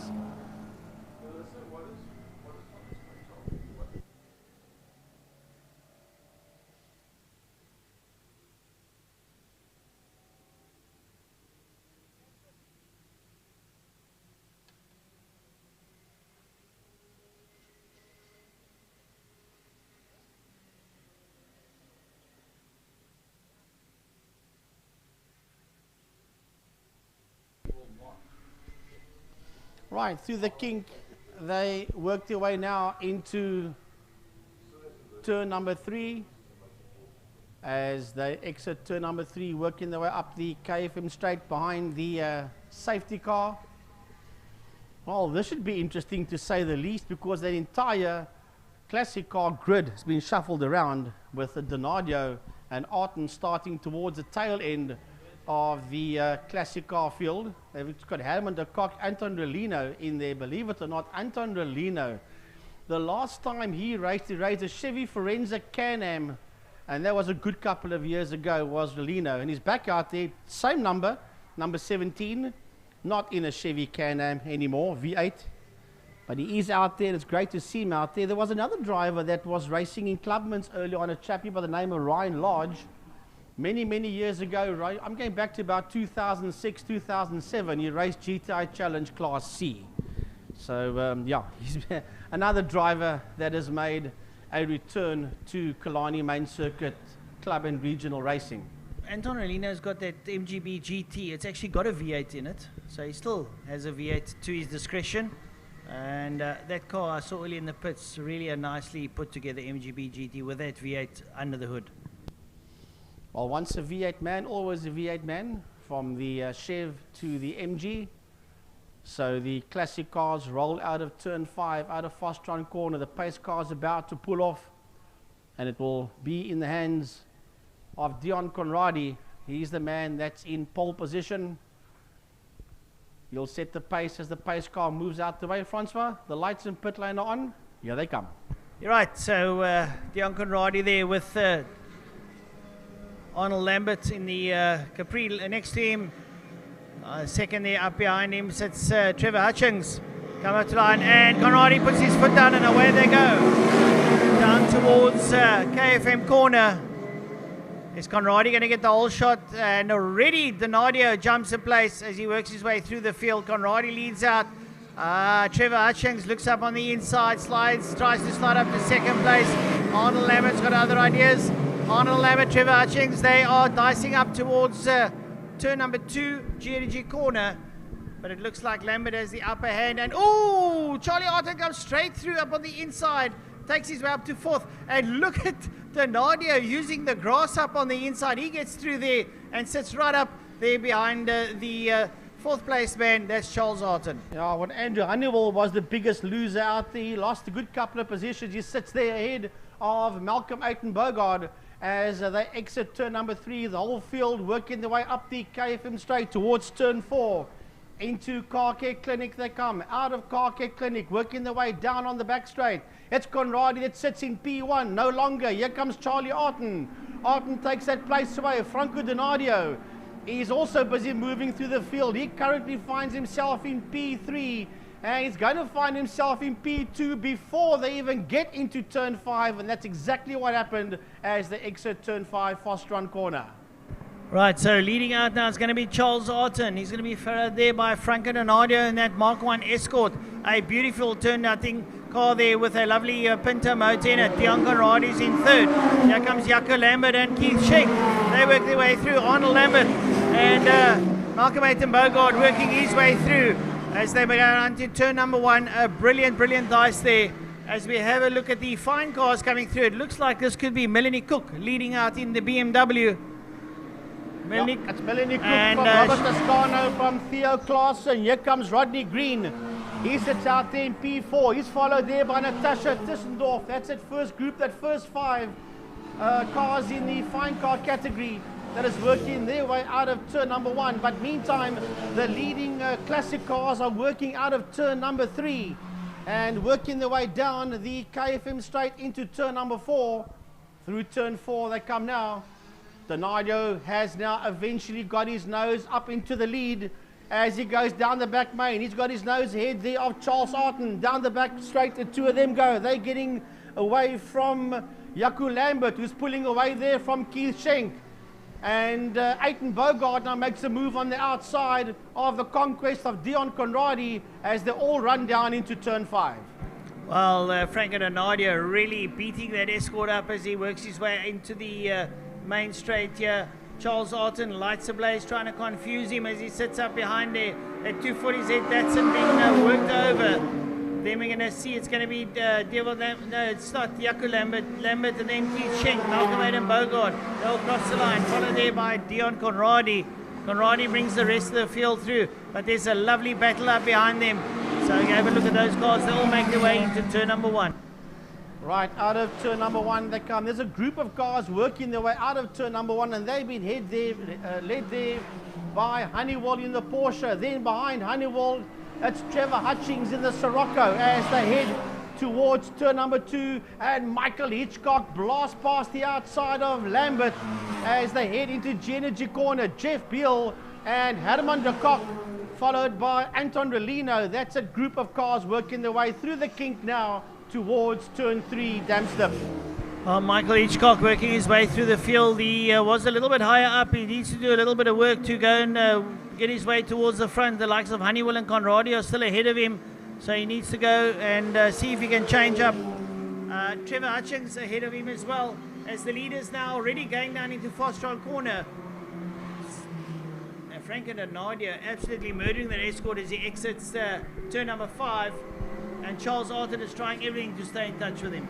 Another lap in the bag for race leader Franco Donadio. He's the quickest man out there. 1:23.193 by race leader Franco Donadio. Into turn 1 he goes, into KFM corner. Right behind him is the Datsun 240Z of... Right, so pitting is Jaco Lambert. A bit unfortunate for him now as the Malcolm Bogard goes into turn number 1, followed there by Keith Schenk. Dion Conradi is sitting there, and Michael Hitchcock trying to make his way through the field. So the Porsche sits in front of him, and Hitchcock getting on the gas, coming out of turn number 1, up the Uber straight up towards G-Energy corner. Right towards G-Energy, here they come, that group getting into G-Energy.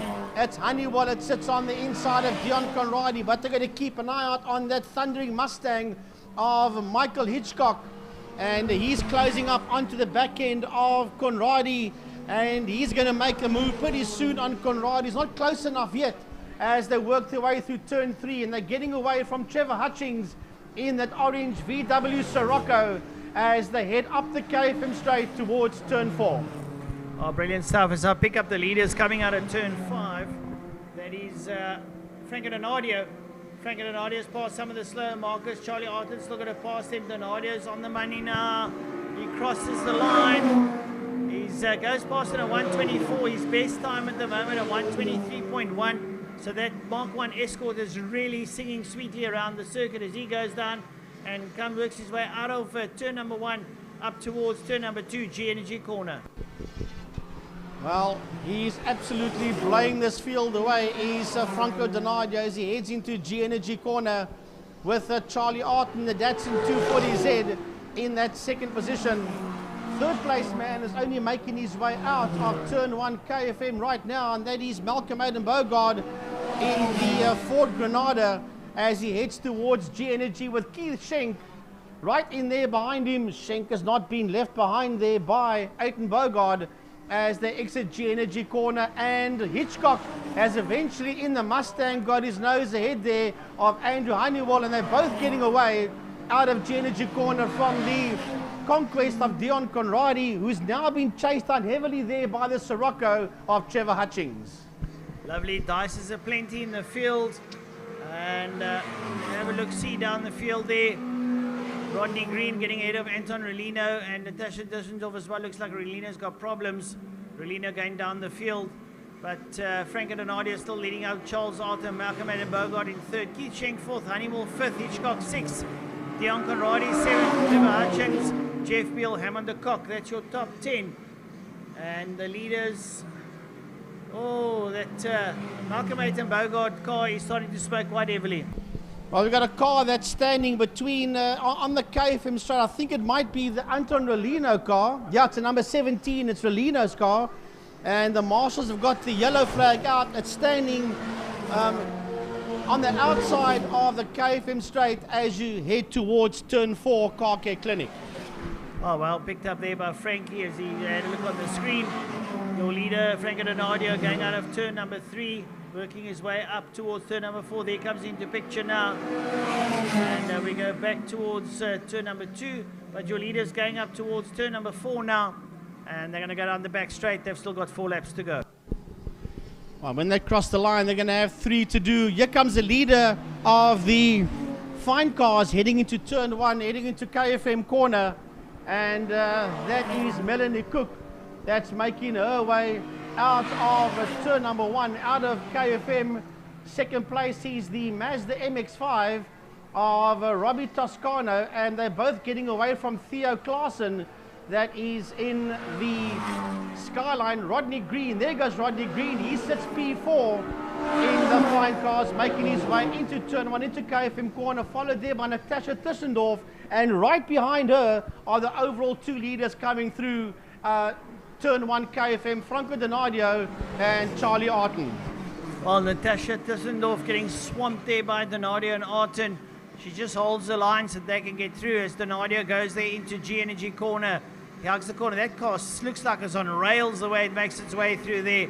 And he's trying to get away from Charlie Arton. Arton with the 240Z Datsun sitting up behind, pushing as hard as he can. Lights ablaze, letting everyone know that he's on his way. Brilliant stuff there from those leaders. As we have a look now, third place man Malcolm Aiden Bogard, who's been hounded there by Michael Hitchcock, up towards G Energy corner, and up behind them Keith Schenk.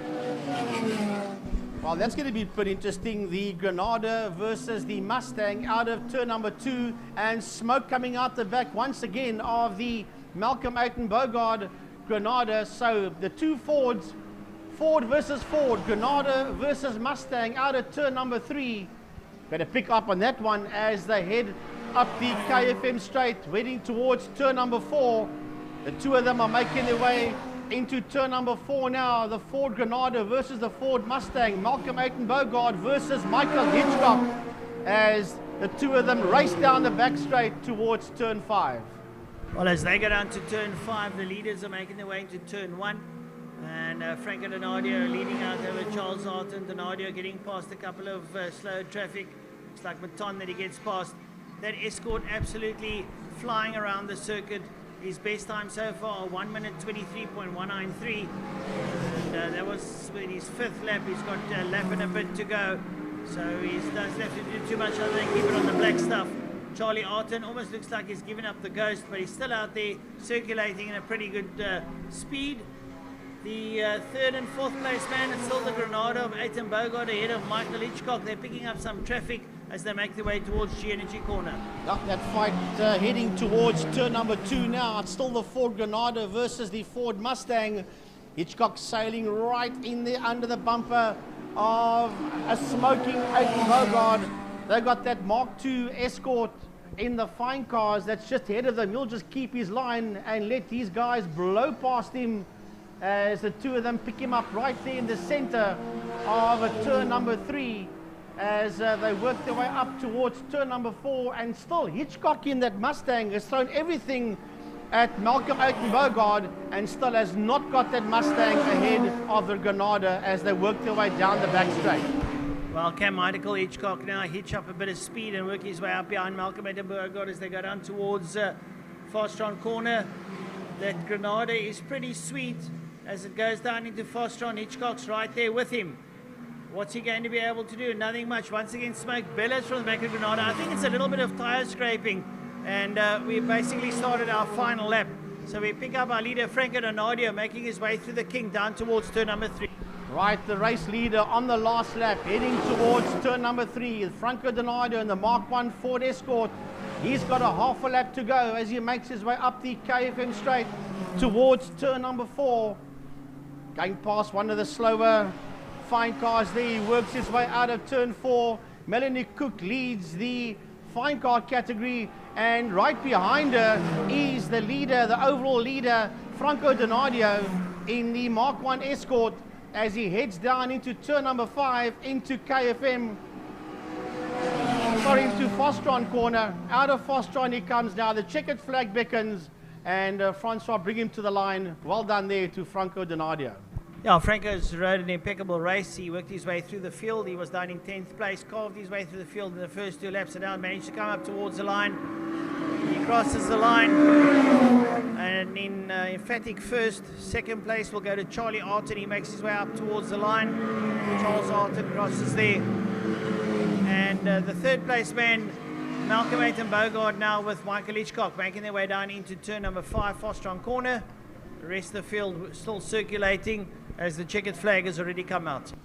Might be waiting for these two Fords. Oh, there's a lot of smoke coming out of that Granada now with that Mustang all over it as they head towards a checkered flag. Malcolm Aiton Bogart versus Michael Hitchcock. Oh, there's a slower car in the way. That's Tischendorf, and that's going to count against Aiton Bogart, and Hitchcock beats Aiton Bogart to the line by about a half a car length. Well, that's the unfortunate side. It's the choice you make to a slow marker that will pay dividends to you at the end of the day. So that's the way it works out. Andrew Honeywell 5, Keith Schenk 6. Then it'll be Jeff Beale, followed by Trevor Hutchings. That's the way they cross the line. Some great racing out there, and the fine cars also finishing off their race. Yeah, and Arnold Lambert having a heck of a fight out there with Herman de Kock, the Capri versus the Escort. And it is Arnold Lambert that brings the Capri to the checkered flag just ahead of the Escort. So it's Lambert that ends there ahead of Herman de Kock.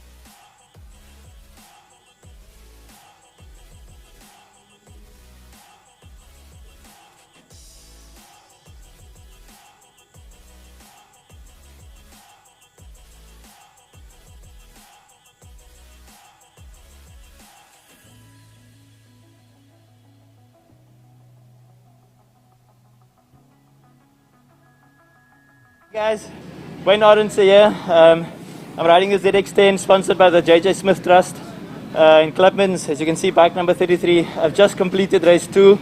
I had a bit of a hairy start. I thought I had a good start, but in turn 1 of the start I got pushed wide by 2 riders on the inside, so I lost a lot of places, and I spent the whole race trying to make those places up. And I think I finished 3rd, but the race ended with a red flag because one of our riders fell off in turn 1. I hope he's okay. It's bike number 40, if I saw correctly. And yeah, I hope he's not injured. But yeah, and I think I've actually done enough today to win the championship in Clubman, so I'm really happy with that. And I can't wait for the next one. Thank you very much.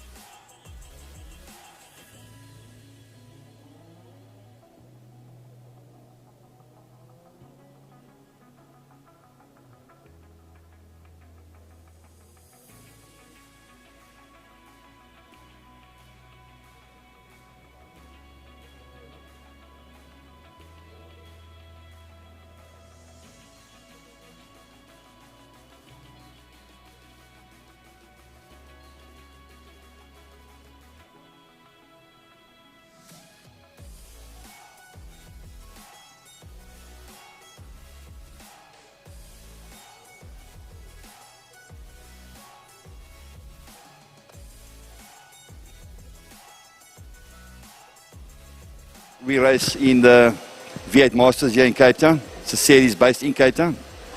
Brian Evans, our chairman. This is not Simon LeBon's brother. His name is Sander LeBon, so he's not related.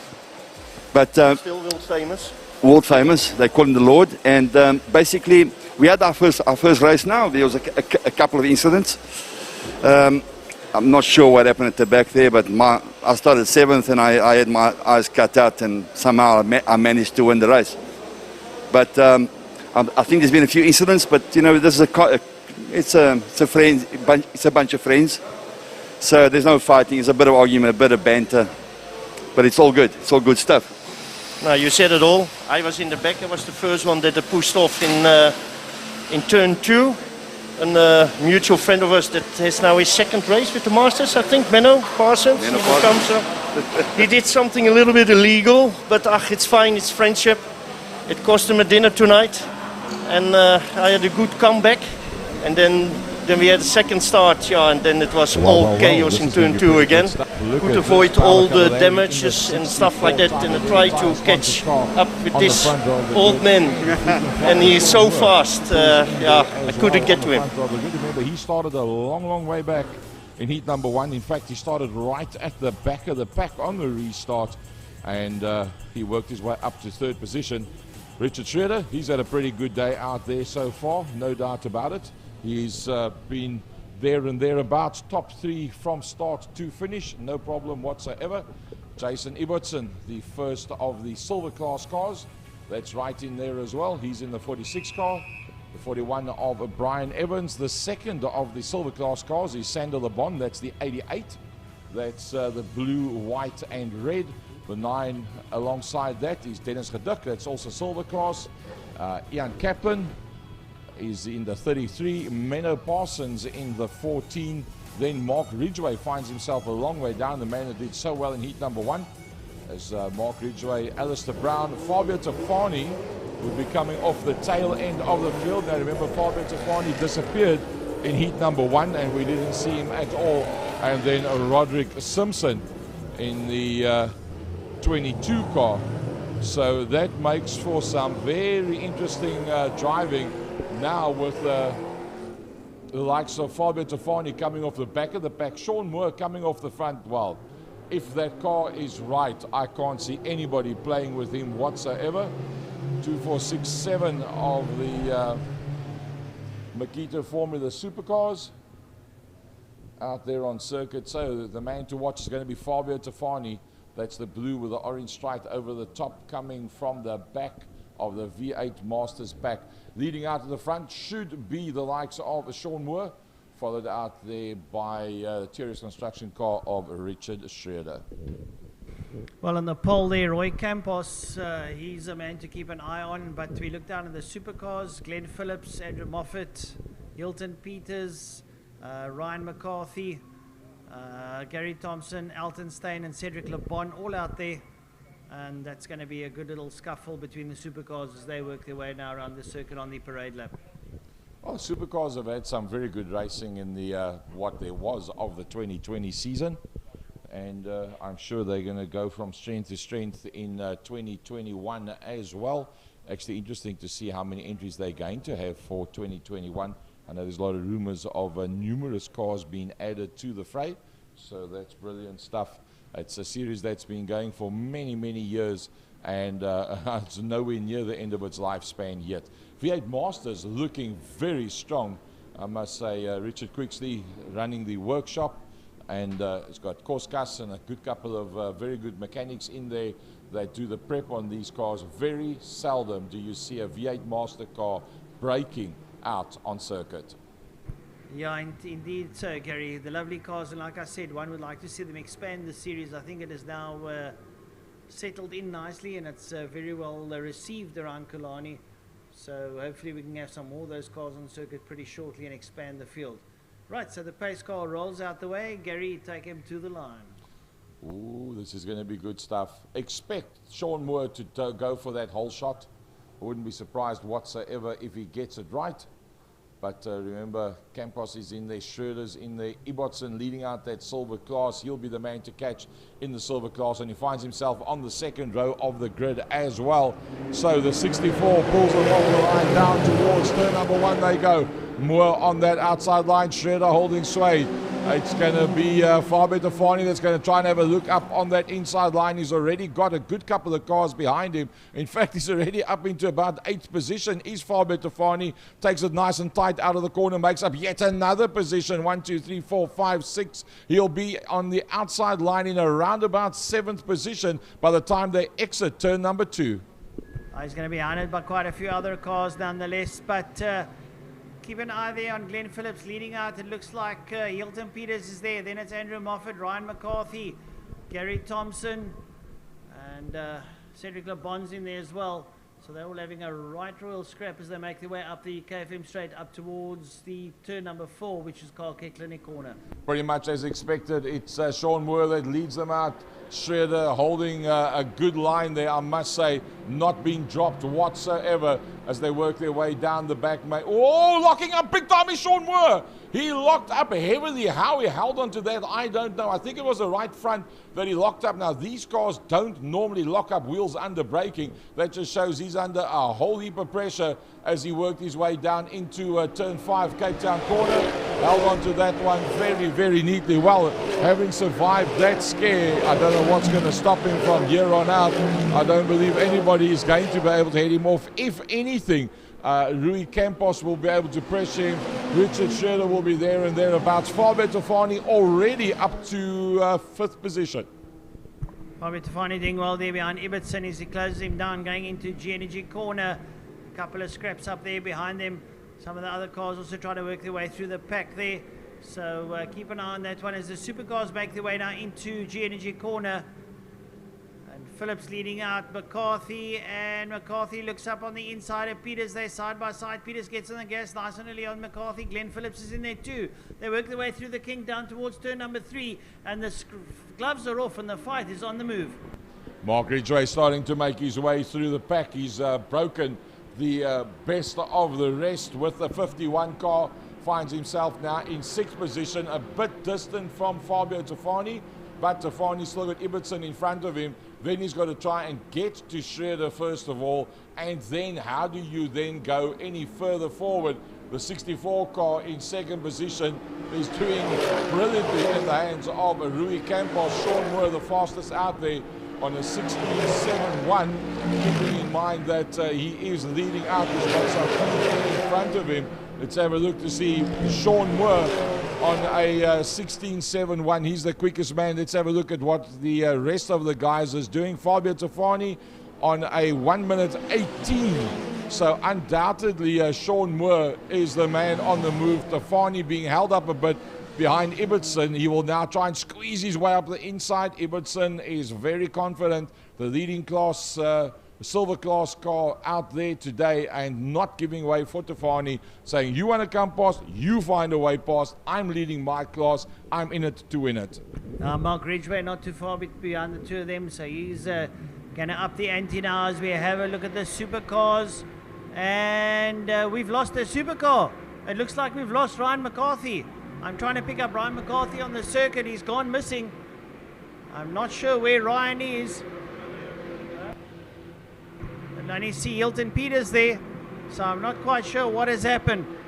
But we have a look as the leaders now make their way into Car Care Clinic corner. It's Glenn Phillips, it's Hilton Peters, and no, sorry, Moffat, and then Peters, then Glenn Phillips, then Cedric LeBon. Well, I don't see Ryan McCarthy anywhere, and that's a pity that Ryan McCarthy's gone awry. Sander LeBon trying to stamp his mark of approval on this one. 2nd in the silver class, and deciding that Ibbotson can't have it all his own way for the day. And he's got himself up now in the 88 car, up into 8th position, doing a 1 minute 20.672. And that's a pretty decent time for a 2nd place in the silver class. So Ibbotson will, yeah, he's having a good run. He's very quick. He's out there. He's giving the gold class guys a run for his money.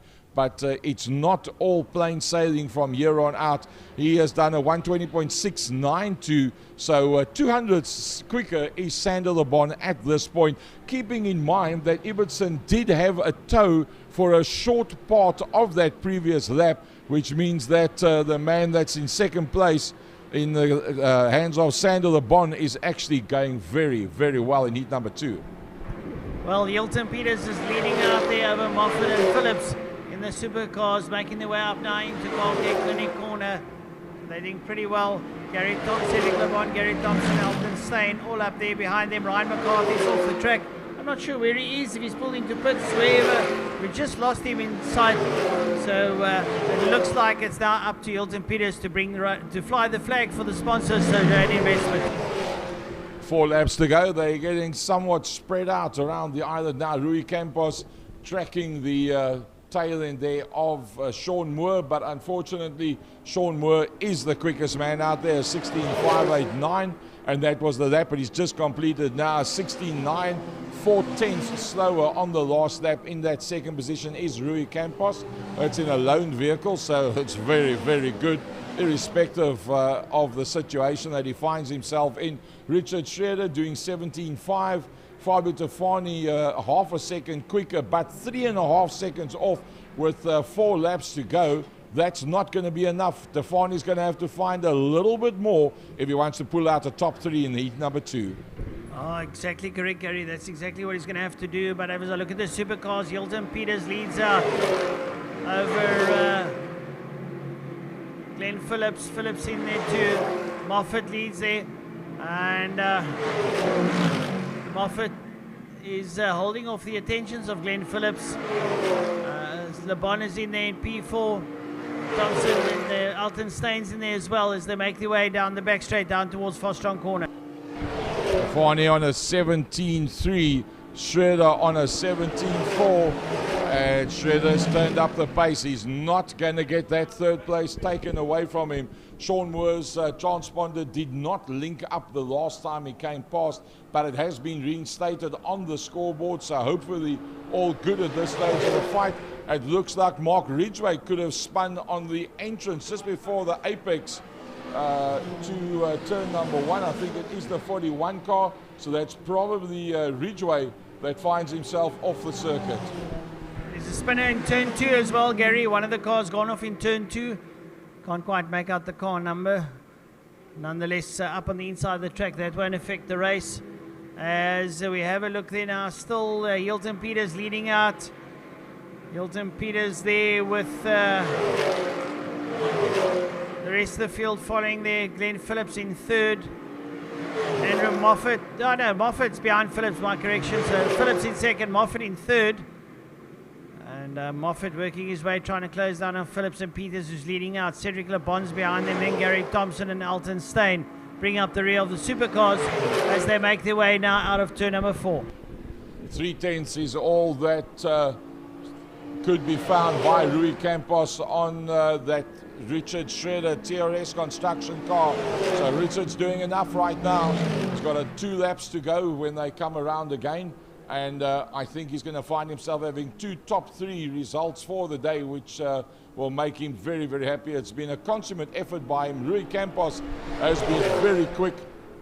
Probably you'll find Rui Campos is going to be very close points-wise for the day alongside Richard Schroeder. Fabio Tafani having a no result. Sean also having a virtually no result as well. So definitely Schroeder and Campos probably the 2 highest point scorers overall for the day, all things remaining the way they are now. Well, having a look at the likes of Gary Thompson and Alton Steyn in the supercars, they've just done 2 personal bests of 1 minute 26, so nothing too wrong with that. The leader Hilton Peters now exits G-Energy corner, makes his way through the Kingman, followed there by Glenn Phillips. Moffat's followed by the wayside. He might be caught there by LeBon and Thompson now, but your leaders of your V8s going into G-Energy corner. Yeah, just 1 lap to go. The leaders working their way around the circuit. The leader, in fact, being Sean Moore from pole position. And he gets himself up through the KFM straight past the main grandstand. Looks in the mirror, sees it slowly but surely pulling away from Rui Campos. Schroeder has been closed down a little bit by Fabio Tafani, a man that's accustomed to being right up front, but I think he's going to have enough room to stay out there. Ibbotson, leading the silver class, has done a pretty decent job to stay ahead of the likes of Sander LeBon, that's also been doing 20s and 21s. So Sander LeBon stepping up the pace pretty well in the second half of the race and doing a pretty good job of it. I think looking forward, he's going to be one of the top guys. The checkered flag has come out, and it is Sean Moore from Rui Campos. Richard Schroeder will be the next man up to the line. Yep, he's going to beat out on a Fabio Tafani. Tafani did close down 2 and 3 and 4/10 of a second for 5-6 laps once he had a bit of open ground in front of him, but it was just too big a gap to make up. Ibbotson comes through, a somewhat lonely ride for him. Brian Evans will be the next man coming through behind him. And then the next silver class car, that'll be Sander LeBon. Here he comes now. He started on the 3rd row of the grid on the outside. He's pretty much held onto that position. It's Sander LeBon. He comes across the line, and that was 7th overall, 2nd in class. 3rd in class will be Ian Kaplan. No, it's not. It's Menno Parsons that comes through. Kaplan is what passed on the very last lap. Here comes some of the supercars through. Well, the supercar's been leading out by Hilton Peters going down into Fostron corner. Hilton Peters, a good presentation of driving there from him. Unfortunately, lost Ryan McCarthy during the race. Not sure what happened to him there, nonetheless. But coming towards the checkered flag now is Hilton Peters. He'll take race number 2. He'll be followed there by Glenn Phillips and then Andrew Moffat. That's how the front 3 come across, with the rest of the field still going down the back straight. So, Hilton Peters, is that not a maiden victory for him? It might be. I think so. It might be. You're quite correct, Gary. Oh, Ryan McCarthy's the man that normally leads them out. Yes, I don't yes. remember him beating Ryan McCarthy. Yeah, I think it's Ryan a maiden McCarthy win for always Hilton. finishes his races as well. So a turn up for the books there. Not finishing a race by Ryan McCarthy. Hilton Peters, maiden victory. It's been coming. Taking it with both hands. A great drive by him today. Nonetheless, he did have a bit of a sparring session there with Ryan McCarthy in the earlier heat. So lasting out and managing to bring it home in P1. Glenn Phillips, Andrew Moffat had a scuffle 2 and 3, and they managed to do that in the second heat as well.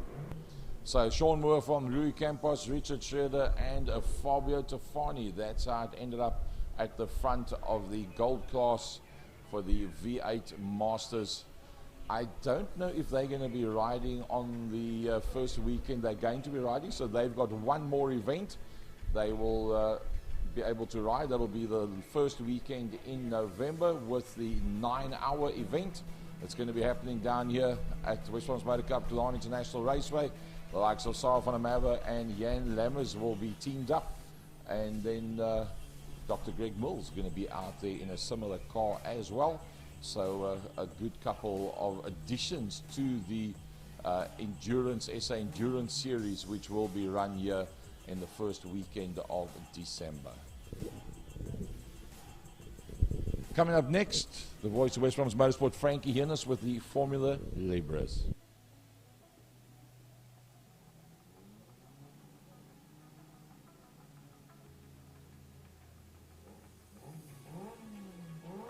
Okay, I'm Brandon Hutchings, and this is my name is Nicholas Hutchings.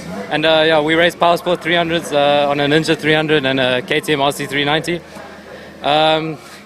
Yeah, the day started out well. It was nice and grippy in the morning. We had a good session.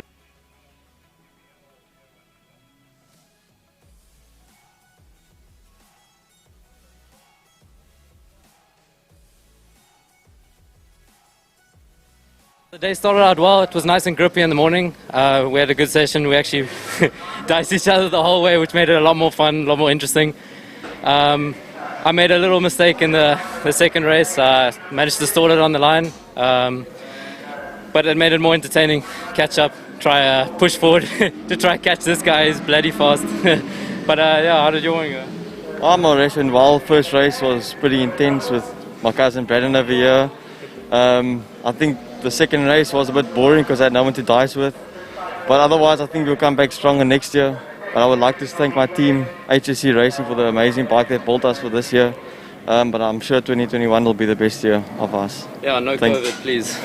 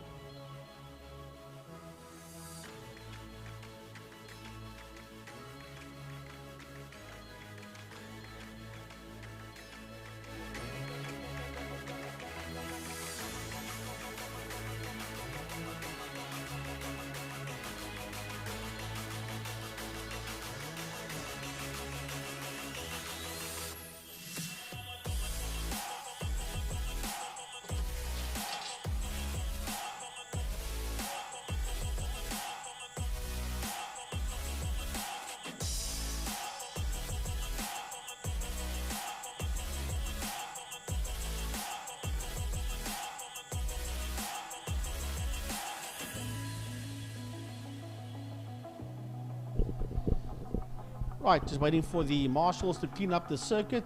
A couple of V8 master cars that's in dire straits, especially down there in turn number 1 in KFM. There is a V8 master that's being recovered there by the WPMC recovery team, and the marshals working frantically there. And once again, from the commentary side, big thanks to our Western Province Motor Club marshals. These guys and girls do a stunning job out there every weekend, whether it be on the main circuit or karting or short circuit or whatever the case may be. These guys are always there, they're always on the ball, and they do a fantastic job. Also, big thanks to Wingfield Motors, Johnny van Niekerk and Best Price for My Car, the main sponsor for the 8th year of the Wingfield Motors Power Series. We say a big thanks to Johnny van Niekerk, Wingfield Motors, Goodwood and Kales River. I'm led to believe that they're also going to open up a branch out there in Belleville. So a big thanks to Johnny van Niekerk of Wingfield Motors. Wingfield Motors Finance, Wingfield Motors and Wingfield Motors Technical Center, and best price for my car.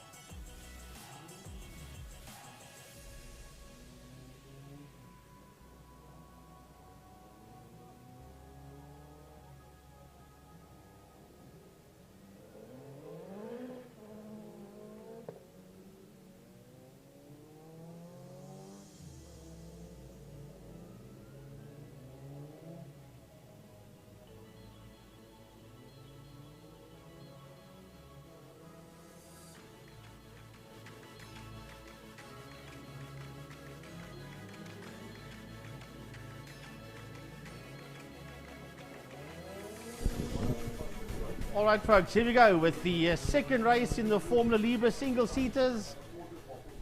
Well, it was an awesome race out there by Andy Rackstraw. He won the first one over Byron Mitchell in second position. Third was DJ Boyson, and James Beaumont finished fourth, and they were your top four Class S cars. Class B was won by Graham Knight, and Class C was won by Richard Carr. And then there was a great dice a bit further on. The likes of Zaina Munson, Ricky Anderson, Kelly Fletcher was in there, Reno Pence, Cyril Somerville, and Donovan Ramsey. So that is pretty much the way it was in race number one. And we get ready now for the second race in the Formula Libre single-seaters. Can Byron Mitchell get a lot closer this time to Andrew Rackstraw? We expected that to happen out there in the opening race of the day in this class. It did not quite pan out that way.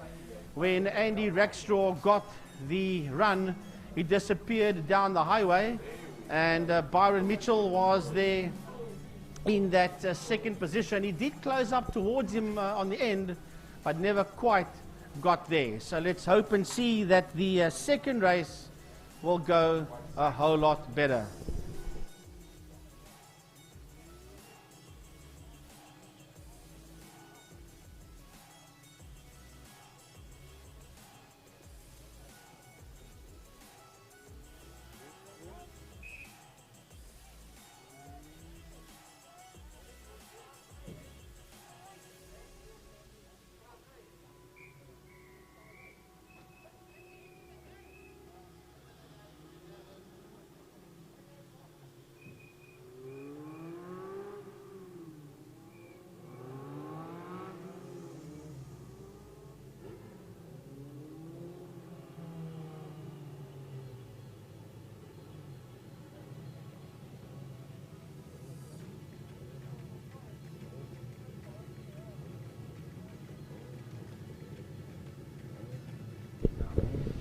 All right, so Andrew Rackstraw sits there in P1. Here comes Byron Mitchell.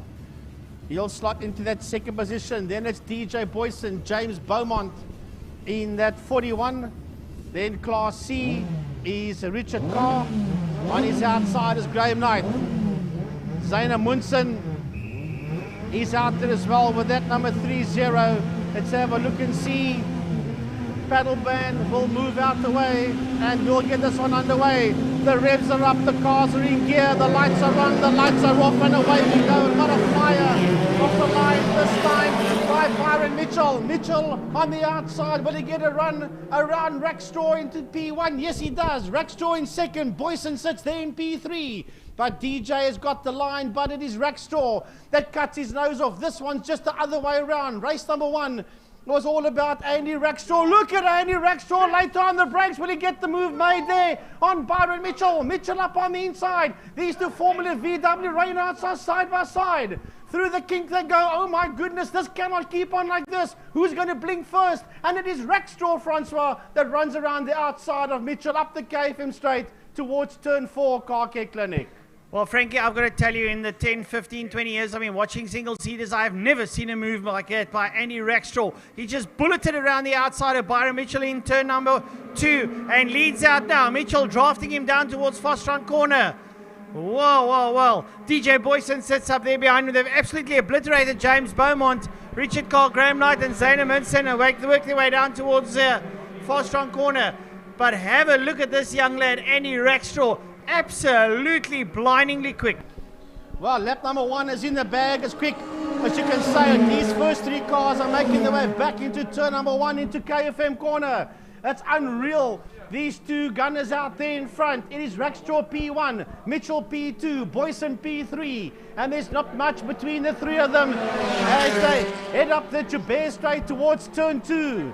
Into turn 2, G-Energy corner they go now. These 3 VW Reynolds making their way through the kink and down into turn number 3 into Damstep. Through Damstep, 3 of them go now. Heading into turn 2, there's a battle between a Class A and a Class C car, and that is Graham Knight, and he's taken on Richard Carr. Oh, brilliant stuff there. So Rackstraw still leading out over Byron Mitchell. Up behind him, DJ Rackstraw crosses the line here with Byron Mitchell.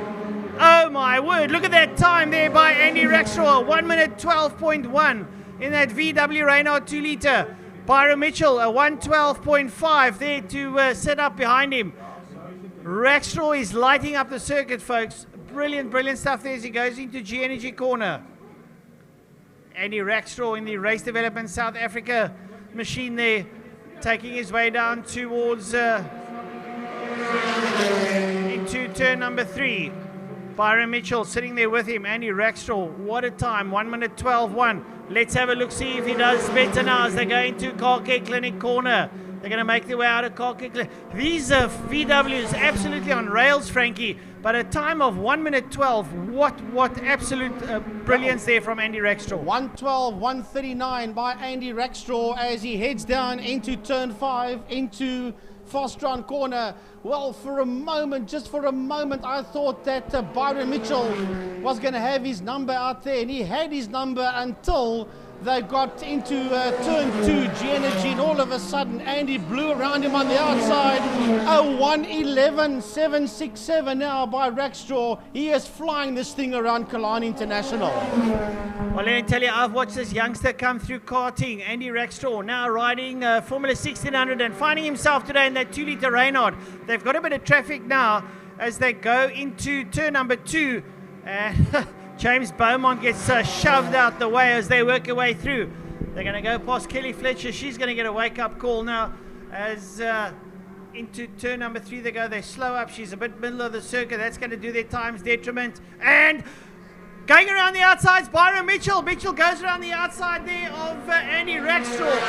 So he's using Kelly Fletcher to his advantage now as he works his way down the back straight. Mitchell takes the lead. Don't for 1 minute think that Andy Rackstraw's going to take this one. Line down. Well, Kelly Fletcher just held up Andy Rackstraw ever so slightly, and that was the opportunity that Byron Mitchell needed. Out of turn 5, Fostron corner they come now. There's nothing between these two Formula VW Reynolds outfits as they come down towards us. Under the bridge they come, down the Porsche Club straight and heading down into turn number 1, and still 111.767 by Andy Rackstraw. He's all over the gearbox there of that Byron Mitchell outfit as they exit turn number 1, KFM corner, work their way up the Joubert Straight towards turn 2 into G Energy, and Andrew Rackstraw was crowding the back of the Mitchell machine as they work their way through the kink and race down towards turn 3. Well, a little bit of a change up there, but like we say, Rackstraw all over the gearbox of Mitchell. Third placed man, DJ Boyson, now exiting G Energy corner through the kink down towards turn number 3. And, well, he's only circulating in a 1:16. He's nearly 4 seconds off the pace. Gives you an idea of the kind of pace that the front pole sitters are setting. So we'll pick up there now as down the back straight they go now. I tell you what, this is brilliant stuff. Byron Mitchell still leading out from Rackstraw. I think Rackstraw's just going to look for the right time and place where he can stick his nose ahead when he crosses the line. 3 laps to go. Well, ahead of them we've got Ricky Anderson and Zane Amundsen. They are the two now that's going to be caught. Ricky Anderson gets nailed by both of them. So does Zane Amundsen as they exit turn number 1 out of KFM corner. These two Formula VWs are running on rails as they work their way up the Joubert Straight towards G Energy corner. And still 111.767 by Rackstraw. Man, that is quick around here. As Byron Mitchell, his last lap was a 112.172. Rackstraw was a 112.2. So the last lap, Rackstraw was quicker. Sorry, Mitchell was quicker than Rackstraw, but Andy is still the quickest man out there in total. Yeah, they're going to really be giving each other fisticuffs and blood noses now. Mitchell gets on the gas. Rackstraw sits up behind him. Rackstraw's not too close, although he's very smart on the brakes going down into Fastron corner. He dives in underneath there. Oh, right up behind Mitchell. Rackstraw very late on the brakes now, works his way out. Has he used too much of his tyres is the question, because he's pulled some serious maneuvers at the beginning of the race now. As Byron Mitchell comes down past the start-finish line, Andrew Rackstraw sits up behind him.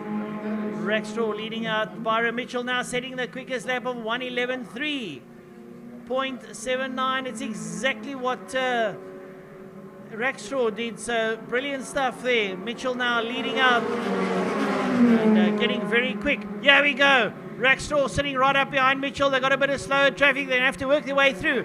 Up in the inside of Graham Knight as they go through. And then they're going to look at Richard Carr now as they're going into turn number 3. They both slide up on the inside of him. But this time Rackstraw's a lot closer to Byron Mitchell. This is where it could possibly happen. Well, as they work their way towards turn 4, Reno Pence is the next man that they're going to get hold of there in Car Care Clinic. Down the back main they go. Reno just holds his line. There's not a damn thing in the world that he can do to keep them behind him. But has Mitchell opened up a few car lengths on him, or has Rackstraw made a bit of a mistake, because there's a bit of a gap between the two of them as they exit turn number 5. Out of Fastron coming down towards us to start their final lap. They end their penultimate lap and start their last lap now as they head into turn 1 into KFM corner, and a 111.379 by Byron Mitchell. He is now the fastest man out there.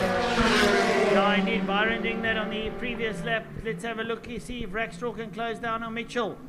He's got about a second to close down there. Mitchell into G Energy corner. Rackstraw very late on the brakes and just swivels the car around at a G Energy corner. Can he get good drive coming out of G Energy through the kink down towards turn number 3. Still Mitchell leading out. Byron Mitchell and Andrew Rackstraw having a right royal scrap over now as they work their way up towards Car Care Clinic corner. Mitchell gets good drive going out there into the double apex right hand. Well, as they make their way around this circuit, there's a lovely dice coming out of turn number 1. We'll get to that one later on. That is between Amundsen and Ricky Anderson. But right now on the final lap, we have to focus on the leaders, because this indeed is the last lap as the checkered flag beckons for them. Here they work their way out of turn number 5 towards the checkered flag. The flag is out, and Byron Mitchell is going to do it. Mitchell wins the second race with Andrew Rackstraw finishing there in that second position, and he broke 1:10 on the last lap. Rackstraw is the quickest man, a 1:10.743. Well, Frankie, equate that to the Superbikes. They were only managed to get to a 1:11.2, so 1:10.7 is very, very quick. And in terms of Formula Volkswagen, I think that is very, very close to the lap record. Third place, DJ Boyson crosses the line. Richard Carr, fourth. Graham Knight, fifth. So, brilliant stuff. We'll have to have a look at that lap record of the 1:10.7. Rackstraw very close to the Formula VW lap record. Well, I'll tell you what, Steve Humble ran around here in a 1:08 earlier on before lunch. Let's have a look, see if we can do that again. And they are up now after the Formula Libras. Well, here comes James Beaumont across the line. He'll finish way down in 8th position, but he does finish 4th overall in Class S. He had issues out there in the opening lap, and that's why he didn't end, well, he ended 4th in class, but he didn't end 4th overall due to that. He took the checkered flag in P8. Sure, Class B won by Graham Knight, and Class C won by Richard Carr.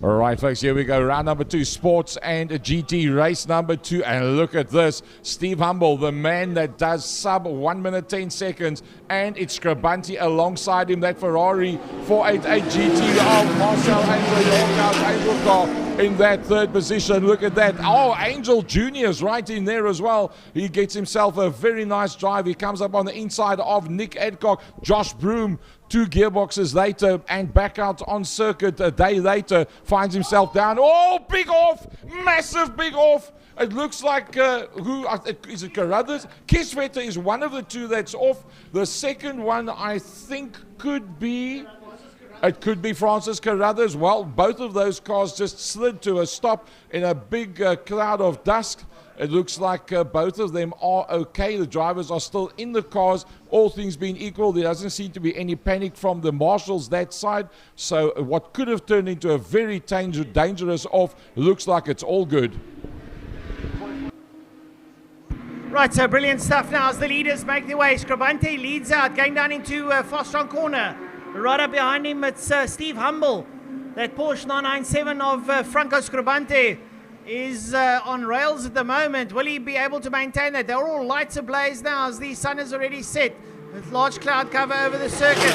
Keep an eye on Marcel Angel in third place. Dane Angel sits there in P4. He pedals that GT2 Cup car, and we have a red flag situation. Well, there is a red flag being brought out here on the start-finish line. Well, that's the pleasures of having a radio man upstairs by us. There wasn't even a flag on the circuit. We knew about it already. 10 seconds later, it comes out on the start-finish line. So, yeah, those rather expensive motor cars not that far away from the circuit, and the marshals not wanting to go too close to that.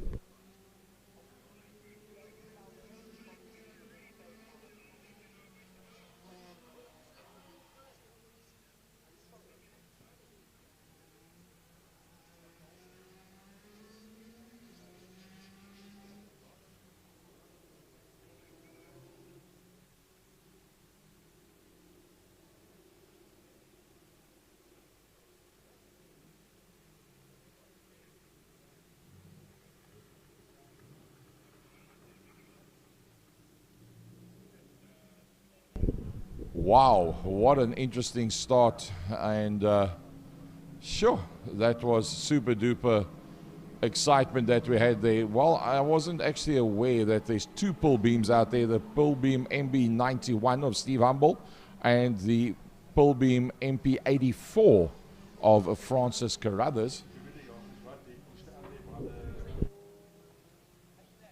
Oh my goodness, didn't realize that was out as well. Louis de Jager, and the car being pushed back. Well, either he pulled off or got knocked off or got removed unceremoniously from the racetrack. But he got, according to Frank Innes, he got plucked. So, yeah, the Louis de Jager looks like it's all good, and his car gets pushed back. It does look a bit dusty, so it must have gone off onto the infield. Well, maybe our camera people can show us a couple of shots of that. That was very, very quick, high-speed stuff. And, yeah, just grateful that everything's all fine and good as the recovery vehicles move their way around to the far side of the circuit.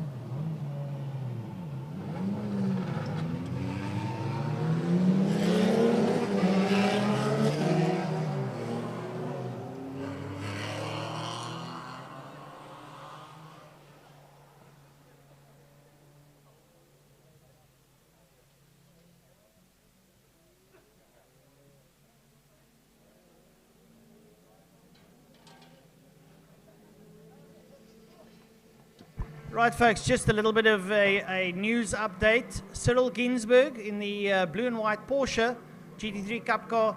It's his final race. He'll be retiring from sports and GT. However, we will see him next year in a BMW in the same colors as the Team Gunston, but it'll be known as Team Ginsberg. So Cyril Ginsberg will still be out there. And we are now ready for the next race. That is the second one.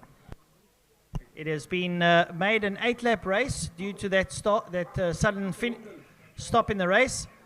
And Steve Humble out there on the pole with a pull beam MP91 from Harp Motorsport. Did a 1 minute 8.4 in the first race. Franco Scribante in the Porsche 997 on a 1 minute 9. Marcel Angel in the Ferrari 488 GT3. He does a 111. Nick Adcock is in the Ligier JS 53 Evo 2. And the 8 call 27 Rico Barlow outfit, he does a 112. Dane Angel in the Porsche GT2 Cup car, a 112.7 sits there on P5. And Josh Proom in the Radical SR8, which is basically two Hayabusa motors stuck together with a sequential gearbox, sits there in P6. He's in the S-Class. The rest of them are all in the X-Class. Francis Carruthers in the Nissan Pull Beam. He's out, unfortunately.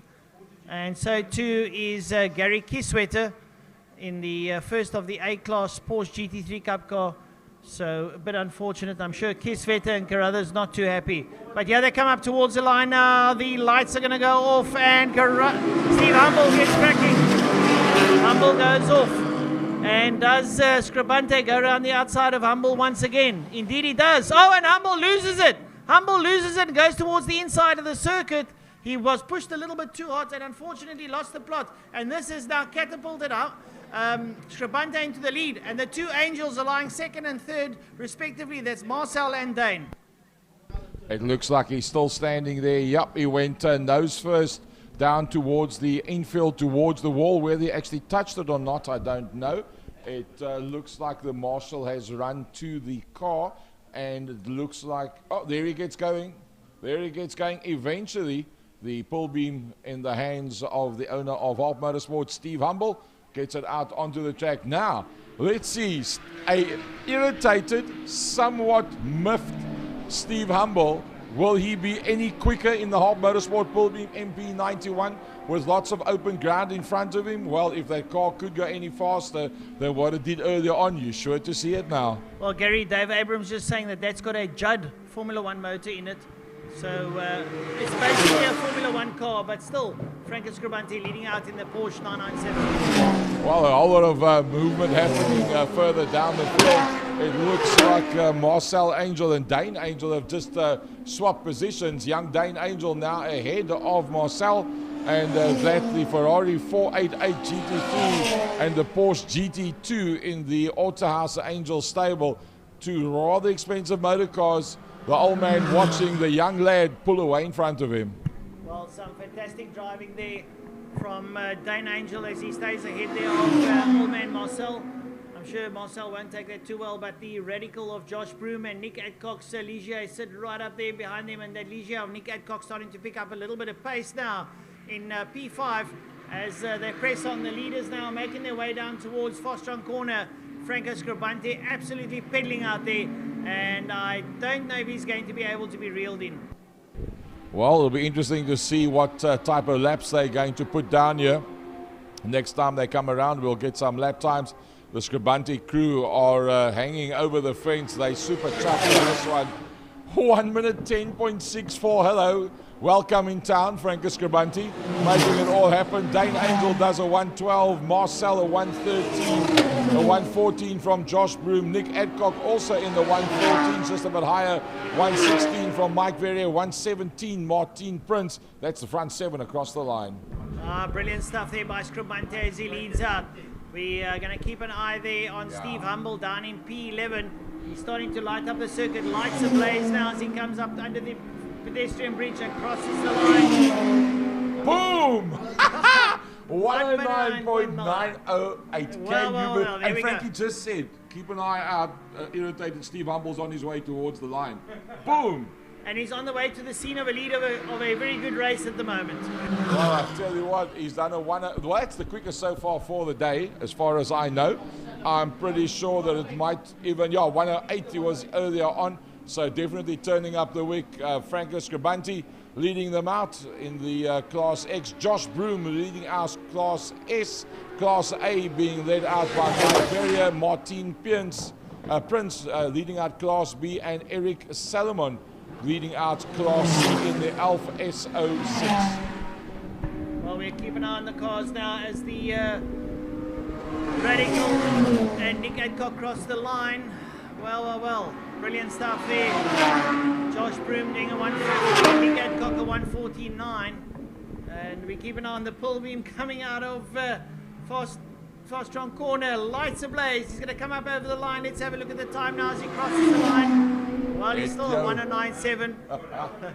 He's got held up a bit by slow traffic. That is going to be the demise of good times, but I'm sure he's going to up the ante as he makes his way now up the Hubert Straight towards G&G corner. That car absolutely on rails at the moment. Well, as far as I know, he's not the owner of that car. He is the man that maintains the car for the owner and now also driving it as well. So I think his ego's a little bit bruised after that removal from the circuit in the middle of turn number 1. The only way that he's going to make himself feel a lot better tonight is by posting some blistering times. I'm sure they are in radio communication and they would have been told, look, this is quite fine. You're already a whole heap quicker than anybody else out there. Dane Angel doing very well in that Porsche GT2. You would have thought that Marcel would have been the quicker of the two. He knows that Ferrari 488 GT3 very well, but no doubt Dane Angel showing what he's made of. He's done a fair amount of endurance racing, has Dane Angel, and he will be looking to make an impression in a couple of weeks from now. Steve Humble, 108.36. Where's this going to end? Well, he's setting lap record after lap record here for the Sports GT. 107 is going to be, I think, the quickest around here, by the way, is the young lad from the Free State. And Stewie White. Stewie White did a 106. So Wow. when he get to a 106, he did that in the car of Craig Jarvis. Well, if you think of The 109, the 109, high 108s was around until a year and a half ago. So in effect, if this was 3 years ago, he would have just broken the ever fastest lap record at the circuit. And well, he's got some. He's got Mike Berrier that's there in front of him as goes down into Cape Town corner. I don't think that he's going to be able to put up a quicker lap time with the traffic that he's had. But he's not lifting off whatsoever. If you think he's already coming up to get to the tail end of Josh Broom, wow, that's amazing. He does a 110 now this time round. He had traffic. Does he get an open circuit shortly? We'll have to wait and see. As he goes now up the Hubert Straight, Dane Angel goes the other way around through turn number 3. And this car is making the others. It's going to go past the Radical now. And it's actually went past Mike Verrier, making him look very pedestrian, to say the least. Well, if you think that he did 110, the car in front of him was Josh Broom on a 117. That's 7 seconds. In one lap. There he goes up the inside now of Josh Broom. Says, thanks Josh, I've got a Judd motor behind me that makes me just a little bit quicker than what you are. He's pulled about 25 car lengths on the ever fast Josh Broom in the back straight. He works his way down to Cape Town corner. Interesting to see. Does he break a 108.369? Our motorcycle guru Dave Abrams says, don't be surprised if he puts it inside a 108. Coming up towards the line under the pedestrian bridge now is that man, Steve Humble. He crosses the line, well, still in the 110s. The car's sounding a little bit rough at the moment, as it sounds a little bit different, a bit rough, as he goes down into KFM corner, works his way out of KFM, and now up the Hubert Straight. Well, I tell you what, for something sounding rough, it's still pretty quick as it makes its way there into G-Energy corner. It's amazing how that car sits on the circuit. 2 laps to go. Franco Scribanti in the Porsche 997, the Scribanti Racing entry, doing a 1 minute 10.9 on the last lap that he did now with 2 laps to go. Dane Angel has now taken 4.5 seconds out of Papa Bear. He's in the Porsche GT2. The Ferrari 488 of Marcel Angel will be coming up towards us in the not too distant future. In fact, here comes Dane Angel. Wow, he's super duper quick with this motor car. Where is Marcel? There's Marcel coming through now, just working past, I think that's Francis Carruthers that he's just gone past. There he comes through now. Next one up will be Nick Adcock, lights ablaze. Yep, that's Nick Adcock. Steve Humble comes through. That car definitely sounds different. 1088. That doesn't sound the same somehow. It's got like a slightly rougher tone to it. Yeah, it's possible that the exhaust has unsettled itself. Nonetheless, he's still got good pace. He's closing up on the back of Nick Adcock now. And Nick Adcock currently finds himself in P4. So Humble from the back of the pack is now making his way to contest P4 with Nick Adcock. 4 seconds between them when they came across the line. 4 seconds different in the lap time. 4.4 seconds between Nick Adcock and Steve Humble when they came across the line. So Adcock's going to have to keep an eye on what's happening behind him because Steve Humble is closing in a big time. Here comes the man to win the race. It's going to be Franco Scribanti. Next up will be, what a drive, Dane Angel. Look at that. Dane Angel comes through in second. Marcel Angel will be the next man to come through. Or will it be Marcel Angel? Is he going to make it? No, it's going to be, can you believe it? Look at that one. Steve Humble has gone past both of them. Steve Humble went past Marcel Angel and Nick Adcock on that last lap. Amazing stuff. And that last lap that he did with passing those motor cars was a 1 minute 9.1. So making up 2 places on the last. So spin Steve Humble out, upset him, see what he does. He comes back, he pulls out a top 3. Mike Verrier comes across the line. So the Franco Scribanti entry winning out race number 2 for Class X from Dane Angel, Steve Humble, Marcel Angel, Nick Adcock, Josh Broom winning out Class S. Unfortunately, he's the only Class S car out there, but still the Radical SR8 Rico Barlow Racing covered car doing a lovely job there. He'll be looking forward to the 9-hour. Mike Verrier winning out the Class A from Gary Kriesvetter that did not manage to finish this one. Martin Prince leading out to Class B in the Porsche GT3 Cup class. Class C is Eric Salomon. He was 1 lap down in the Alf SO6. And then Arno Church leading out in Class D with the Lotus 7 replica. Not finishing the race, Louis de Jager. He was involved in that incident right at the beginning. And as long as Louis is okay, that's all good.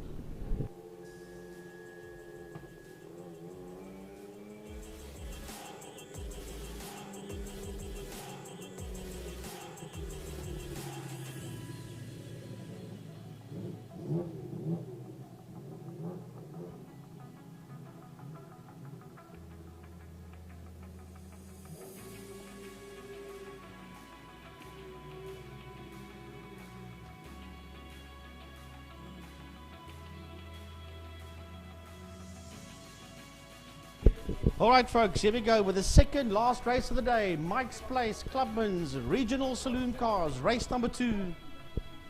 And that will be followed by the Cheaper Cars GTI Challenge.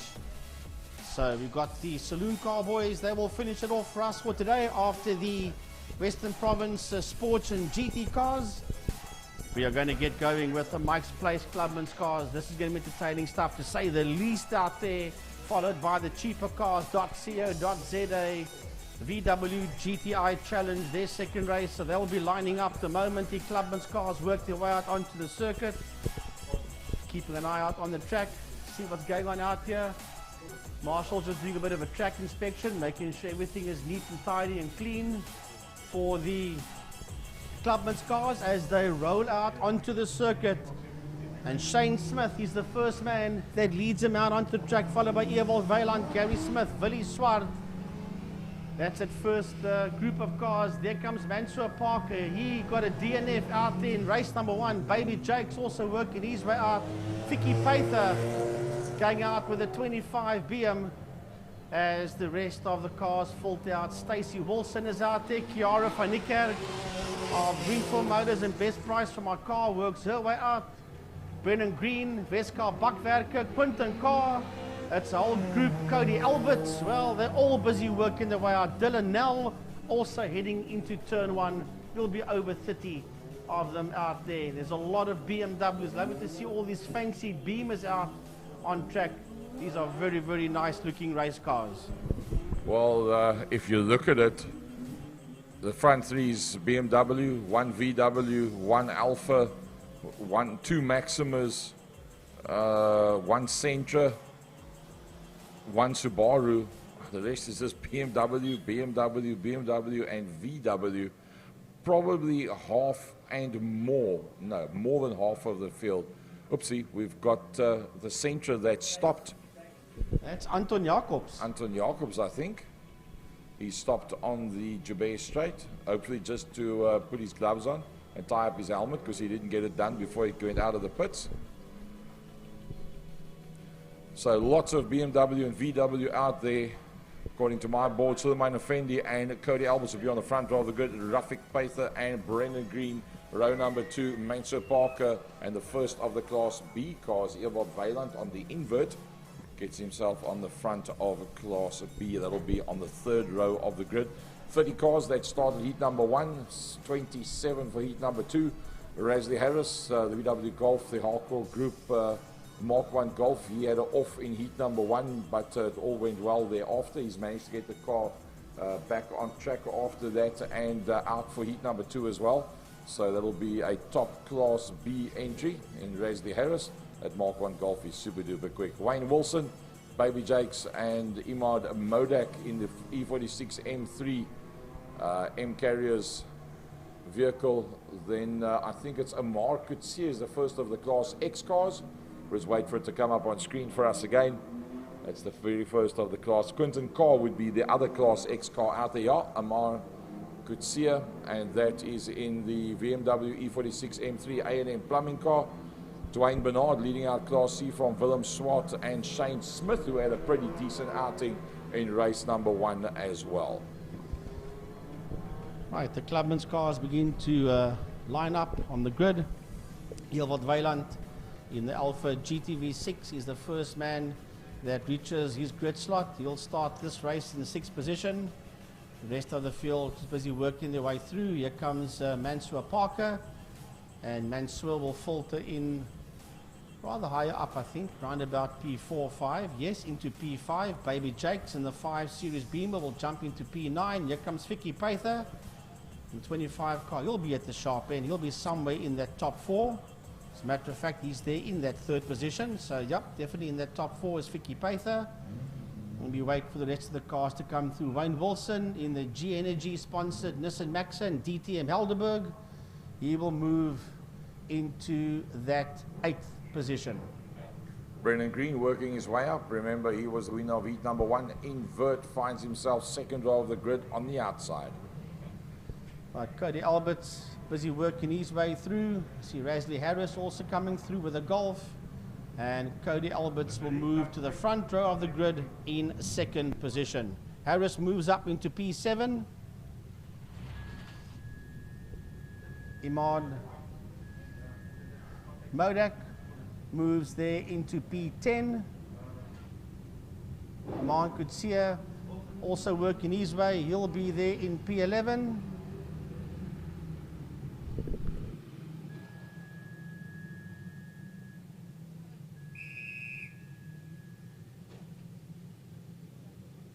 And Suleiman Effendi will be there in P1 in the 85 Jimmy's Motorsport BMW. Well, Vicky Paither on the 2nd row of the grid in the Class A E36 BMW. He had a pretty decent outing in heat number 1, so I'm sure he'll be fancying his chances with this, with the quicker 2 cars behind him and the slightly slower 2 cars that's in front of him. He'll fancy a nice run down to number 1. Cody Alberts in the Style Easy and Bessie Bester Motors entry finds himself on the outside of row 1 of the grid. He has led a good couple of laps in this season at the front end with that very neatly wrapped motor car. And it's a very neat car, I must say. He had a power steering pump pipe pop on him earlier on. power steering, pipe, pump, pop. Yeah. Okay, yeah, just checking. Just get it. Just just all yeah. Picture it. You had to be there at the time. All the P's. We didn't pluck it though. That's, No, he it didn't is pluck plucked. it. Wrap. He just popped the pipe. He didn't pluck it. All right. Getting back. The old Afrikaans word for a wrap that's geplak. Getting down to the cars on the circuit. It's been a long day. So Frankie and myself welcoming those of you that have joined us in the latter part of the afternoon. Killarney International Raceway, MUSAT, the best of the best motorsport. What's the right word? 8 senders? What's the English word Broadcasters. for that? Broadcasters, there we go. That's our word for the day. Broadcasters. Yeah. Wow, it's a big word. I couldn't try and spell it. A big field out there as well. Nice to see. It's all going strange up top here. Let's see what happens with the bottom end of the field. Looks like Nias Modak will be coming off the back of the pack. I think Dylan Nell will be quite a long way down as well. So it'll be pretty interesting to see how some of these quicker guys come off the back of the pack. Dylan Nell, XSA oval track racer, now on the main circuit, Central Bakwerk. Grandpapa, been with him for many, many years and supporting his racing efforts very ably as well. Look at that, Rasli Harris, the first of the Mark I Golfs that has made it amongst a whole heap of BMWs and a Golf 6. Lots and lots of BMs at the front end of the field. There was a time that a Mark I Golf was the way to go in this class. Well, most of the Mark I Golfs find themselves mid-pack and further backwards. The might of the 6-cylinder BMW motors starting to make serious headway towards the front end of the field. Watching that 55 Golf that was going down the back main in Class E, that is Ryan Lodge, ex-GTI Challenge Class C driver. I'm going back to about 2007, 2008, somewhere around there. He's been away for a couple of years, and we welcome him back with a Golf 1 in Clubmans. He runs in Class E. So Suleiman Effendi and Cody Alberts lock out the front row of the grid as the lights in pit lane are on. We'll wait for the lights to go off. This will start the second last race of the event. The lights go off, they drop the hammers, and away they race down into turn number 1. Cody Alberts losing a couple of positions there as they head into KFM corner, but Brennan Green will sprint around the outside of Effendi. Brennan Green, what a start off the line into P1. Effendi gets himself slightly out of shape. There's Suleiman Effendi, and diving through on the inside. That is Vicky Paither, and he pulls in there behind Cody Alberts. Well, the Maxima was completely out of it. The leading Class B car, Wayne Wilson in the Helderberg Nissan, got himself off and onto the rough stuff on the inside of the Jabez Straight. Managed to just keep the hammer down and make it through there. So all's well that ends well. Everybody's made it through turn 1, turn 2. Actually, there was a lot of changing and ducking and diving going down into turn number 1. I'm quite surprised they all made it through. It was well set for a chaos session, but the guys have done a couple of races since COVID break. They pretty much on song, and everybody making enough space for one another to make sure that they're all out there to complete heat number 1, lap number 1 of heat number 2. Right out of turn 5 they come now, and they've been led out there towards the end of the opening lap by the Golf 5, the Vescar Bakwerker Golf 5 of Brennan Green.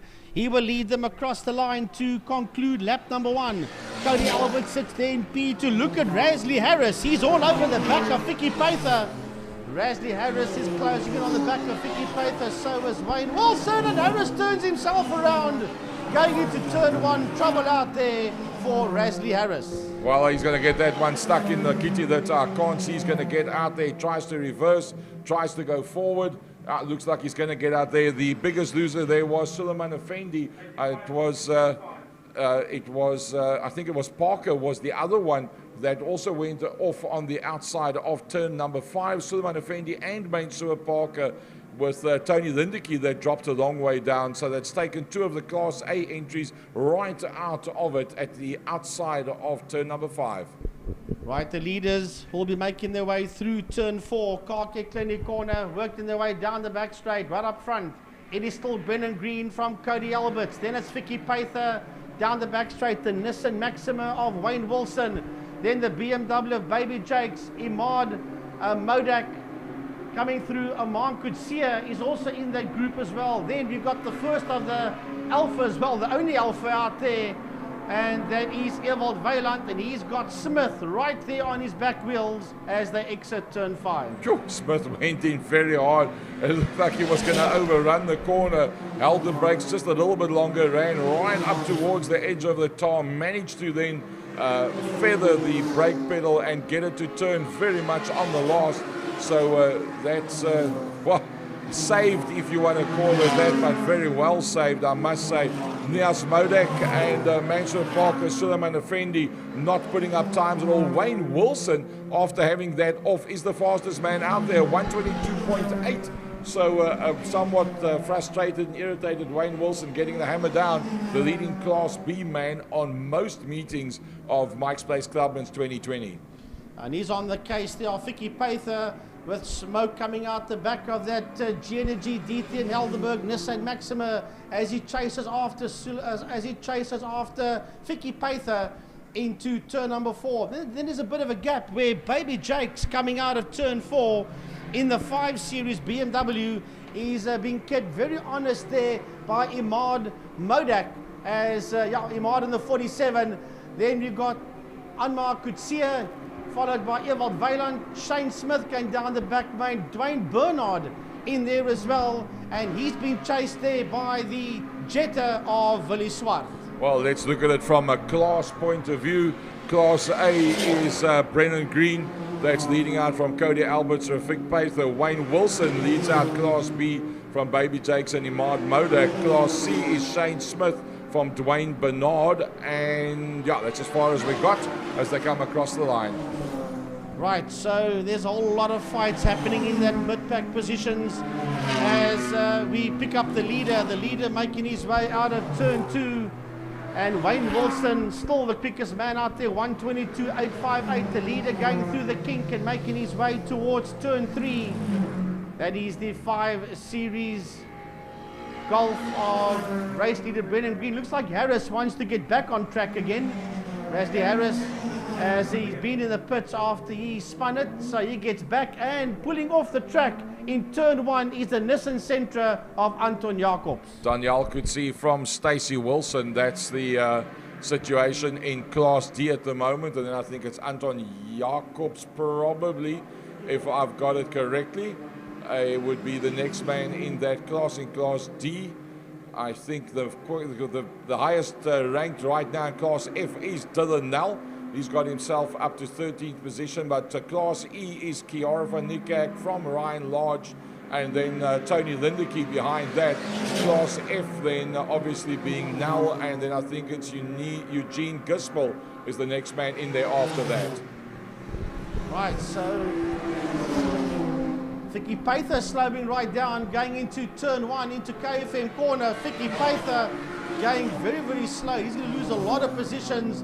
That has now released Wayne Wilson as Wayne Wilson heads towards G-Energy corner in turn 2. Imad Modak is being kept honest there by the 5 Series BMW of Baby Jakes as the two of them work their way out of turn 2. Yes, Vicky Paither is going very, very slow right now. He's got troubles out there with that 25 BMW.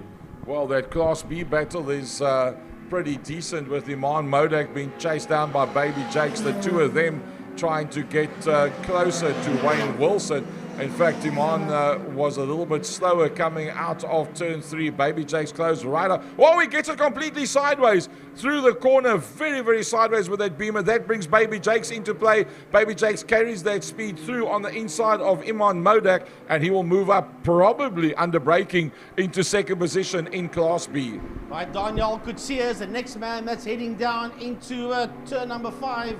With that BMW, he's been chased down there by the Alpha GTV6 of Ewald Weiland and the BMW of Shane Smith as they exit turn number 5, and right in there with them is that Jetta 2 of Willie Swart.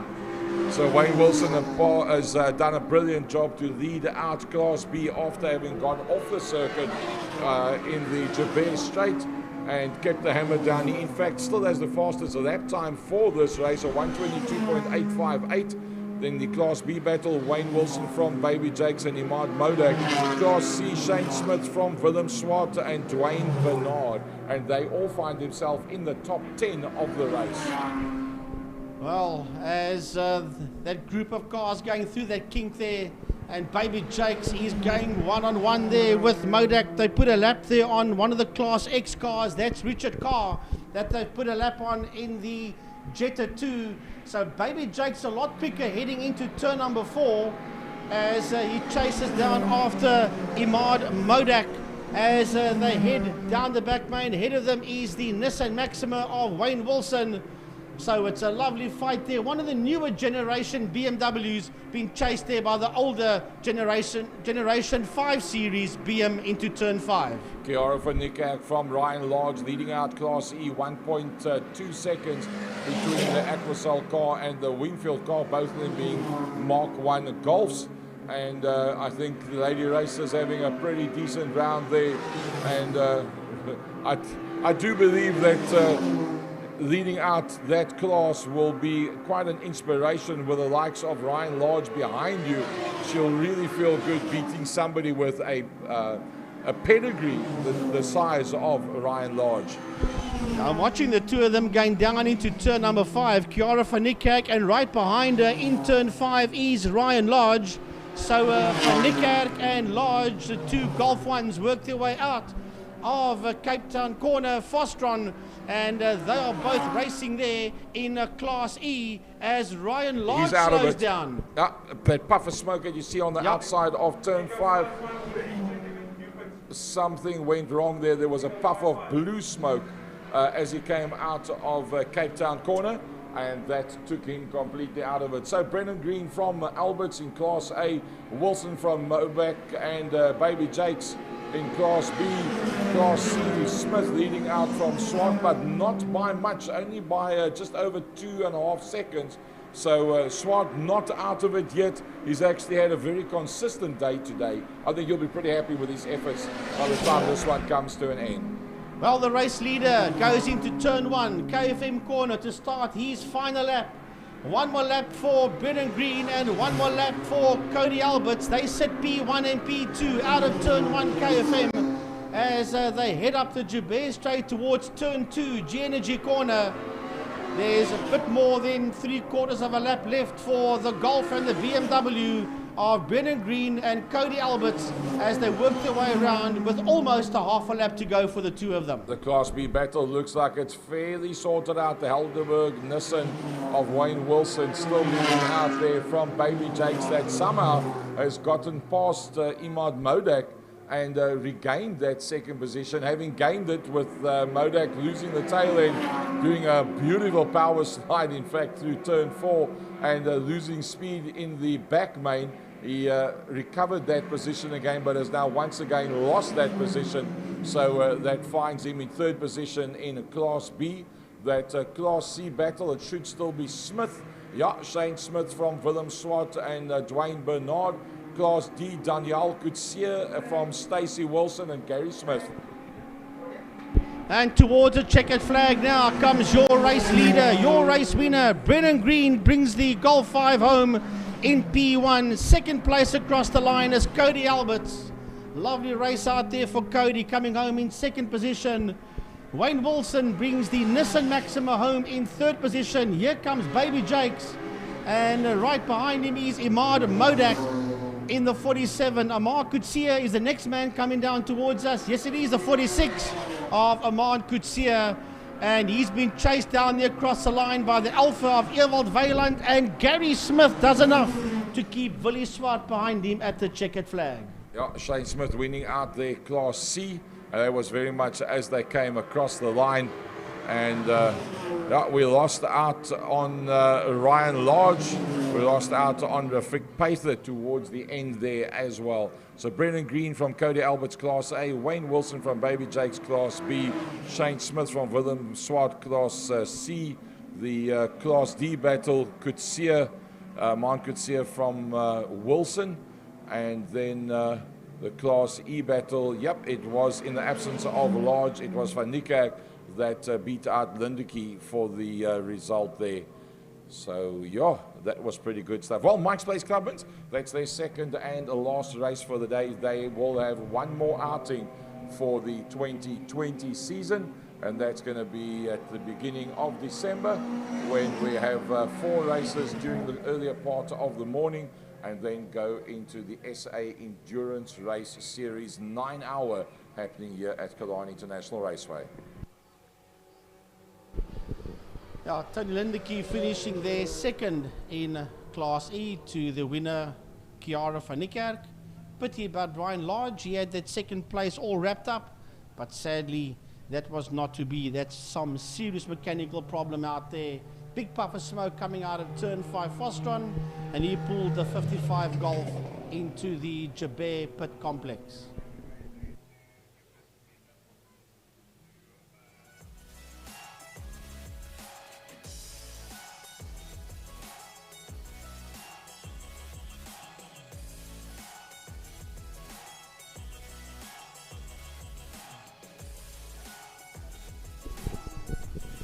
Oh, nice to see Dylanel back out racing.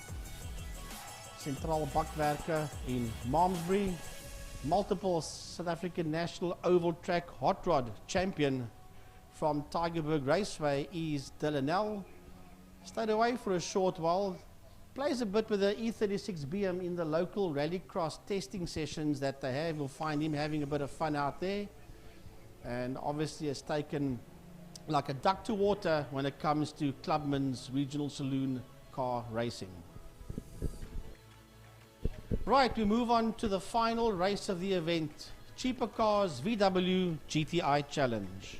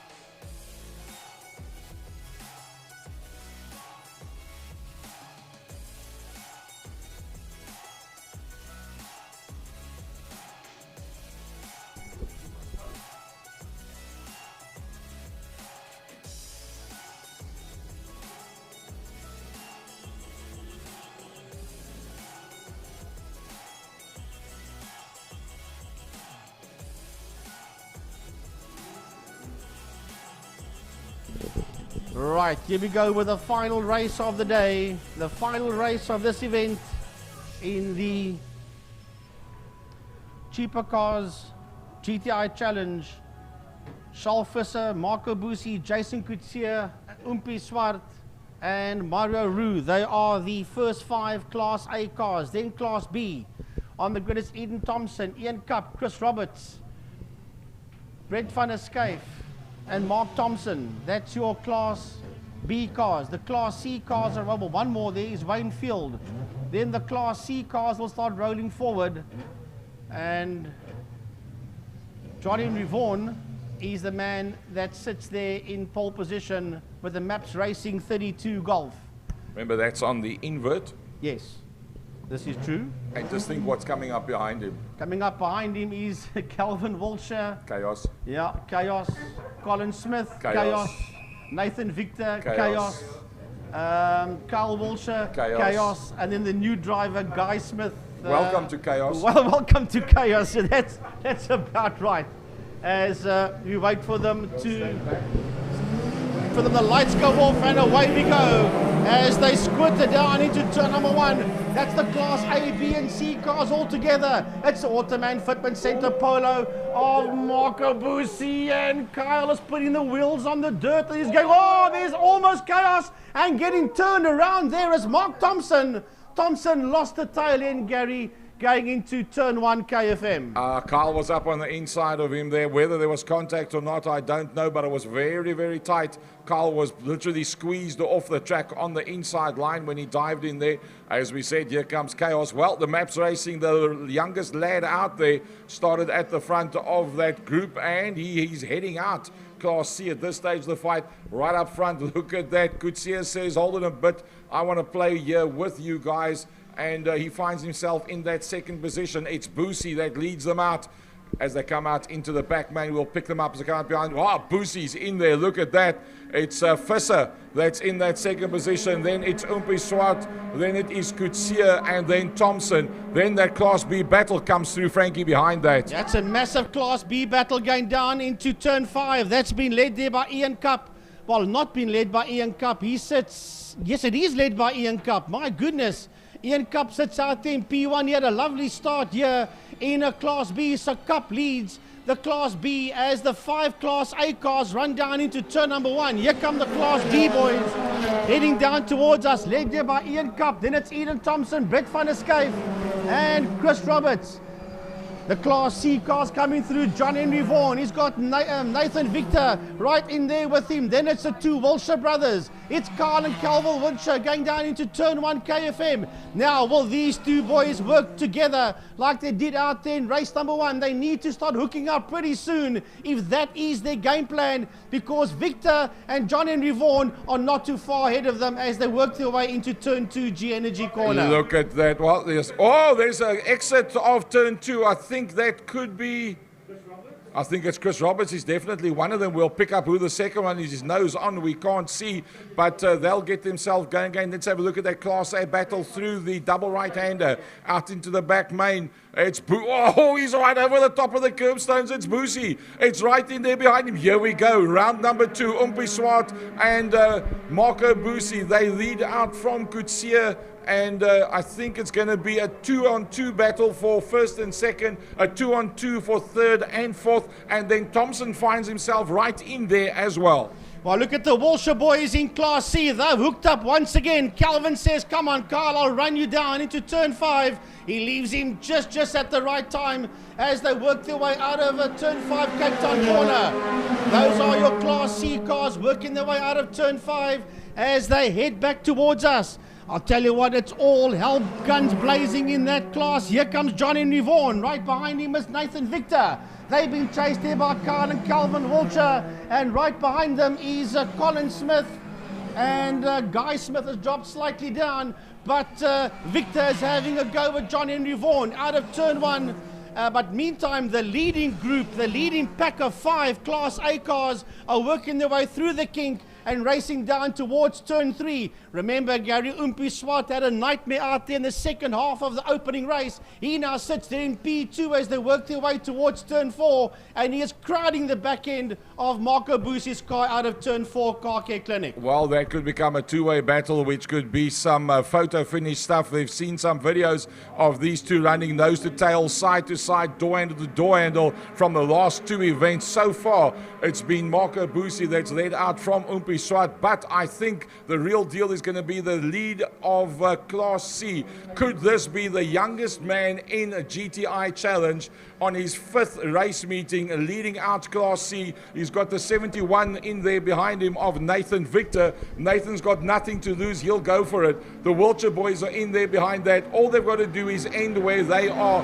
Will they put it all on the line to go for a class victory? Oh, they're going two abreast. They're running two abreast all the way through Cape Town corner. You can't get any tighter than that. The Maps Racing young lad, 14 years of age, leads them out. It's Carl that's in there behind him. Carl's going to have a look on the inside line. He gets blocked off. Nathan's right in there behind them as well. You can't get any closer than this. He stays on the inside line. Carl decides to go the long way around. Now, who can be the hardest through that KFM corner? Right out of turn 1, look at these 5 Class C Golfs. This is where the cameraman has to focus on now, heading towards turn 2, G-Energy corner.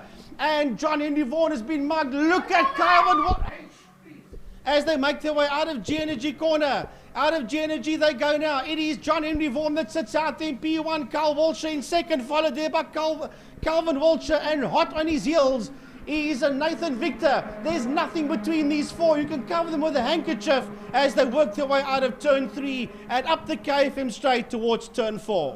Oh, dust as the Maps Racing Golf climbs over the curbstones. He still leads out Carl from Calvin Wiltshire with Nathan Victor in there. Umpi Swart says, I'm tired of listening about Class C. Come over, look at Class A. I lead out from Marco Busi. Marco Busi drops down to second position. Look at that. The man behind him is Kutsia. Kutsia is not out of it whatsoever. He's holding sway with that one. Thompson finds himself now up into that 4th position. So that is brilliant. That Class C battle comes through turn 5. You can't come through. There's so many cars next to one. Somebody's gone off on the inside. Somebody's gone off on the inside. Oh, it could be Victor. It's possible. The Maps Racing. Oh, no, it's Carl that went off. Carl pulls in at the back of the pack. The Maps Racing young lad from Victor, from Calvin, from Kyle. And that with 4 laps to go. Down into turn 1, we've got to stick with this Class C dice. It's the quickest dice out there. It's the closest dice out there, I should say. We'll go back to Class A shortly, but for now, we stay with this Class C dogfight that's going up the Joubert Straight towards turn 2. John Henry Vaughan's been mugged there by Nathan Victor, by Calvin Wiltshire, by Kyle, and by Colin Smith as they work their way out of G-Energy corner. Now Nathan Victor sticks it up on the inside of John Henry Vaughan. They side by side through the kink. Nathan will have the line for turn 3. Probably fine. Calvin's going to try and stick it in there as well. Does the back out of it? No, John Henry Vaughan stays in there. Calvin says, I'm going to go through with you. Calvin's up on that inside line. It's going to be a 3-car battle going into turn 4. Calvin sticks it up on the inside. If he gets that one sideways, there is no space for another car to go through there. Victor leads them out. Victor closes the line off. Calvin runs to the outside. Carl runs in with him. The Maps Racing young lad, the youngest man out there, from 1st in class to 4th, and that in 1.5 corners. And while that was going on, coming out of turn number 1, we've got a new race leader. Umpi Swart has taken the overall lead away from Marco Busi. Busi's dropped down the pocket into that 2nd position, and 3rd still belongs to Calvin's been taken off. Calvin's been taken off. Nathan Victor rubbed him and took him right off the top of turn 5. Now they're running 3 abreast down the straight. This is going to turn ugly. This is going to turn ugly. Kyle's got to the front. The Black Pack is hammering it down into the KFM corner. Well, we've got to stay with this one. We'll just let you know every now and then what's happening out there in Class A. But it's all about these 4 cars. And look at Calvin. He's going to stick it up on the inside. outside of John Henry Vaughan. He works him to the outside. But remember, John Henry Vaughan has got the line for turn 2. It's a right-hander, late underbreak, and Colin Smith is in there as well. And Colin Smith shoves it up on the inside. There's chaos. And Nathan Victor gets turned around at the exit of turn 2. Well, he spins around, the weight of the motor brings the nose around, so that is the end of one very tight Class C battle. I suppose it had to happen sooner or later. How it lasted for 7 laps, heaven alone knows. Let's go back to the leaders. Is it Boosie? No, it's not. Umpi Swart, Alpine Auto says, have a look at this one. I'll lead out the final race of the day. The car in there behind him in the hands of Boosie cannot do anything about it. He locks up the left-hand front as he goes down into KFM corner. It's Kutsia that's in there ahead of Thompson. I think that is the way that group's going to stay. We haven't even got around to looking at Class B yet. Kutsia sits there ahead of Mario Roux and Charles Visser as they make their way out of turn number 2. That's your Class A cars working their way out of turn 2. Umpi Swart P1, Marco Boosie 2nd, Jason Kutsia 3rd, Mario Roux in 4th, and 5th is Charles Visser. Where is this Class C dice? Is it beginning to form up again? John Henry Vaughan is sitting in 2nd position. Carl Walsher sits in P1 in Class C as they head down into turn number 1. Into turn 1, KFM, it's beginning to form up behind. Calvin Walsher's all over the back of the John Henry Vaughan Golf. So he wants to go after his boot. He wants that 2nd position. He's rubbing him going down. And now he sticks it up on the outside. Will he have enough guts around the outside? But John Henry Vaughan has been around the Stocker Oval. He's got the line. Colin Smith says, I've got the best seat in the house watching you two guys work each other over as they make their way through the kink into turn 3, Damster. It doesn't get any tighter than that. Carl Walsher's up, dusted and disappeared. He said, you guys carry on. Calvin now gets a gap on the Maps Racing young man. John Henry Vaughan is down into... Oh, somebody's gone off big in turn 5. I'm not sure who that is. We'll pick it up on the radio. The front 4 have gone through. Not sure who that could be. It might have been... I don't know. We'll have to wait for it on the radio. There's lots and lots of dust. I think it could be Kutsia. It's Charles Visser. Yup, it's the blue car. It must be Charles Visser that has dropped down. The car is okay. The driver is okay. It's Charles Visser, and we picked up on the radio. He has climbed out of the car. So Visser going from 200 down to sand trap, down to tires, gets out the car, says, well, that's it for me for today. Well, there's a half a lap to go. We are on the final lap. The leaders are making their way out of turn 4. They're going to be working their way down the back main. This is less than a half a lap for Yuri Umpi Swart. That sits out there in P1. The yellow flags are waving, so that's a no overtaking zone going down into turn 5, Fostron corner, as the leaders for the final time make their way out of turn 5 towards a checkered flag. Umpi Swart has done more than enough this time. He'll bring it home in P1. Umpi Swart will finish 1st. 2nd across the line will be Marco Boosie. 3rd will be Jason Kutsia. That's the first 3 cars across the line. Where is Mario Roux? There he comes out of turn 5 now. He'll finish Class A in P4. Yeah, he dropped a long way off eventually, did Mario Roux. Yuri Umpi Swart leading out that one for the last 4.5 laps. And Roux finds his way through without too much problem. Class B is going to be coming up towards us now. And it was, well, they were the calmest of everybody out there. Eden Thompson from Ian Cup. That's the 2 that's coming through now. Then we get to that Class C battle. The last time they came through, it was Kyle from Calvin. It looks like Calvin's actually closed up onto the back of Kyle. Kyle's got a lot of damage to the front bumper at this stage of the fight. And I think that could be causing a bit of problems for him as he comes out into the front main. The 2 brothers, nose to tail. They'll work their way down. They'll probably end 1st and 2nd in the championship as well. Kyle and Calvin come through. Oh, they'll be super duper chuffed with that one. They eventually got to exactly where they wanted to be. It would have been nice if Dario Boosie could still have been out there. John Henry Vaughan finds himself in 3rd place from Nathan Victor, and then Guy Smith coming through in the Car Smith sponsored car in there behind that. Well, Frankie, that was the last race of the day. That closes off GTI Cheaper Cars for 2020. What an amazing season, what an amazing day, what an amazing series they have had. and they'll be doing their prize giving a little bit later this evening, probably about a half an hour from now. They'll be going to their prize giving. We'll in fact be joining them with that. So Mrs. Wiltshire, the boys did well. A word from your side, Mama.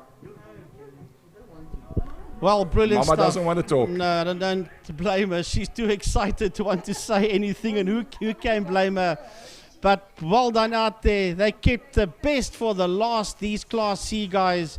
And awesome show that we've had here today. Well, that pretty much wraps it up from us, from West Bromwich Motor Club, Killarney International Raceway, to all of you that joined us today on the live stream. You'll see it's the Charles Visser car that is on screen there right now. That's the car that went off in turn 5. But that wraps it us for today. The next one will be the first week in December. That we'll be coming back to before regional races. Then we will be going to the 9-hour, and that will be carrying on through until around about 9 or 10 o'clock on the Saturday night. Iedereen elkeen van julle wat vandag saam met ons was, dit was lekker om saam met julle te wees. Frankie, a closing word from your side on behalf of West Province Commentators Association. What a race day, what a race event. All the car races, all the bike races, absolutely brilliant stuff, absolutely amazing. And I'll tell you what, our local regional racing is alive and well, and a big thanks to Wingfield Motors, best price for my car, Johnny van Niekerk, the main sponsor. Closing word from Mr. Francois Butler, and then Tiny, our radio man, will say his goodbyes as well. Tiny, nice day today. You were sitting here on the radio, you saw all the spectacles take place and kept us up to date today. What was your take on today's racing? France, fantastic racing as always, and yeah, it's just as always a pity that we can't have crowds in there, but yeah, a lot of broken cars, but yeah, back to drawing board, and yeah, hopefully we'll see some of the competitors back for the next event, which is going to be part of the 9-hour here at Killarney. But fantastic race event. Well done to everybody. Hopefully there is a couple of championships which have been sealed, so we'll just keep an eye on social media. I think that will also be posted as well. But from our side, thank you very much to everybody who was watching us this afternoon. Hope you guys enjoyed it, and we will see you the next race at the 5th of December. Lovely, good, nice words there from Tiny. Keep an eye on Tiny's pit box on Facebook. He'll keep you posted as he gets the information in. He's got a good ear to the floor, trust me, folks. So from our side, Francois Butler, it's been an honor and a pleasure to be on the mic side here today. We look forward to the 9-hour on the 5th of December. Next week we have short circuit down at Killarney, and then after that we will have karting on the 28th. Make sure you're out here to come and watch it. We'll see you then. From me, Francois Butler, signing off. Have a lovely weekend further.